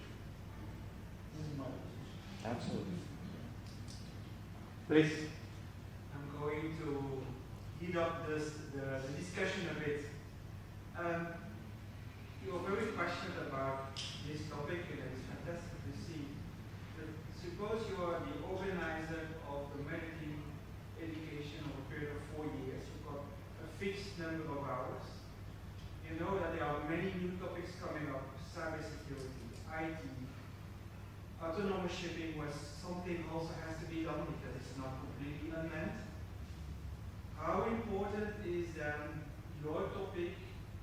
Should you still keep the hours for the topic that you're so passionate about it and neglect the new topics? How do you see that balance? I'm asking your personal opinion to heat up the discussion a bit. That's an organizational. Not my opinion. Yes, that's an organizational problem. The SCW. Yeah, but you have a fixed number of hours.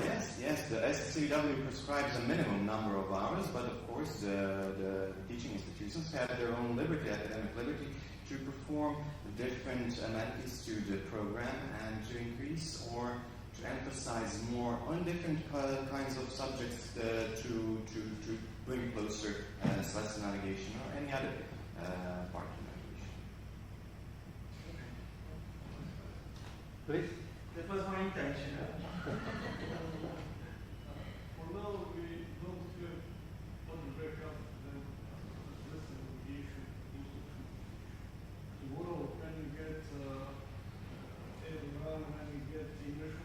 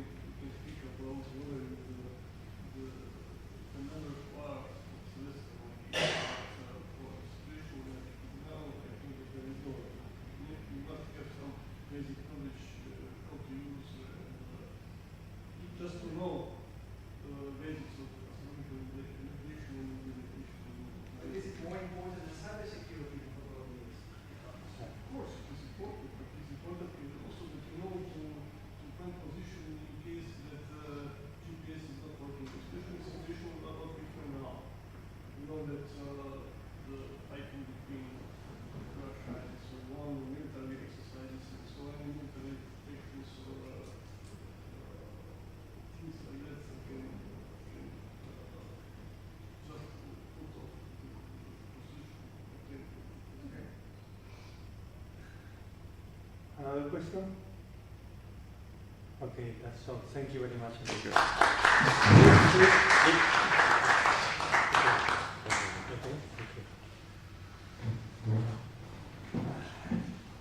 The next speaker is Mrs. Cristina Campos Torresano. She is a member of the Department of the Nautical Science and Engineering of the UPC School, and she is second officer in Merchant Navy and Marine, PhD student at the Department of the Nautical Science and Engineering, licensed on Nautical Studies, Maritime and Engineering section, experience as a shipbuilding and shipyard project manager. The floor is yours, Cristina. Thank you very much, Herman. Okay, my name is Cristina Campos. I'm a doctorate student at the Department of Nautical Science and Engineering at the UPC. I trust to finish next year, maybe. And I'm here to introduce you our last research related to the autonomous vessels. That is the conceptualization of the era of autonomous shipping within maritime education and training framework. Okay. In order to get the standing point about the autonomous vessels, we need to have a look at the autonomous vessels. We have different degrees of automation.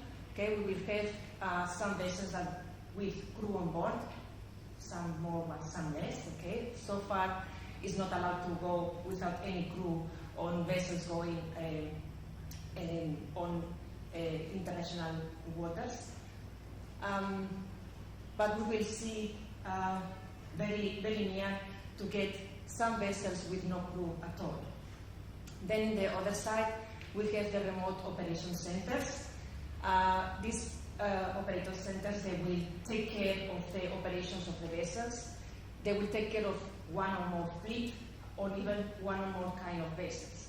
So, looking into both points, we are clear that we need new professionals to fit up all these autonomous vessels and to fit up all these remote control vessels. So we need to prepare the new maritime education and training programs.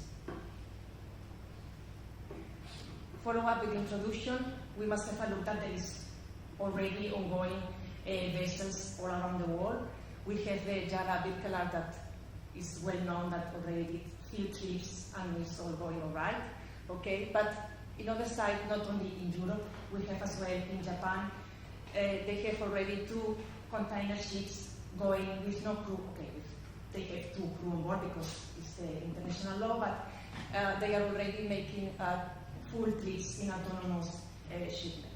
So, and it's not only them, we have already in Belgium, in the inner waters, some barges that is going up and down with containers on board.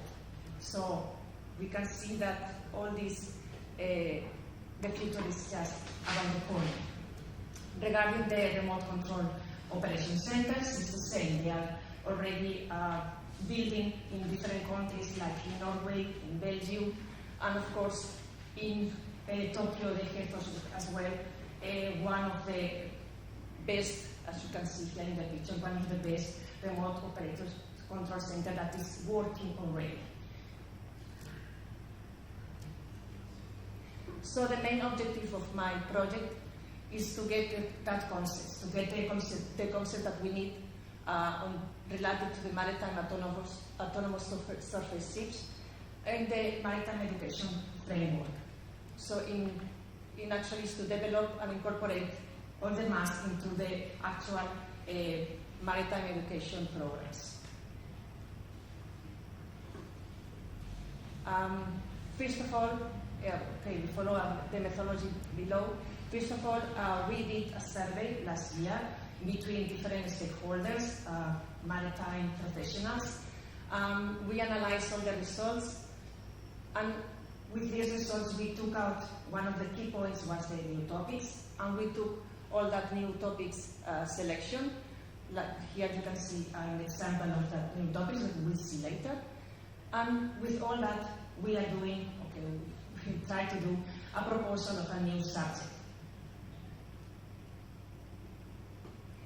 We prepare a questionnaire between, as I say, different stakeholders, to former students, to companies related to the board and other med institutions.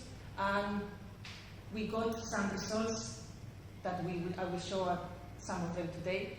And with that, we came out with the proposal of the new topics, with the new subject to prepare. The survey had different groups of questions, some of them related to the simulators, some of them about the competences. Yes, we asked the people if they wanted to drop off some of the competences. I would say that celestial navigation, nobody said that we needed to take off, so that is good. And then we have the group of the new topics that we will concentrate on this one for this research. The survey was done to different professionals. We tried to get the more diverse, not just for the number of professionals, but different point of view. So we got, of course, to the education and training professionals, but as well we got answers from seafarers, port operators, BTS operators. You know, we try to diversify the most, so we can see the results was the most complete one. On the first group of questions, one of the key questions was which simulators they knew about or they used when they started. And of course, it came out that most of them was related to the STCW certificates. You can see the most that they used is the conventional simulator one, and of course the ones about the petrol tankers, chemical tankers, of course, because they need to get their certificate, is the simulators that they use the most. Then, on the second group of questions, we talk about the new competences to be added. Depending on the different stakeholders, we got different answers, that's for sure. But surely we could get these four groups of competences to be added to the next MED programs. One of them, the identification, prevention, and navigation of cyber attacks, the remote control general operation of the vessel, of course, the control of sensors, and the knowledge and understanding of robotics. That was like four groups that everybody more or less agreed that needed to be added on the new MED programs. Now we arrive to the main point of this research, is which are the new topics to be added. On the new topics, of course, here we had some of them was not so reliable for the stakeholders, but the main ones is like the e-navigation or the cyber attacks issues on the autonomous ship docking and harbor maneuvering. That was the main topics that everyone agreed almost that we needed to get on the new program. So we arrived to the new topic selection, and we, inside of that new topics, we looked into them, and we saw that, of course, cybersecurity is one of the most important one. Okay. Then the e-navigation, the analysis of all the different systems that we needed to get on board, and of course, the remote control center should have the same one. All the remote control operators, of course, the operators, the professionals that is going to be on the remote control centers, they need to manage the remote control operators operations. All the abilities in remote critical situation, that is very important part, because the professionals is going to be in the remote control centers. They need to be prepared for all that critical situations that can happen in a vessel. And of course, the data transfer communication, on the analysis of all the data, how is arriving to the operator, who is sending that communication on board the vessel to the crew that is still on board. So, getting together all just new competencies that we got from the survey, the new skills that the future professionals should have, and that new training that we should prepare. We get together we need a new subject, at least from now on. And that is the introduction to the maritime autonomous vessel, just the principles and technological concepts, just a beginning. And we propose this new subject, okay? Following that, we will, the scope is to provide a guide for all the maritime training and education institutions and offer that knowledge, skills and understanding of the maritime autonomous vessels. Okay, so far we thought of an optional subject because it's more easy to just begin in all the schools, at least in Spain or maybe even in others in Europe, to begin giving that option to the students so that they can get this process of getting that new knowledge into them. But of course, in the future, we are looking to have this subject as a main one to get inside all our MEC programs. Okay, you can see the topics is the ones that we already came out on the survey that is the main ones. But we don't need to just get into that. We don't need to stop into making just one subject and say it's all done. Okay, we must go on working on the curricula, changing the curricula for students, adapting to the new project that is going on around. We must build up the new skills and abilities. It's not the same to go on board of a vessel and see what is going on and know what to do. The operation centers, as I say, the operators will have 2, 3, 4, maybe 10 vessels at the same time with different issues in all of them. They need to be prepared as well for that. And of course, upgrade all simulators in all the schools. We have some simulators because it's the ones that we need to, so that they came out with all the certificates. But of course, we need to get ongoing to get more simulators updated and go on to meet that new programs that already are under development by the EMSA. The EMSA is already developing the new courses that the remote control centers professionals need to get. So we need to help on getting into that so that all the students come out from our school with that certificates as well. So I wish to thank to the Autonomous Research Group of the University of Norway for their support through in our training, and of course to Marcela and Clara that helped me so much to arrive to this point.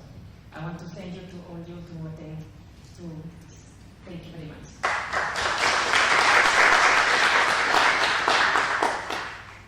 Okay, please. We are working on the MEC planning. Personally, I work on the subject maybe 25 years. And I realized that there are new subjects and cover this new subject. We are trying to add some courses. But I have seen the document which has been prepared by European Union Quantum Group.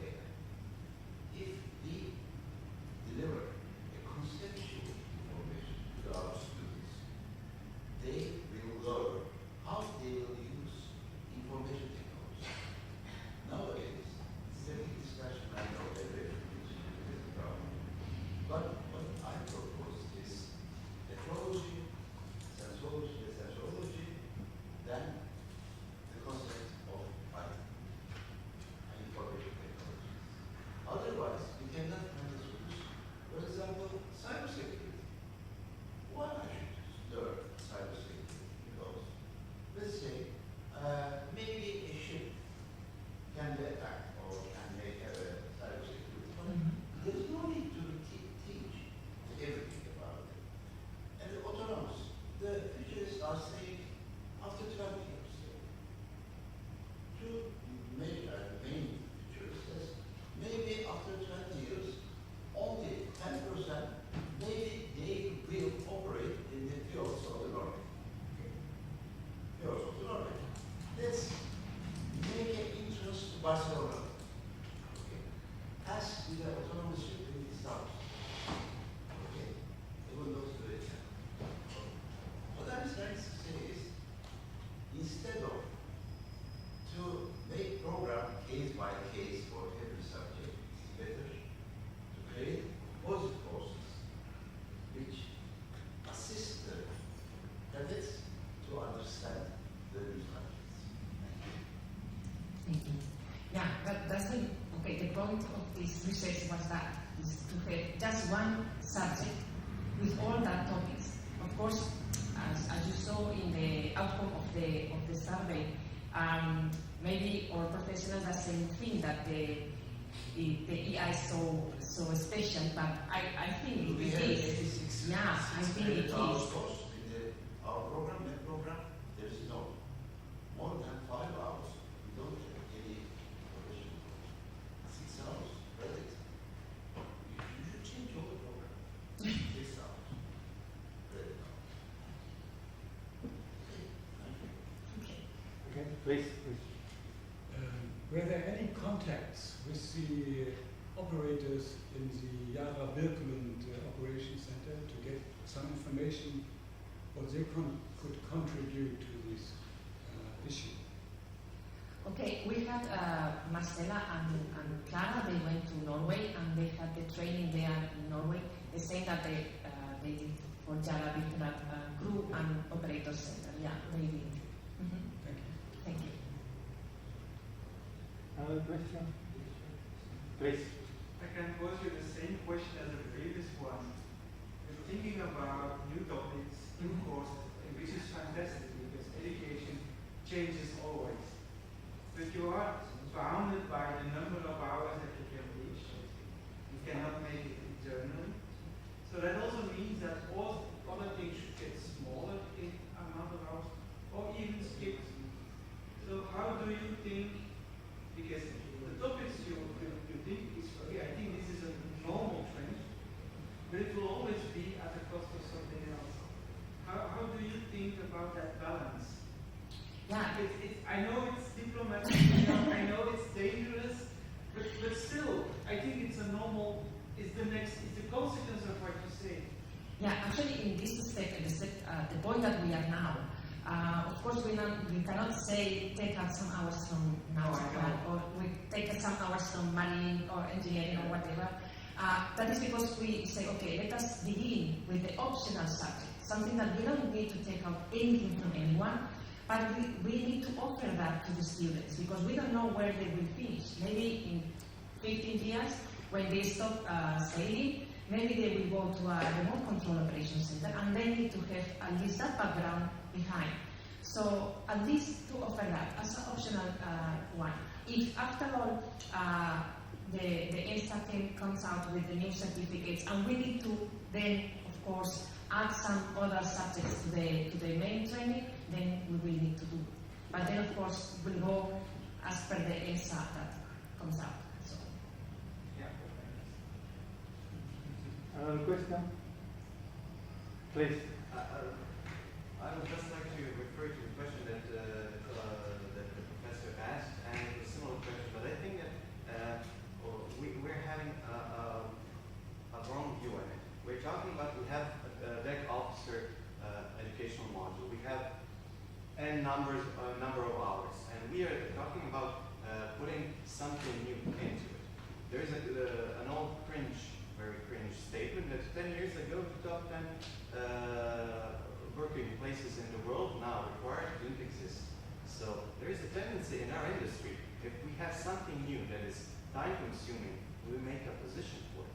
On cruise ships, you don't have 3 officers, you have 10 officers. One officer is only environmental officer so that others can be safety officer, navigation officer, and so if the future problem is, and it is, of course, cyber security or something else, environmental we covered almost, let's say.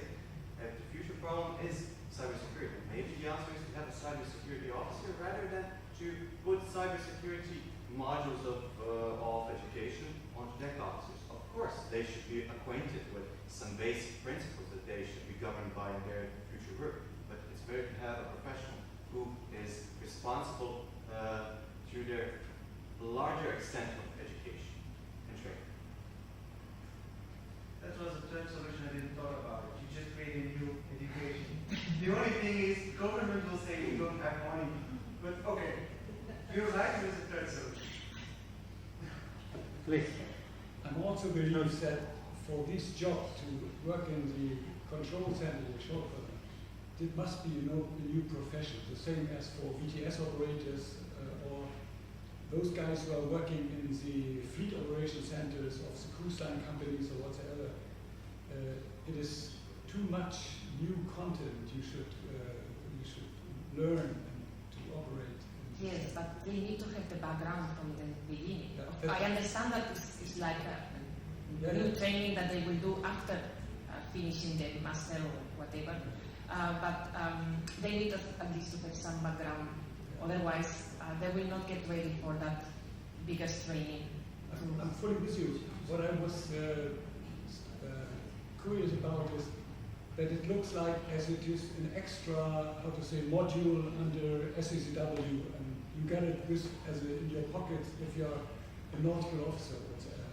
I guess it's something more. Yeah, I think so. I think the EMSA is already working on that. You need to have, first of all the navigation or engineering or the technological part, and then you can go into these new courses that we will appear. Yeah, that is the point. Another question. This is not a technical question. This is, do you have made an economic study for the current vessel with the mass, between the mass, the economic study? If what is more profit? Is the mass of the current? Okay. I didn't carry out the study, but it's true that I during my research I got to some nice papers explaining that, of course, in one side it's cheaper, let us say that way, to have a lot of autonomous vessels going on. But in the other side, what is not cheap is to change all the vessels that is running nowadays into autonomous vessels. That's the point. The mass is 30% more expensive than the current vessel, and the cyber control is more expensive than the it's more expensive now, more expensive than the crew vessel. But there is a very big imbalance between both. But the technology must be applicable in everywhere, but not for the deep sea. Only for the Norway, Barcelona, Palma. Okay. Any question?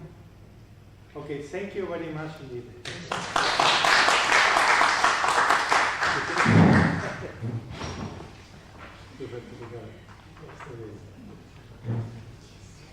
Okay, the next speaker is Mr. Aykut Olsen. He's professor in the Nikon Foundation Chair, Director of Maritime Research, Head of Maritime Energy Management at the World Maritime University. He is currently the Director of Research of the World Maritime University, as well as the head of Maritime Energy Management specialization. He served as the editor-in-chief of the World Maritime Journal of Maritime Affairs and booked the series between February 17 and February 19 prior to join World Maritime University. He worked at Newcastle University in England, University of Strathclyde, Scotland, and Istanbul Technical University in Turkey.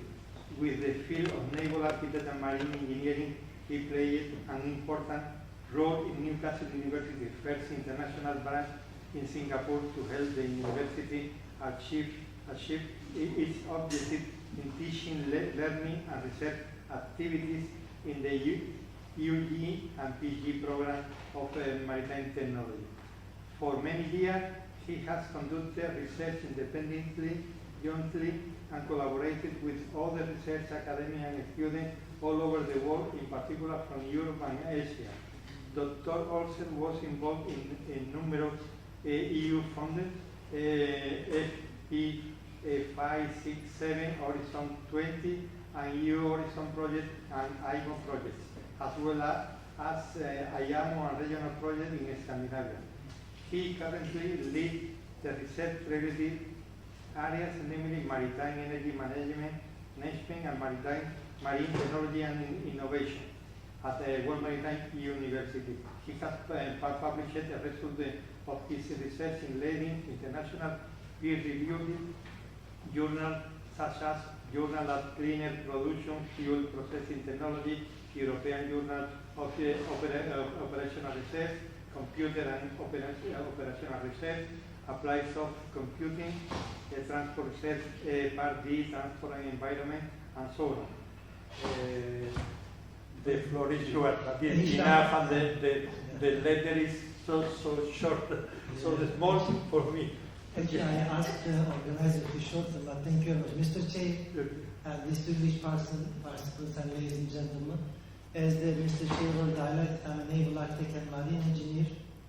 As you can see, I'm basically presenting the work which was conducted by 4 more co-authors. The first one, the Dr. Payman, he was my PhD student, and then now, unfortunately, was not able to come and present. And also which was supported by other WMU colleagues, as well as the Mr. Gonzalez Celis from Salt Tankers. So what is this research is all about? Basically, this research is not Mr. Payman's PhD dissertation. This research, today the presentation, and also the tomorrow research I will be presenting, and part of a big flagship project at WMU conducted and we completed last year. And this project was financed by ITF, International Transport Workers Federation, and we look into the impact of technology on seafarers. And the report is already available in our website, and we completed the work last year, and we launched the report in the Manila last June, during the Seafarer Summit. So today's presentation and I have a presentation tomorrow. These are the, let's say, small subtasks of this big flagship project. And STCW requirements in a regulatory and technology landscape change. Actually, it might be very complementary to the previous speakers and also to some of the previous speakers of today and before lunch. Maybe let me open a parenthesis before the presentation I start. We have to really address and understand what kind of future is expecting us. Future is uncertain. Future will be smarter. Future will be definitely automated. Future will be more digitalized. Even the administration are becoming more digitalized today. So basically the thing is, once you work and then study on a topic, you become expert, but at the same time you become blind. So basically we are all blind. For example, I'm a basic researcher and a professor working on the decarbonization area for the last 12 years. So basically my perspective is very blind. The reason I'm highlighting, future is definitely greener, but at the same time it's automated, which means that what will be the combination of all these aspects together, which is a very difficult topic to address and to understand. In this respect, STCW related research I'm presenting today is very much linked to what I just said. The future is uncertain, future is unknown, and there are many things. The society's expectation, there are trends like blue economy to become greener. Society is changing. If you go back to just 30, 40 years ago, it was in a safety era. Now we are in an environment era. And our children now knows the UN SDGs by heart. But during my time, we didn't have anything about sustainability and environmental aspect. What is happening in North Black Sea or the Middle East and also the Far East is also affecting what we do, especially the supply and demand in terms of external factor. So basically, I can continue on this, but I will stop it. What I'm saying is, basically, we are trying to do something. We are trying to mitigate the things. If we are not able to mitigate, we are trying to adapt the things in order to able to maximize the resilience. Right? Why we are all these things? At the end of the day, we are always focusing on some, let's say, bits and pieces. Today, this research is also one of these bits and pieces.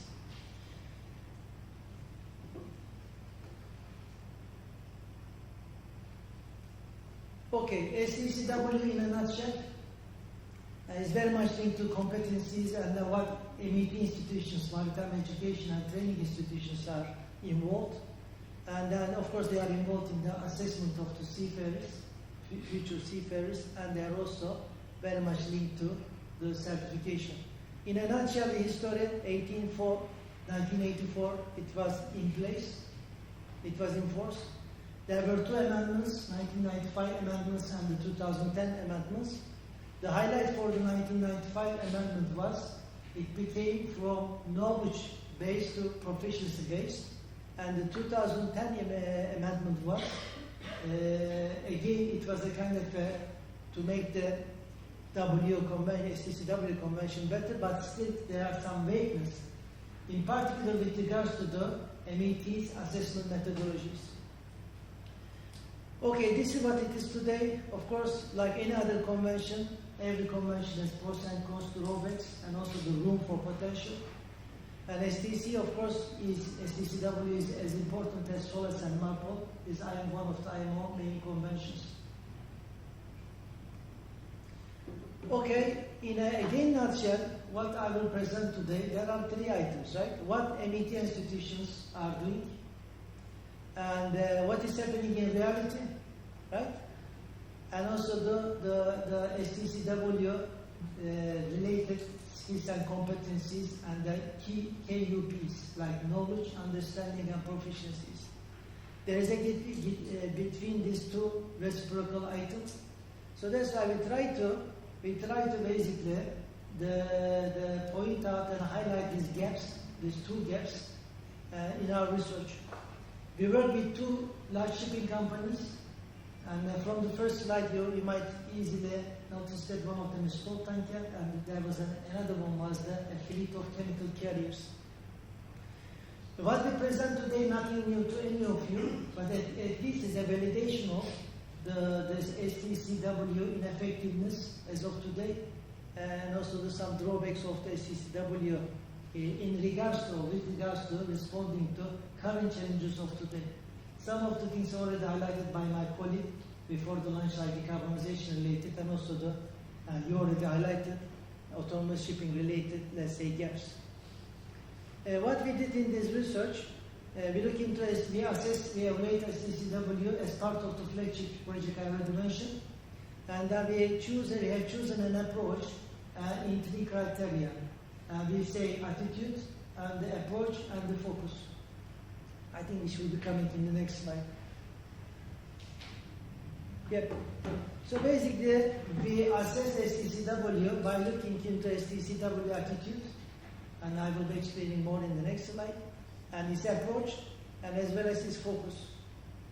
And in short, the first one refers to the manner of STCW in expressing KUPs and in updating KUPs in response to new regulation and technologies. As you all know, technology is advancing very fast. I mean, similar to the speed power curve, like in naval architecture. And 40 years ago, technology was advancing, but technology is advancing today is exponentially. Maybe one of the good examples from our region, there is a ferry between Sweden and Denmark, and Helsingborg and Helsingør. It is based on batteries. It's a 20-minute journey. And when we talked to the Swedish Maritime Administration, they told us IMO doesn't have regulation for this because battery delivery or basic electrification of the ship doesn't have regulation at the IMO scale yet. So that's why it was an alternative design. And Danish Maritime Authority and the Swedish Maritime Authority worked together and submitted 100 folders, which is around 1,000 pages, to be able to say approval from the IMO. So let me close the parenthesis. STCW, maybe like another convention, is not able to, is basically is a bit slow to respond to all this, let's say, abrupt changes in the maritime industry. The second one is the approach, refers to the methodology that STCW employs in identifying KUPs, which is based on today the ship function, a traditional, like navigation, communication, and so on and so forth. And the third item we looked into was the STCW focus, refers to the concentration of the core on one particular aspect. As you all know, STCW as of today with the amended version, focusing on the safety aspect. Environmental aspect is referred, but there is no basically solid action in the STCW conventions, like environmental aspects and energy-related aspect and many more.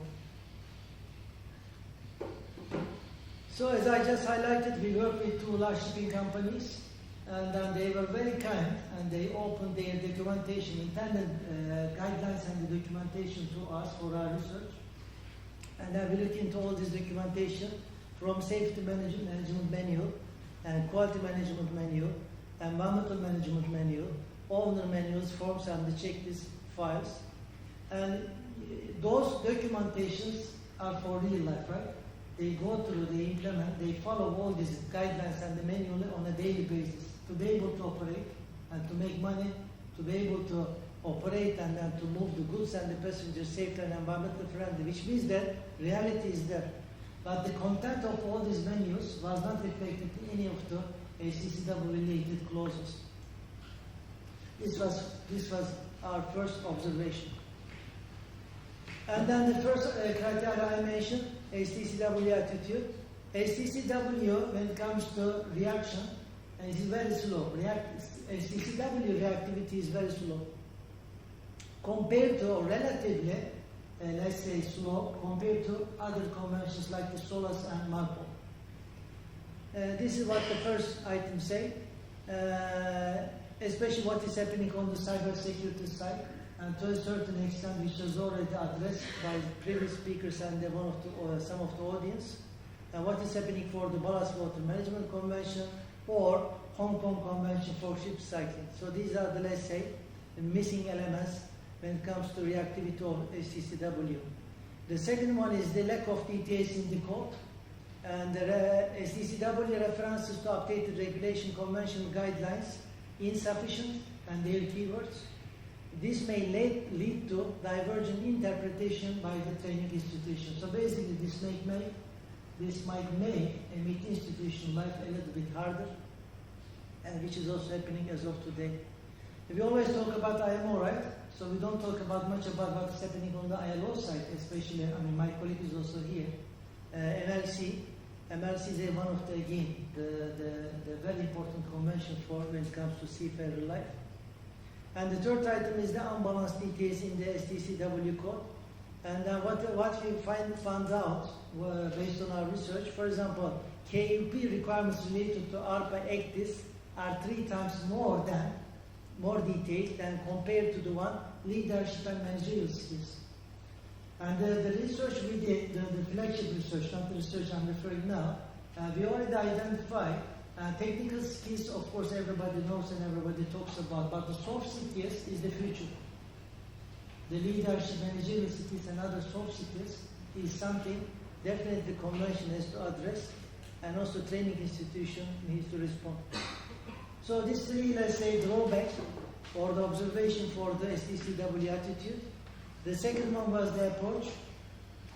What's happening today, and these are the traditional functions, right? Navigation, cargo handling, communication, engineering, electrical maintenance, radio communication, and these are the different ranks on board.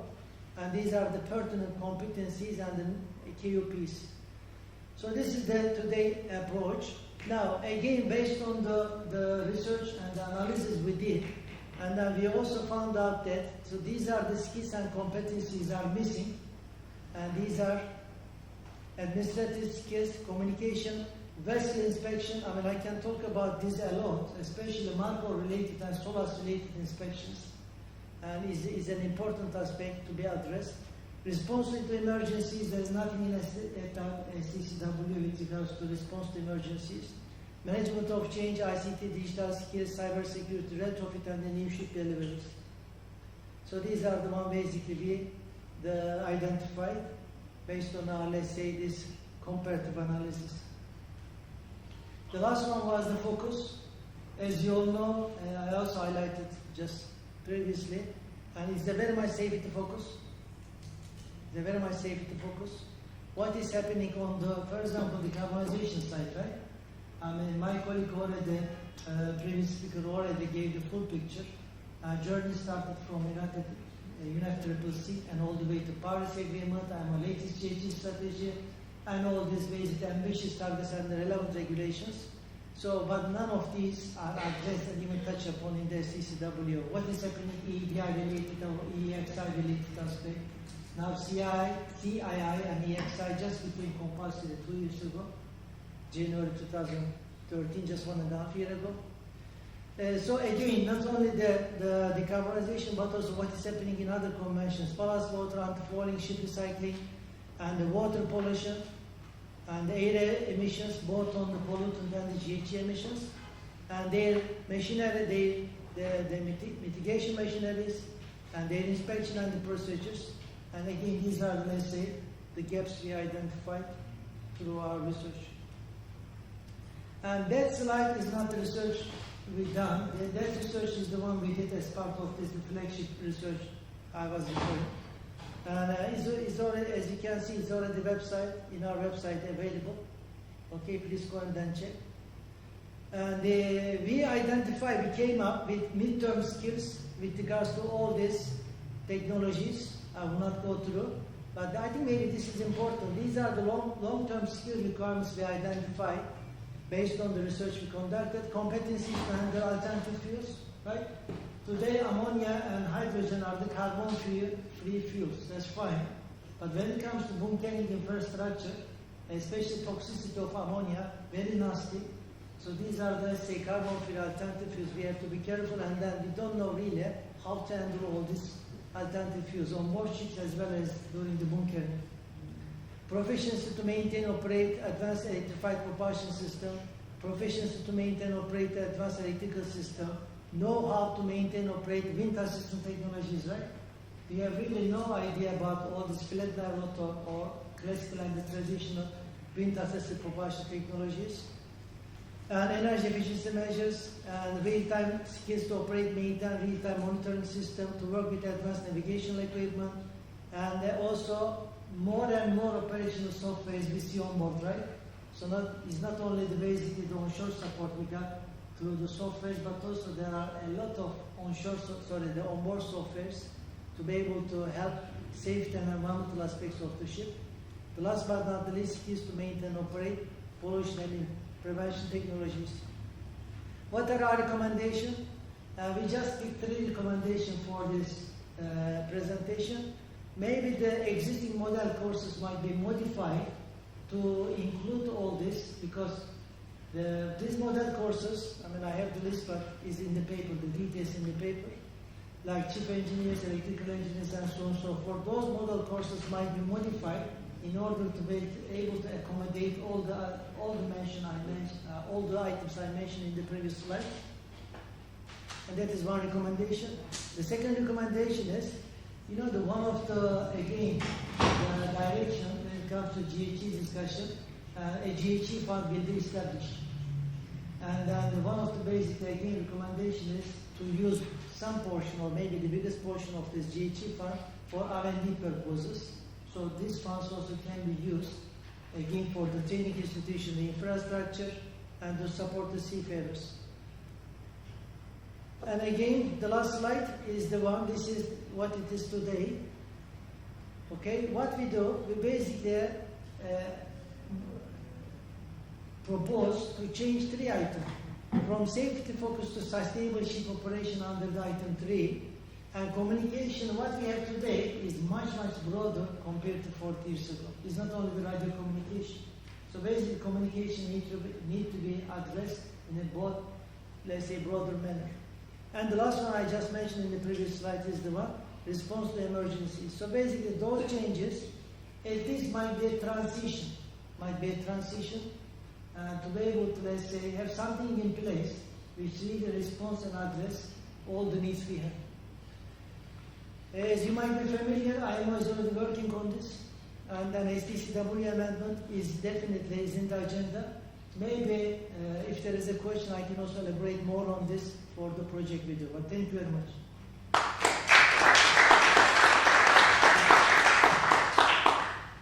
Okay. Any question?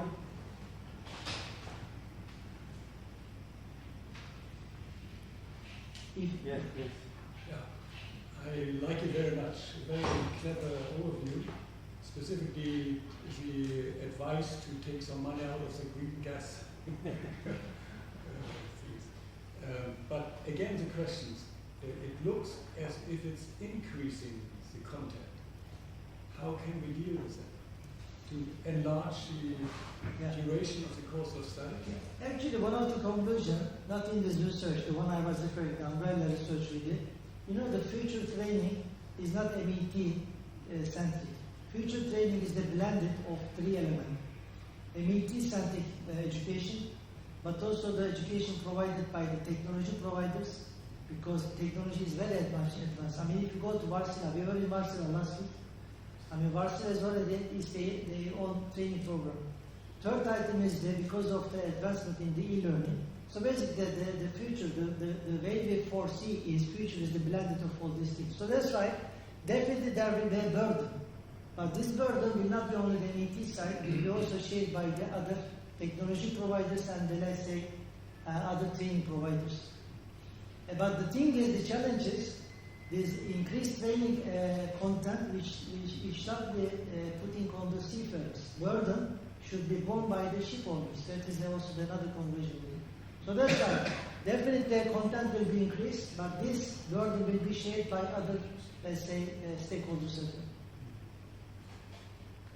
Another question? I have a question.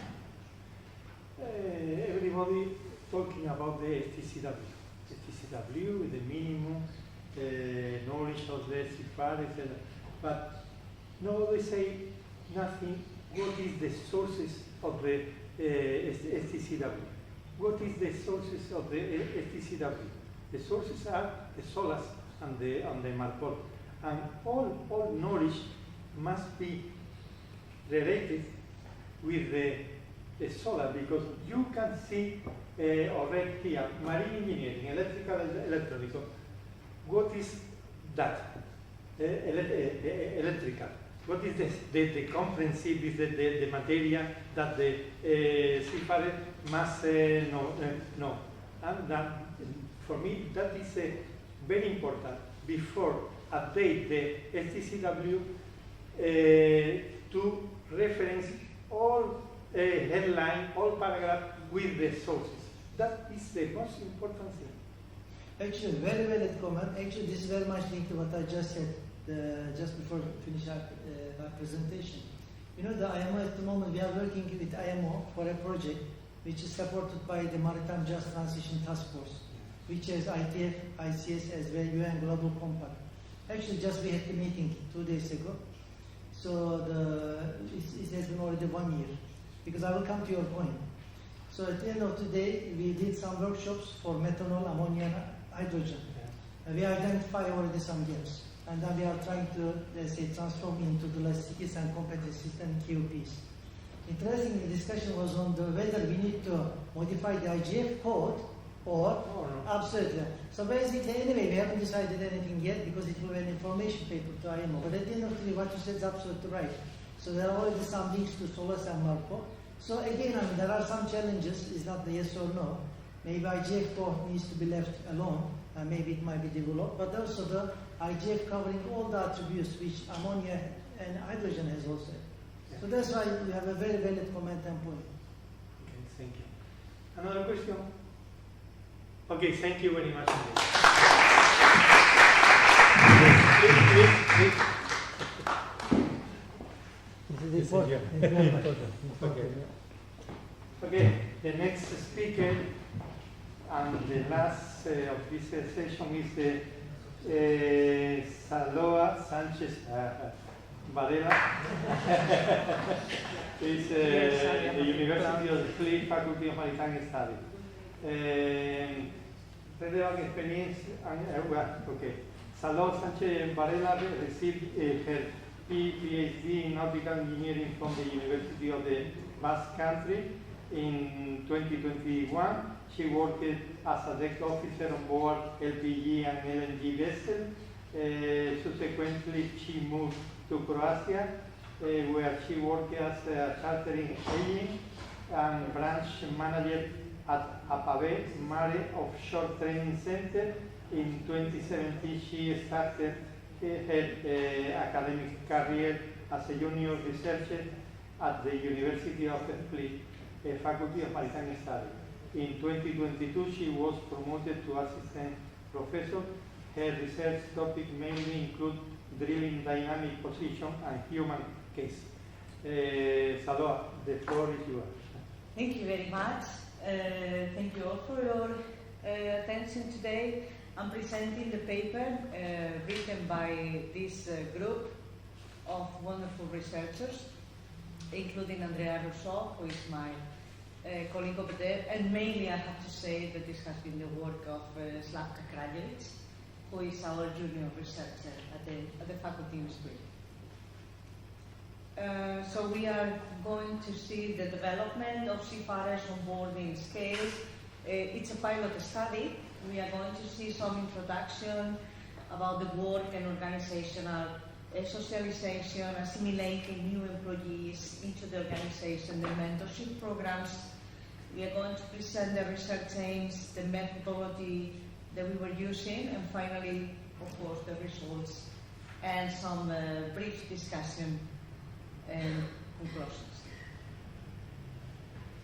So as you know, the seafarers not only face challenges because of their trying to keep up to date with the new technologies, but also they had to handle the fear, the stress that is implied with the job.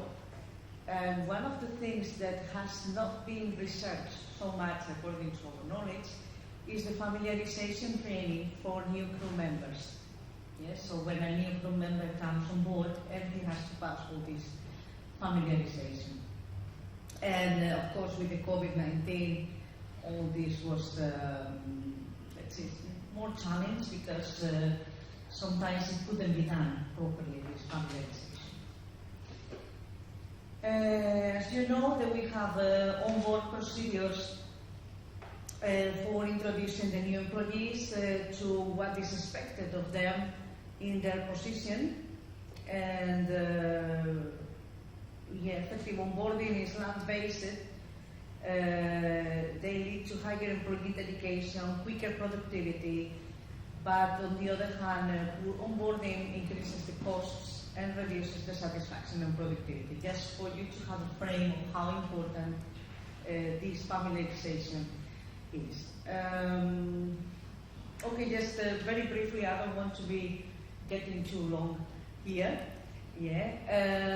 So when a new person comes on board, it's not only what is expected of them in a professional way, but also what the crew members who are already on board are expecting of him and how these relationships are going to develop. And this includes also a mentorship where one employee who is more experienced is going to take care of the new crew member and teach him or her what they are going to face on board the ship. So since we were making also a literature review and we getting here in this synoptic map all the things that are worrying seafarers and creating stress for them. So you can see here piracy, kidnappings, license renewals, noise and vibrations, seasickness, separation from family, frequent changes in the crew, language issues. All these are triggers for their stress on board.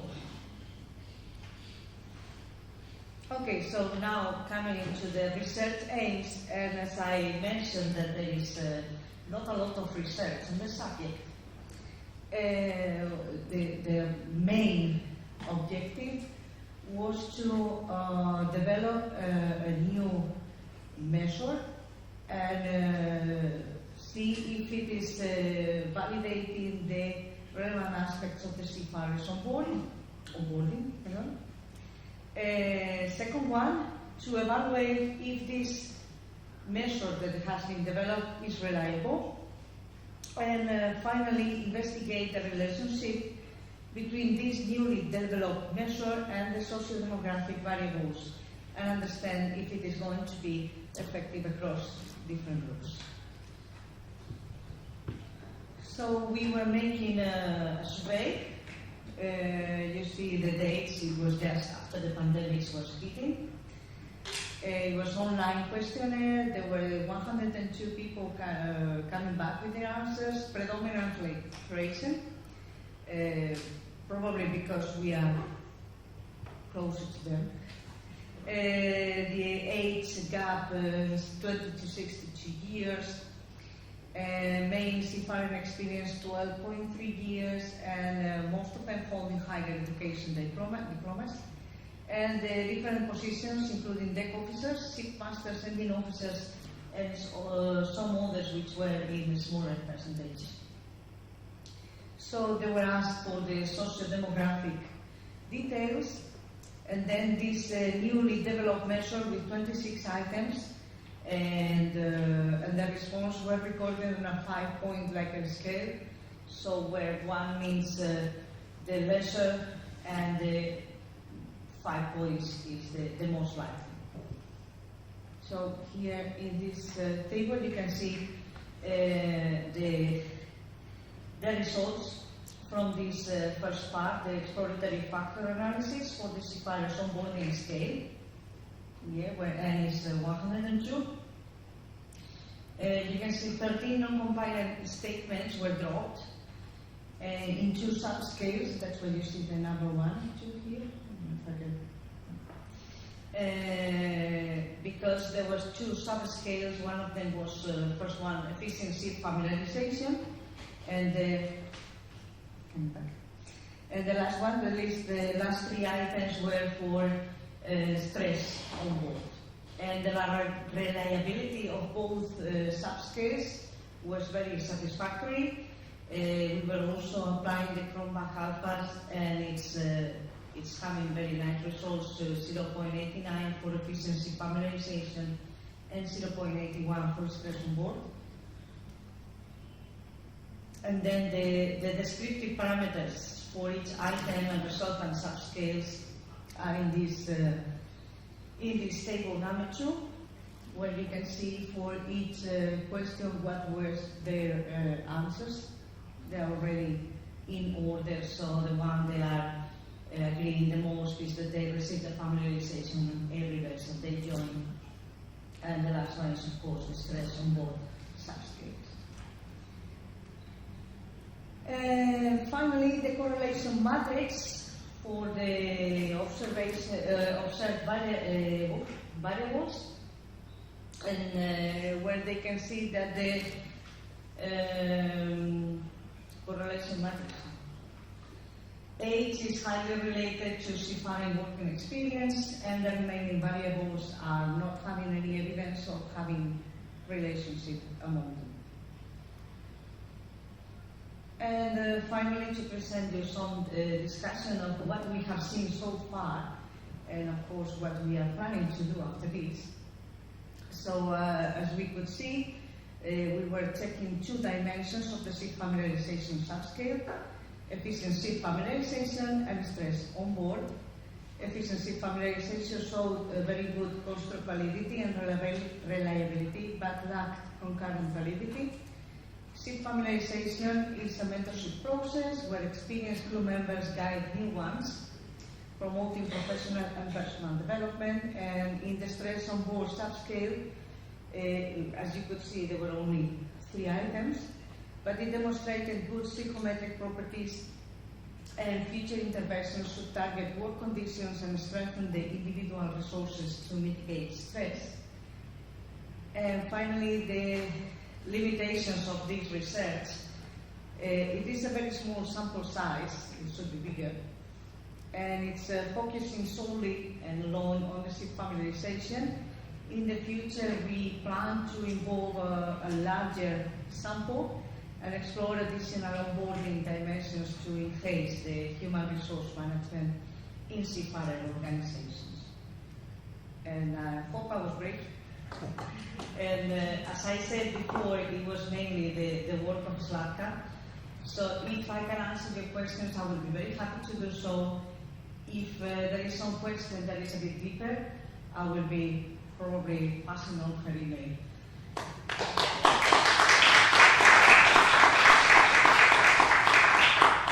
Okay. Any question? Thank you very much. No question. I have a little bit question. Okay.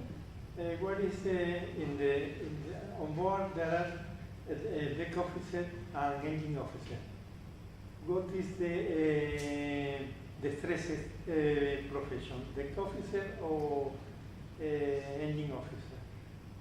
I must say deck officer are having more stress. But why? Yeah, probably there is a biased answer. Because I've been the officer on board and we are working every day, while the engineers are probably having more resting hours. But of course, when they have something to do in the engine room, they are also there, having their stress time. Okay, thank you. Another question, please. Okay, thank you very much. Thank you very much.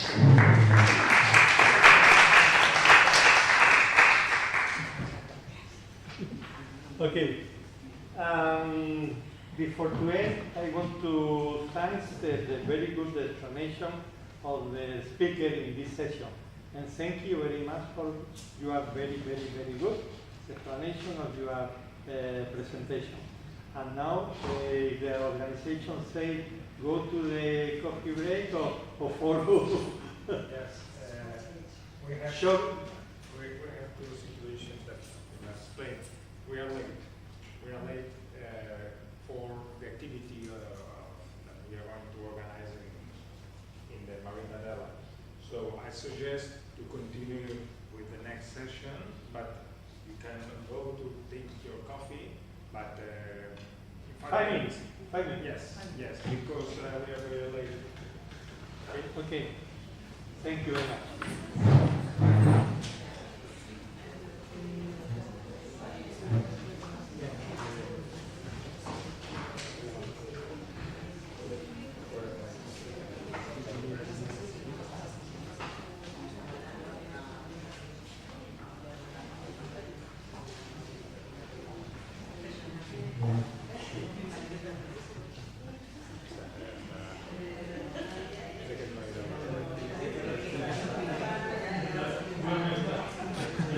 És que és l'únic que em falta a la presentació.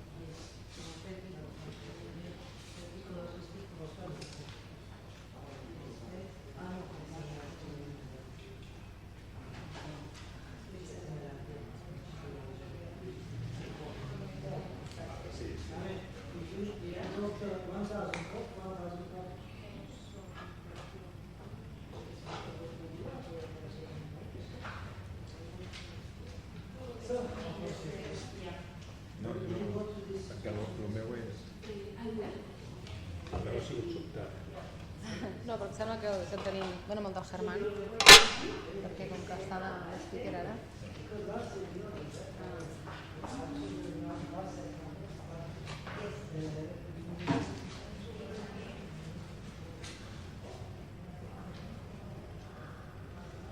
Ja, bueno, estàs aquí de Congress Directors, que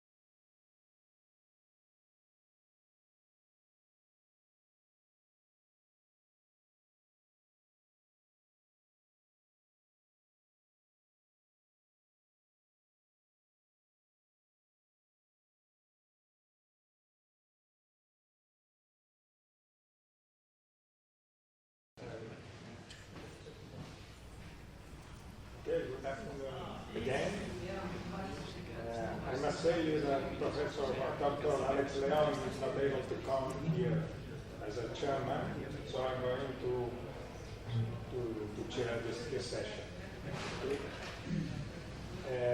As I've said before, as we have salvage activity at 5:30 in Marina Vela space, and we are a little bit tight regarding the time, because when we finish here, it is 25 minutes by walking to the destination, or if you take the public transport, the bus is 2 stops and maybe lasts for 15 minutes.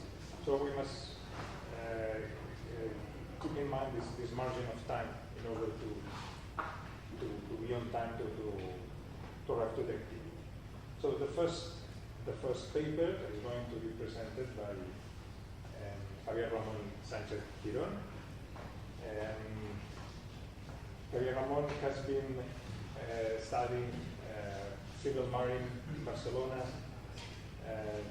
He was still in our faculty, but from 2020 he's lecturer in the faculty of Coruña, teaching celestial coastal navigation, maritime economics, and ship stability. Okay? 3 years ago, he has started the PhD thesis, okay, at the Department of Energy and Maritime Propulsion in the La Coruña faculty. Okay? His research is dealing with enhancing safety and well-being of fishing vessels with a particular focus on accident prevention. And this paper is going to talk about these topics. Okay? Well, you can begin when you want. Good. Good evening. Thank you, Mr. Chairman, for your kind words. Thank you also for the opportunity of being here today. I will be presenting the work titled Diagnosis of Stress and Fatigue in Maritime Work on Board, the case of Spanish seafarers.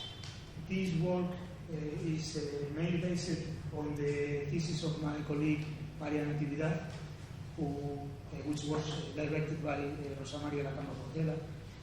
And well, I'm here to show some of the results of this project. Without further ado, I will begin my presentation. The topics I will be covering are stress and fatigue and their consequences, a brief description of their symptoms and their consequences. I will be reviewing the mandatory medical examination from the diagnosis of stress and fatigue point of view, and then I will discuss the results that we obtained from a survey about stress and fatigue that we delivered on Spanish seafarers. And last but not least, I will discuss the conclusions that we have adopted. So, first of all, stress can be described as a set of stimuli, a set of responses, or both of these concepts as a set of stimuli to a given responses in a specific working environment. The main consequences of stress are cardiovascular and respiratory disorders, also depression and anxiety. This is from a health point of view, but also stress has a profound impact on the working environment. In this case, stress may affect situational awareness and also the decision-making process. Regarding fatigue, it can be expressed or can be defined as a feeling of exhaustion. It can also, it is linked to cardiovascular and respiratory disorders, and it can be attributed to the stress and also the motivation. From the working environment point of view, we must stress that fatigue is a primary cause of marine accident. It has been linked in several studies with marine accidents in the maritime transportation sector. So, regarding the mandatory medical examination, here in Spain we have an international instrument that makes this process mandatory, which is several instruments that are summarized in the Maritime Labour Convention of 2006, which makes the medical examination mandatory to all seafarers prior to embarking on board. In Spain, we have different dispositions that were adopted mainly by the Ministerio de Trabajo y Sociales and the Ministerio of Fomento, which regulates the mandatory medical examination. If we were trying to analyze if there are specific requirements for distress or fatigue diagnosis, we found that there are none in these different acts and decrees. Also, we found that there are no specific regulations to diagnose neither stress nor fatigue. So, the main purpose of this study was to ask Spanish seafarers first if they had felt stress or fatigue during the course of their last campaign, but also how they feel about the possible inclusion of this diagnosis as part of the medical examination. So, to accomplish this purpose, we developed an online survey which has 34 questions. 14 of these questions are about the respondent ID, 10 about the perception and diagnosis of stress, and the rest, 9 questions related to fatigue. We obtained 236 valid responses from December 2017 to April 2018. And now I will be discussing the main findings that we found with this inquiry. So, first of all, the vast majority of the participants acknowledge to have experienced stress on board. As we can see in this figure, more than half of the participants acknowledge at least have suffered a medium level of stress, and we find similar figures regarding to fatigue. We can see that more or less about 60% of the respondents acknowledge to feel fatigue on the last campaign on board. But only a few, around 10%, said that they had been diagnosed with stress. So most of them acknowledge that they felt stress, but only a few state that they were diagnosed with stress.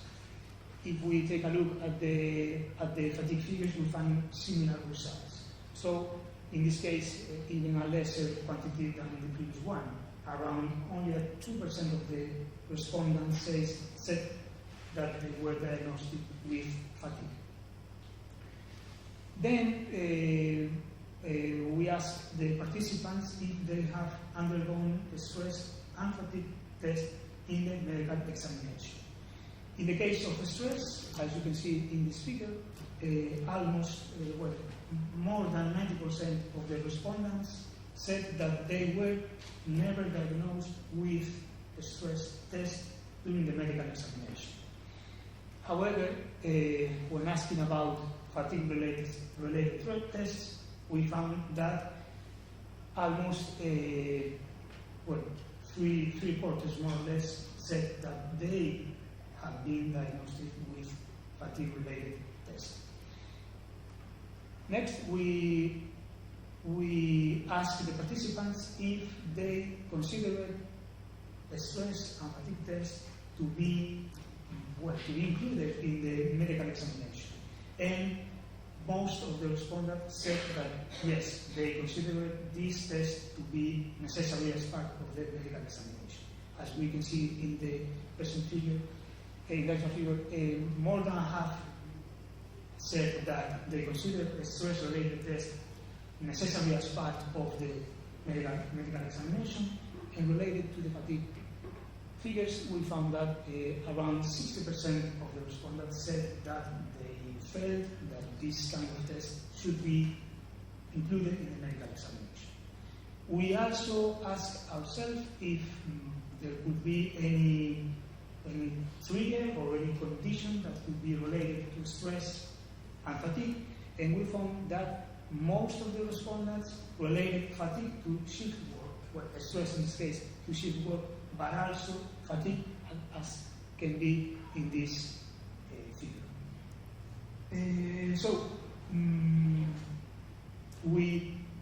We could say during this exploration that we suspect there is a relation between fatigue and stress and shift.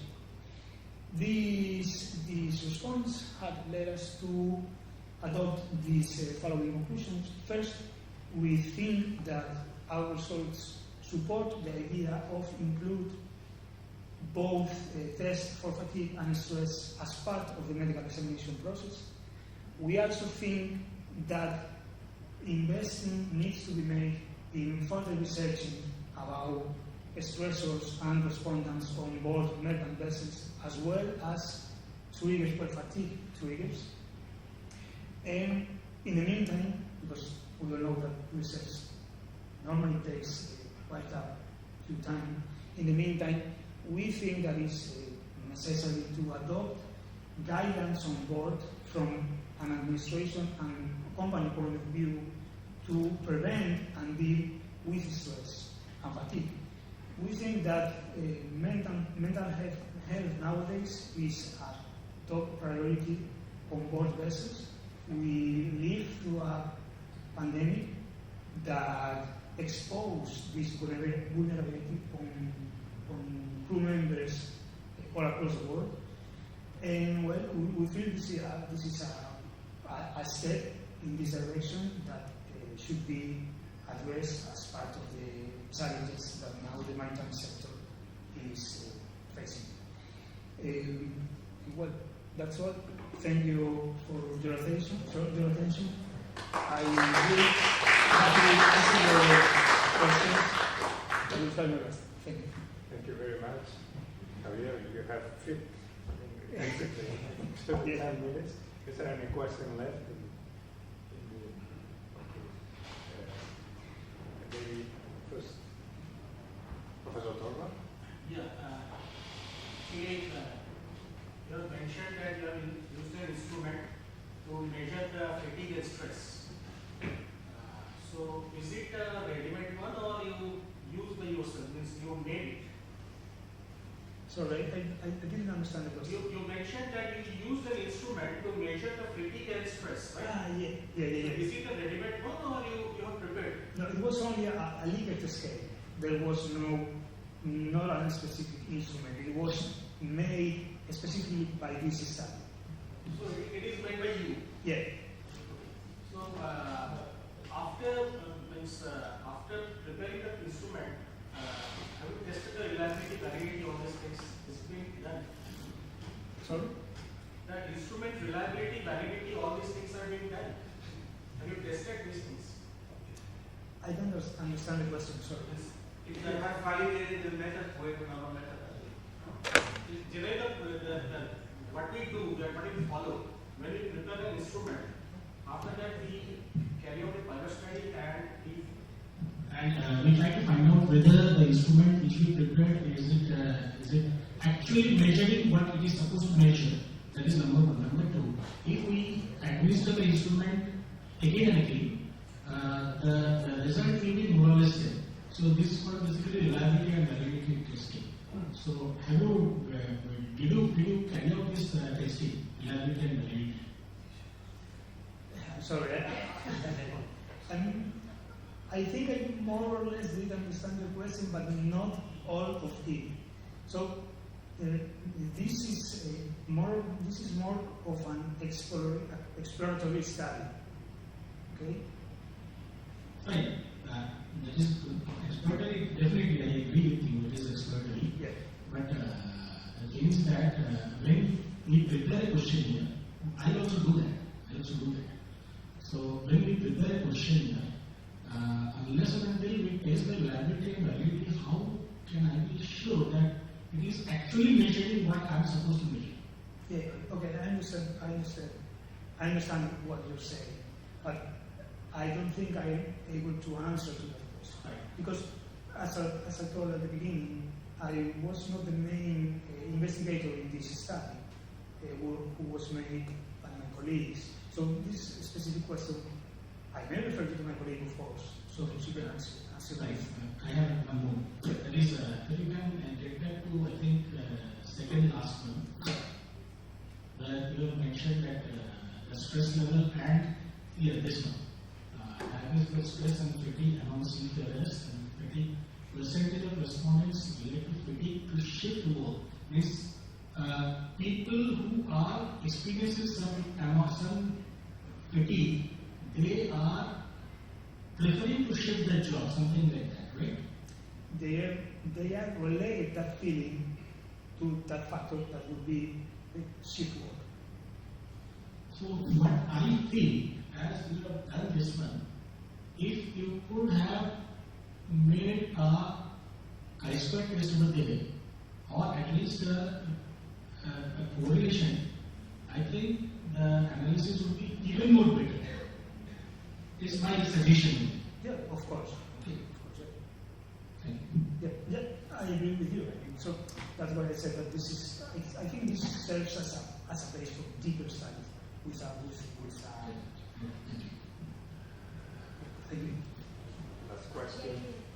I would like to follow up with our colleague here was mentioning, because I think, thank you for your study. I think, Yeah, it's very relevant, right, as you mentioned, because of the impact of stress and fatigue on health matters of the seafarers, but also on performance of vessels and so on.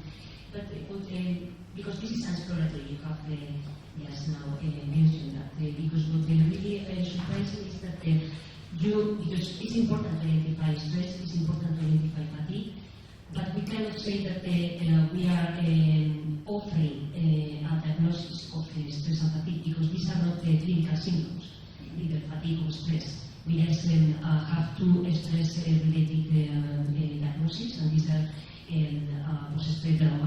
post-stress traumatic disorder and acute stress disorder. But the stress itself is not a diagnosis, so we cannot say that we diagnose stress. But of course, we can identify these aspects because are important. And similarly, for fatigue, fatigue is not a clinical syndrome. So we need to understand what going through fatigue and stress mean for seafarers as signs of other clinical disorders such as anxiety or depression disorder, for example. So it's very important to identify this, but we cannot diagnose this themselves. Thank They you. are not clinical disorders. So, but it's very important to understand. Thank you. Yeah, I think it is a matter that it is not that studied. It is nonetheless important. So this gives us at least first like an introduction, right? First, an introductory picture of how this situation is. Yeah, for that is very important. For that reason, our colleague was mentioning what kind of validity and the reliability of these measurements you can explain to us, right? Because how did you measure this?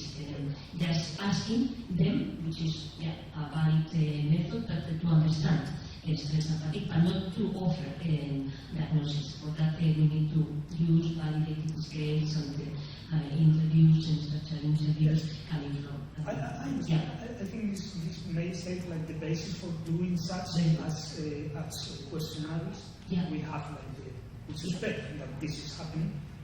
I agree with you that we need further research and more robust methods. Thank you. Thank you so much. Thank you very much for this excellent dialogue. Finish here. Okay, questions. Thank you. Javier.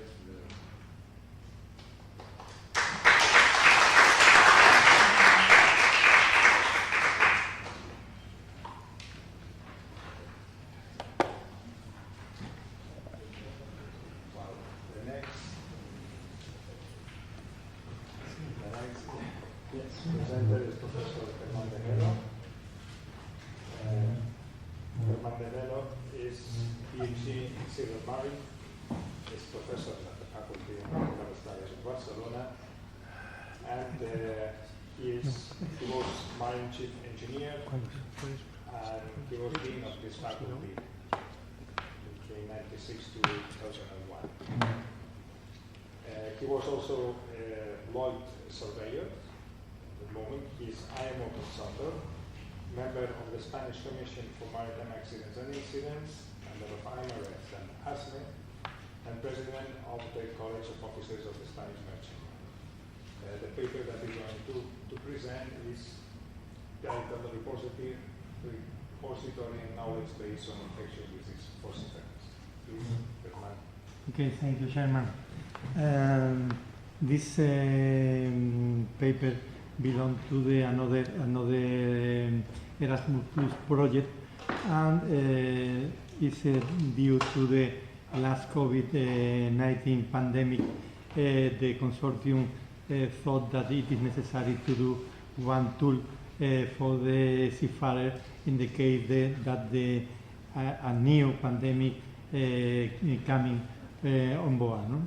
And the name is the CEP project, funded by the European Union Erasmus Plus, a decision support system addressing epidemic threats on seagoing vessels, and the acronym is DESET.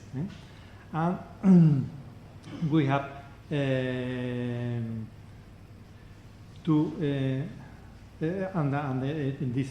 consortium is formed by 4 universities, 4 universities, 3 maritime universities, 1 medicine university is the Marie Curie Medicine University in Warsaw, and 3 public company.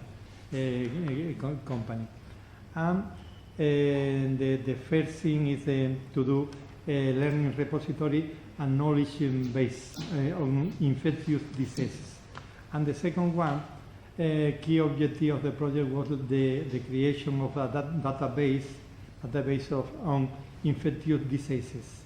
This database completes 22 infectious diseases, then described with 35 symptoms grouped into 8 categories. And the accumulated knowledge served as the foundation for the development of the if the seafarer or the crew member has this symptom, and then we must apply this rule, no? In the form of the decision tree. And the repository by category of the article, there are 84% articles relative to the maritime transport, and 16 only the medical. And the repository by the author are the 12% International Maritime Organization, 70% Center for Diseases Control and Prevention, 70% International Chamber of Shipping, 13% World Health Organization, 8% Intertanko, then 8% Maritime Policy, and 5% International Maritime Health in, and 30% author of scientific articles. And the knowledge based of symptoms and infectious diseases has been taken from 3 sources. The first was the World Health Organization, the second one is the Global Health Organization, and the Center for Diseases Control and Prevention, and the third one, the National Notifiable Diseases Surveillance System, and the European Center for Disease Prevention and Control. This is the 22 diseases, you know, for the name of the diseases, and norovirus, pertussis, rabia, rubella, dengue, diphtheria, Ebola, mononucleosis, influenza, malaria, and 22, the most important diseases that can be the next pandemic. And we have the group of the science in 35 science grouped in eight groups. The first one is general safety sign, second one respiratory sign, third the musculoskeletal signs, four neurological signs, five hematological symptoms, six gastric symptoms, 70 dermatological or associated signs, and 8 other signs.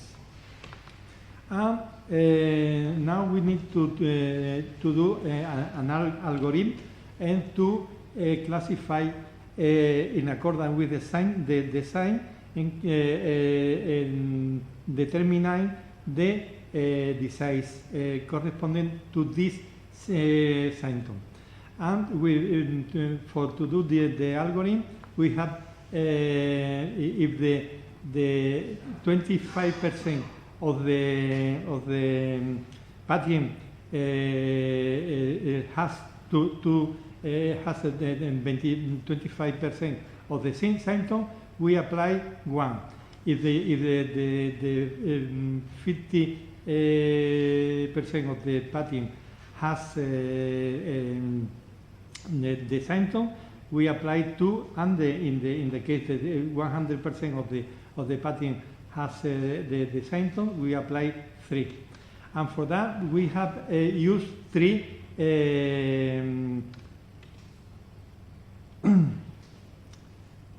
decision tree model. And the first one is the Naive-Bayes model, the second one decision tree model, and the third one the random forest model. That has been the tree model that we have used for the algorithm. This is the tree model, and this is the complete tree model with the all symptom and the final diseases. And to apply this model, we have used the Orange data mining software. We use it to build all 3 models. Orange data mining software is one of the software for machine learning and data mining. We use it as it is a free, widely used software from which the generated model can be exported and then used almost anywhere by using an Orange Python library. This allows us to easily integrate the prediction algorithm into the website and mobile app and make it publicity available. On the following image is the visualization of the project in Orange data mining software, and you can see the Orange data mining software, and that we have applied the 3 decision tree, and we have get the classification accuracy of all 3 models when tested on test data was as follows: random forest 100%, decision tree 57%, and Naive-Bayes 86%. For that, the most has been selected the random forest. And in conclusion, this article introduces a tool established as a delivery of the DCEP project. The online tool is available for seafarers with low threshold, shortlisting the possible diagnosis based on the most likely causes of symptoms. First, the online users of the tool are not medical professionals. The online tool inevitably introduces seagoing personnel with unfamiliar medical terms and expressions. Second, the online repository provides on-board personnel with timely and peer-reviewed information on infectious diseases. Third, the practical implementation of the online tool requires consistency with the shipping company prevailing safety management system. And finally, the most important, it is not noteworthy that the online tool is not meant to be a substitute for professional medical care. Under all circumstances, all efforts must be seen to seek short-sighted medical assistance. Let me go to our web.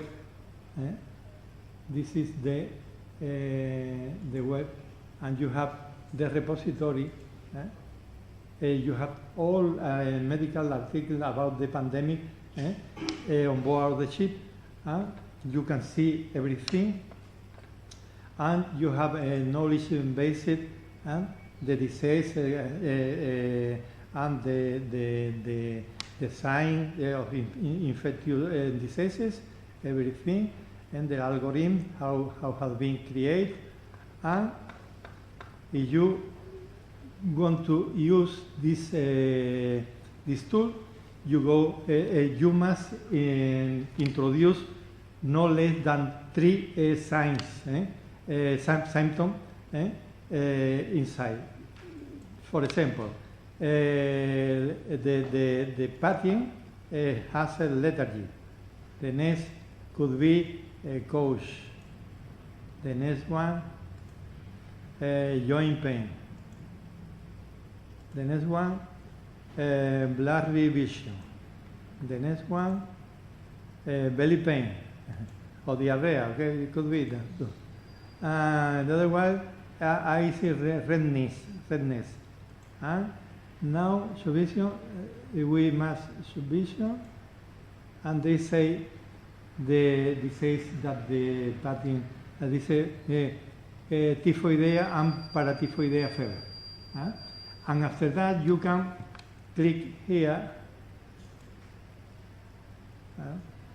and to inform to the medical radio out the captain, the master, or the all people, and you can apply the rule that it is necessary to isolate it or give some solution to this problem with the crew member with these diseases. And that's all. Thank you very much. Thank you very much. Running so fast. Is there any question for this presentation?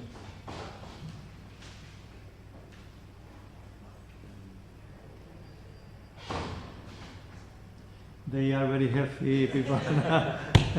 No problem with the pandemic. Just one Yeah. Yeah, you said that you only need to put 3 symptoms. So there is some Alex. steps you can sleep without putting The patient is the crew member, and you must enter at least 3 symptoms, no less, because if less, it's possible that the algorithm say worse, no mistake diseases. Yeah. We are running with the algorithm. It's not finished today. We are working with him every day because we want to adjust to have accuracy with this tool. Okay, thank you very much. Thank you.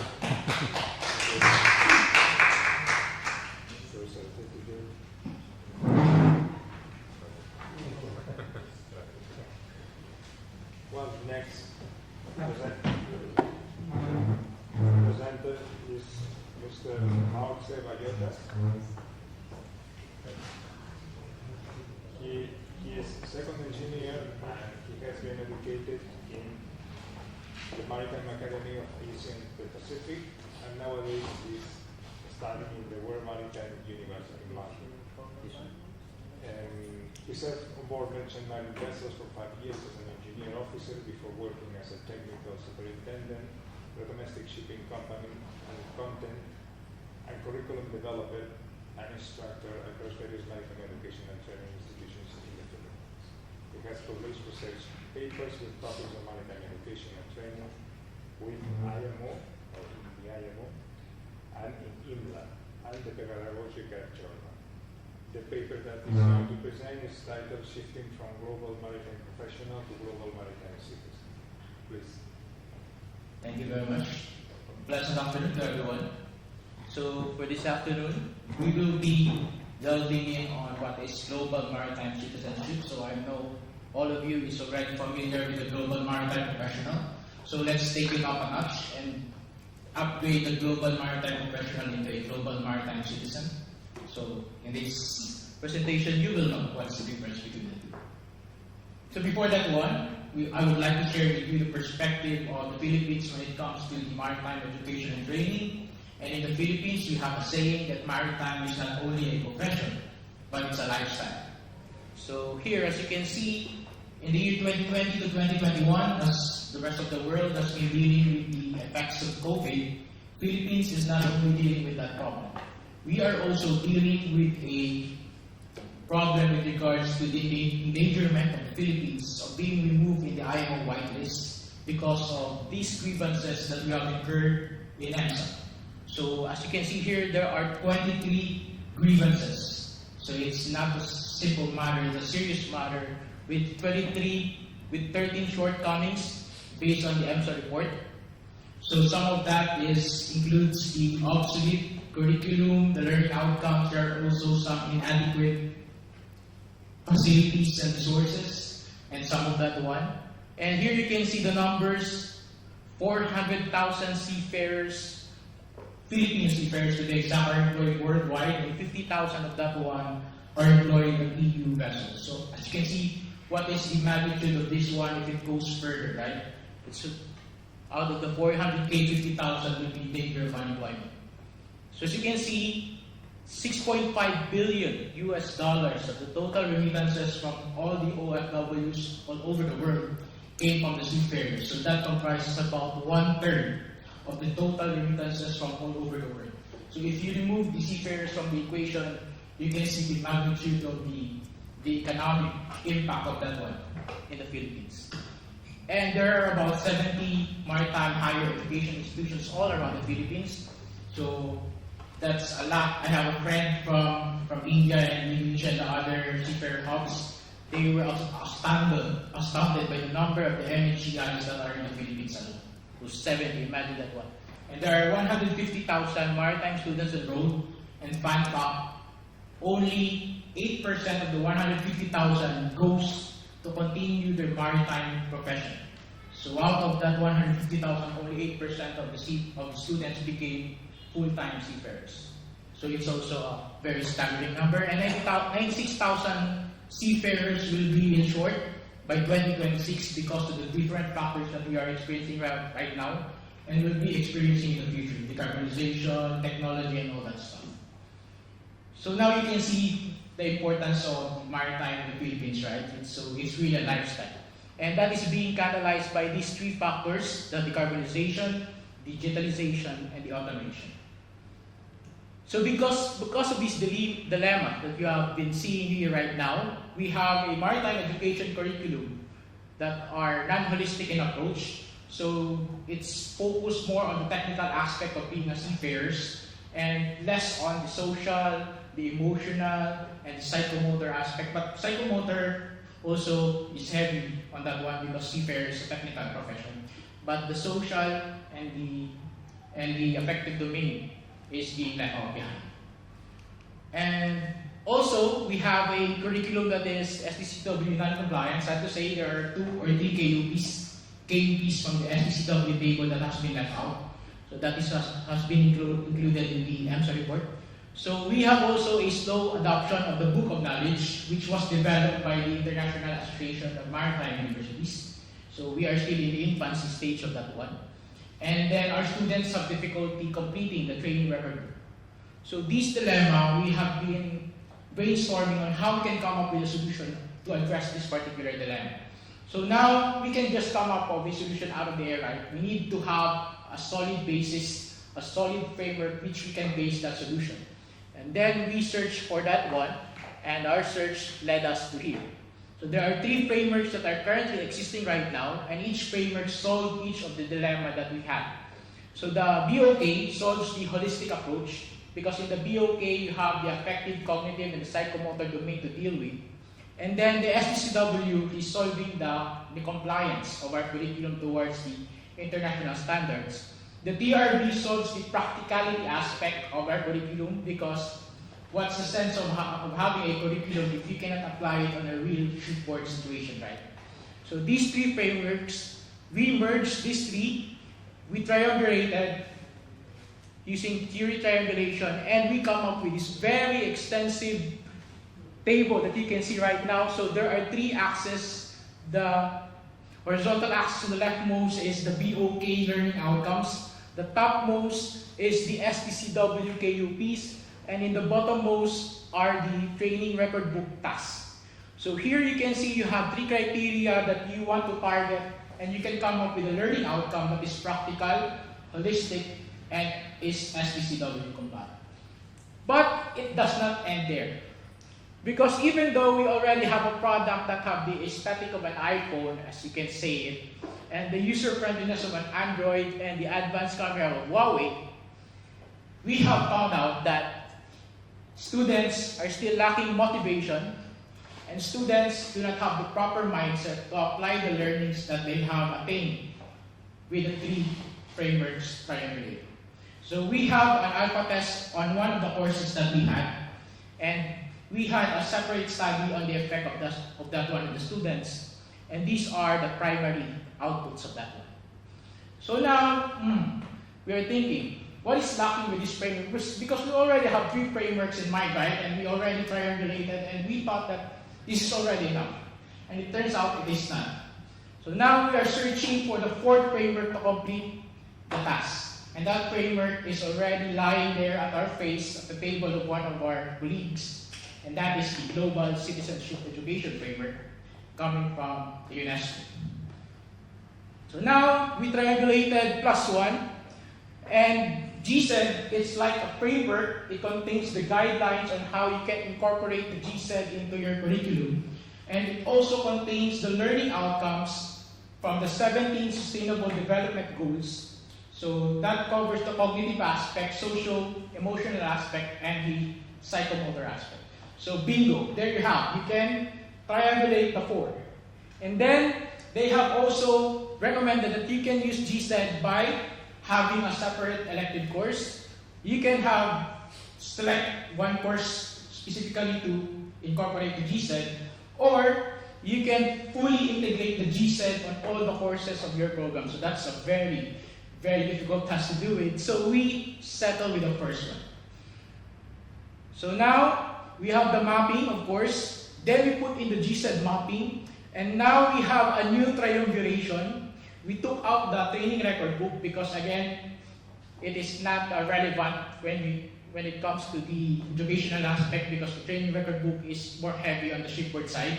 So we took that out for simplicity purposes. And then we came up with the learning outcomes, and we developed an elective course package out of that learning outcomes.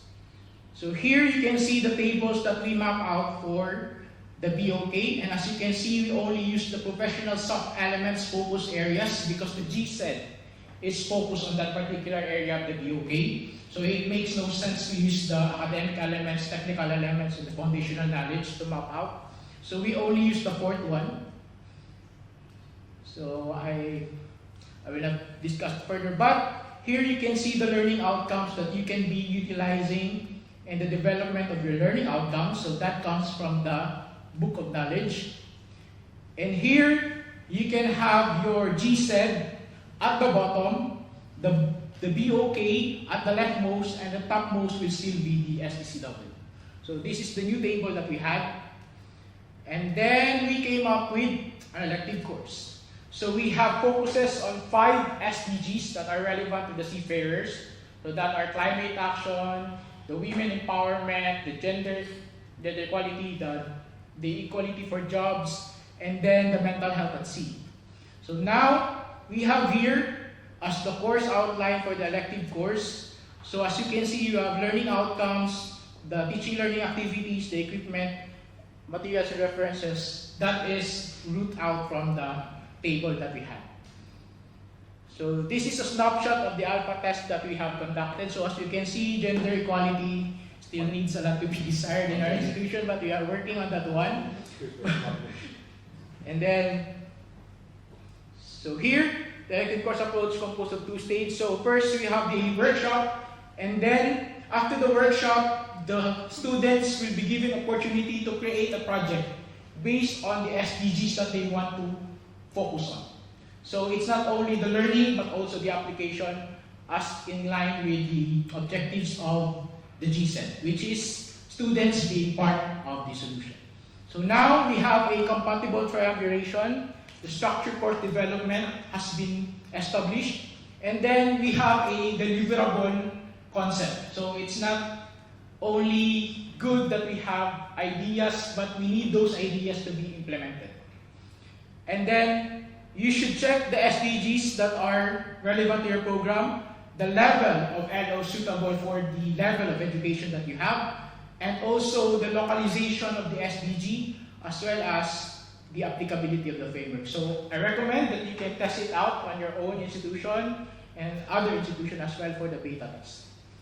So right now, with the different things that we are doing in the maritime industry, it's not enough to have a global maritime professional that are very knowledgeable about the work, very skilled about the work, but we need a global maritime citizen that have care for the work.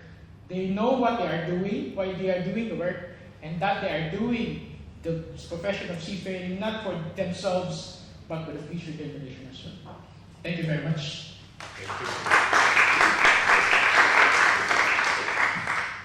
Thank you for this explanation of that interesting tool. Is there any question? Please, Professor Totten.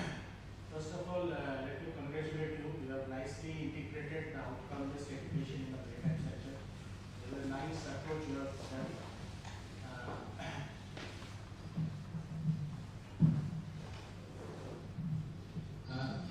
My only concern is one, that is, your title is making seafarers, global seafarers into global citizens.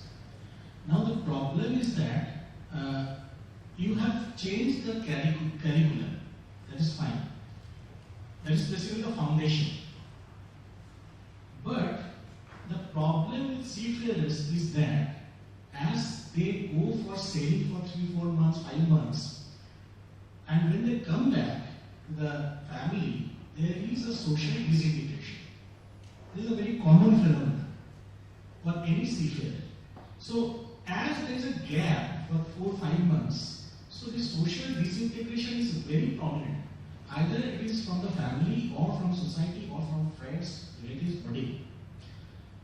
So, your approach is integration of this outcome-based education will definitely help to some extent. But when we speak about citizenship, the citizenship cannot be one-sided. Unless and until the society gives me, I cannot give to the society. So it has to be a two-way communication, two-way approach. But for seafarers, as there is a dealing due to this 4, 5 months sailing and all these things, and this social disintegration is very prominent among the seafarers. So how do you feel that this integration, this curriculum will be able to overcome that problem? It's a very good question. So I've experienced and encountered that question so many times when I presented this kind of program. So as I've told them, it's a two-way equation, right? It's not only the seafarers and the people that are working towards the betterment of the society, but the society should also contribute to that as well. So maybe in the future we can have that one because it's very difficult to control the society, but what we can control is the people, right? So if we start on the cadets, the seafarers, the young seafarers, if we can mold them as early as right now to be global citizen, and in the future, this kind of ideology will reflect and will spread throughout the new generations of seafarers. I think slowly but surely society will also catch up with that one, and then we can have a level balance of society and the people. So yeah, I think that's a very challenging side of that one, but what's important is that we are doing something for the betterment, even though it's just a small step. But I think in the future it will increment into a huge impact for visitors. Thank you very much for your question. Thank you. Is there any other question? Please, Dr.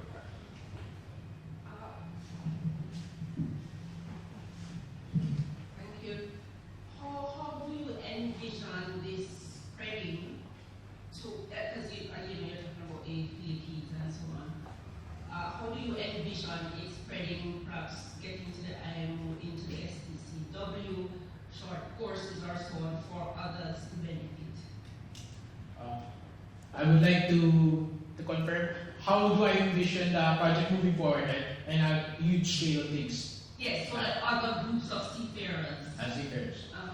So right now, as you can see, we have chosen the easiest way forward with the elective course development.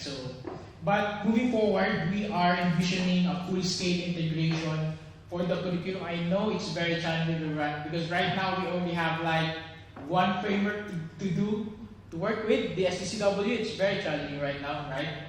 So, but in the near future, I think, given the simplicity of we try to make it as simple as possible for the persons who will be using it, easy to follow on with the matrix that we have seen. So maybe in the future we can have maritime education training curriculum and the STCW code also being influenced by this framework to also consider the psychomotor domain, the affective domain, and then the developments of the maritime industry as well. So, yeah. Yes, okay, so I'm glad you added that because some of the, let me say, problems loosely are also with the persons who are teaching these. If they don't believe in that, they have young cadets, they're teaching them, but they will have to believe in it, to speak loosely, so that they can pass these things on to the cadets. Yeah, that was actually the challenge that we have in the alpha test. If we have other professors teaching that particular program, is that if they are not fully committed and they do not believe in the concept that they are teaching, then the impact is also So, but I'm still hoping for that. Thank you very much. Thank you very much.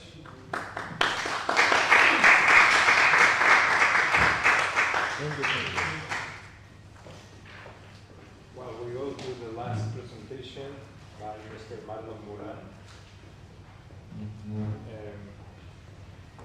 Mr. Marlon Moran is a seafarer. He has a bachelor's degree in marine engineering from Maritime Academy of Asia and the Pacific. And he has served as a third opinion officer on board international seagoing vessels, mostly in bulk carriers. He has also served Maritime Academy as a faculty member and assessor, and he is currently doing his master's degrees in maritime affairs, specialized in maritime education and training at the World Maritime University in Malmö, Sweden. The paper that he's going to present is titled Advancing Competency Assessment, Integrating Authentic Assessment into Computer-Based Assessment for Seafarers. Please. Thank you for the introduction. Good afternoon, everyone. As you may have known, I'm the last presenter for today. And we are short in time, so I'll make this quick as much as possible. So, just for the brief introduction of the paper, shipping is the lifeblood of the global trade and carrying nearly 90% of goods by volume. However, the true engine of this trade is the seafarers. They shoulder immense responsibility ensuring the safe and secure operation of vessels across vast distances. And this critical task demands exceptional competence, regardless of location or condition. The STCW plays a vital role for establishing these standards of competence, and this framework ensures a globally qualified workforce, allowing international trade to flourish. But the stakes are high. Millions of dollars in property, the lives of countless people and animals, and the delicate balance of the environment all depends on the competence of the seafarers. That is why we try to make this paper.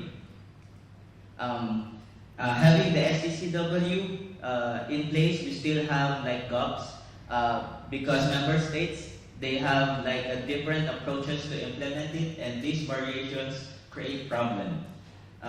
We see significant variations in how different countries implement the assessments of competence of our seafarers. One country may just use pen and paper, and other may use computer-based assessment and other forms of assessment. These diverse assessment methods used by different countries highlight potential weaknesses in the traditional approaches. Hence, the reason we conducted this research to investigate the potential of integrating authentic assessment into computer-based assessment to address limitations such as focus on rote memorization rather than practical skill application. Through literature review, we tried to answer or search for these topics: the weaknesses of the assessment of competence of seafarers, the capabilities and limitations of computer-based assessment, the strengths of authentic assessment. But before that, we were able to define these three key terms, which are the competence-based assessment, the authentic assessment, and the computer-based assessment. So we define the competence-based assessment as the assessment that evaluates seafarers against established industry standards. For the computer-based assessment, we defined it as a modality of assessment that utilizes a computer. It can be just a computer, or it can be by the use of simulators with desktop computers or interactive TVs and panels connected to a computer server. For the authentic assessment, this is a type of assessment that evaluates a seafarer's ability to demonstrate the required competence in a way that reflects the actual job that they will be performing. So this is the authentic assessment. And through the literature review, we were able to find out the weaknesses of assessment of competence for seafarers, and 3 weaknesses emerged. One is lack of standardization and consistency. Second one is inappropriate assessment method. The third one is inadequate assessment of non-technical skills.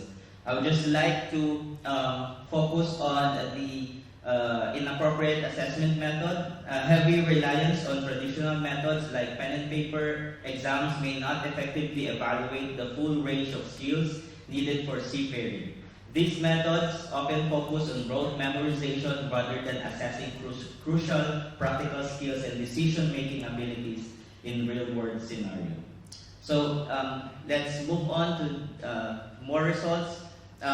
For the capabilities of computer-based assessment, we found out two capabilities of computer-based assessment. One is efficiency and automation, and the other one is diverse question formats and assessment design. The next one is the limitations of computer-based assessment.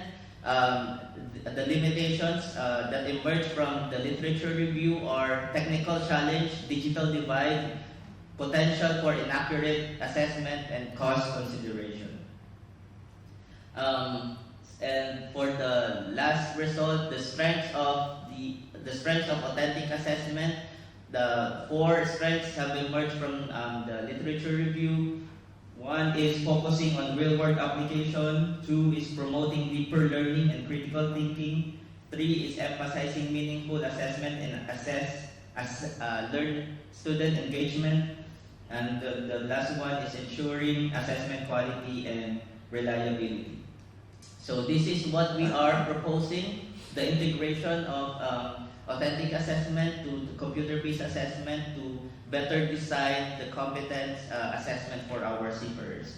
By incorporating authentic assessment in the design of seafarers' competence assessment and considering the strengths and weaknesses of computer-based assessment, we can achieve a balanced assessment design that addresses the weaknesses in current competence assessment.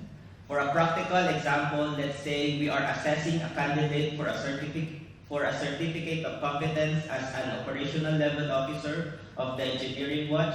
We should start by considering the task they will perform on board, because this is the essence of authentic assessment. For instance, if you want to design an assessment for the competence operate electrical, electronic, and control system, the criteria to evaluate are in the STCW. So by using these criteria, the assessment can be standardized because they are derived from the STCW tables of competences.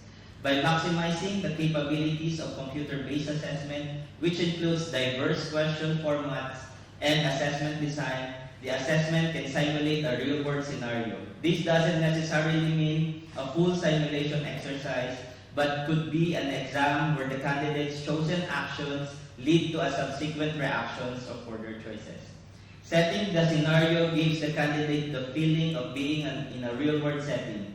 By introducing complexities that normally occur on board, such as one generator set experiencing problems while another needs to be overhauled, we create an opportunity to evaluate the seafarer's critical thinking and other non-technical skills. What we propose here is that the assessment of seafarer's competence should be creatively designed by maximizing the capabilities of computer-based assessment and making it an authentic assessment. This allows candidates to demonstrate what they need to do in their jobs, addressing the weaknesses in the current competence assessment, such as the inadequate assessment of non-technical skills and the lack of standardization and consistency across countries. With that, I would like to end this presentation by saying, by ensuring that our seafarers are competent, we can secure the lives, environment, and properties in the maritime domain. Thank you.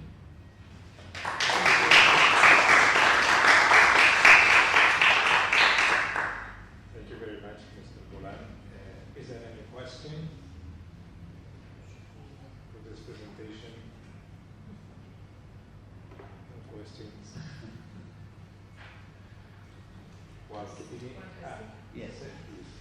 The idea is to have this examination as a part of the STCW, or maybe just to again let us free each country to do it that way. Well, the status quo is that the different countries have their own way of assessing the competence of their own their seafarers, and more often than not, they are just assessing. This is from a paper that I have searched through a literature review. More often than not, they are assessing just the theoretical knowledge, asking questions: what is pump, how do pumps works, and this is not an authentic assessment. What we are proposing is that create or design assessment, having authentic assessment at your mind, making use of the criteria, because in the STCW table of competence, the column 4 of the table are the criteria for the evaluation of the competence. So by using those criteria through authentic assessment, the assessment can be standardized and it will reflect how the seafarers will be able to demonstrate their actual job through that assessment. Thank you for that question. Thank you very much. Keeping in mind that we have an activity now, we can close here the session.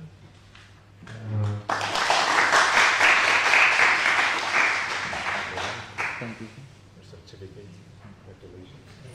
Well, we finished now the session, fourth session. We finished the first day of the conference. Thank you very much for all your presentations, questions, participation.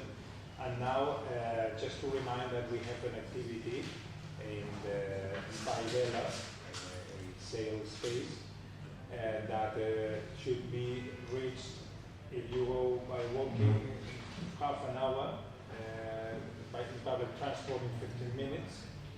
I remind you the position, and I have an advice of the last time that there will be no helicopter this time because to fly us home. Yeah.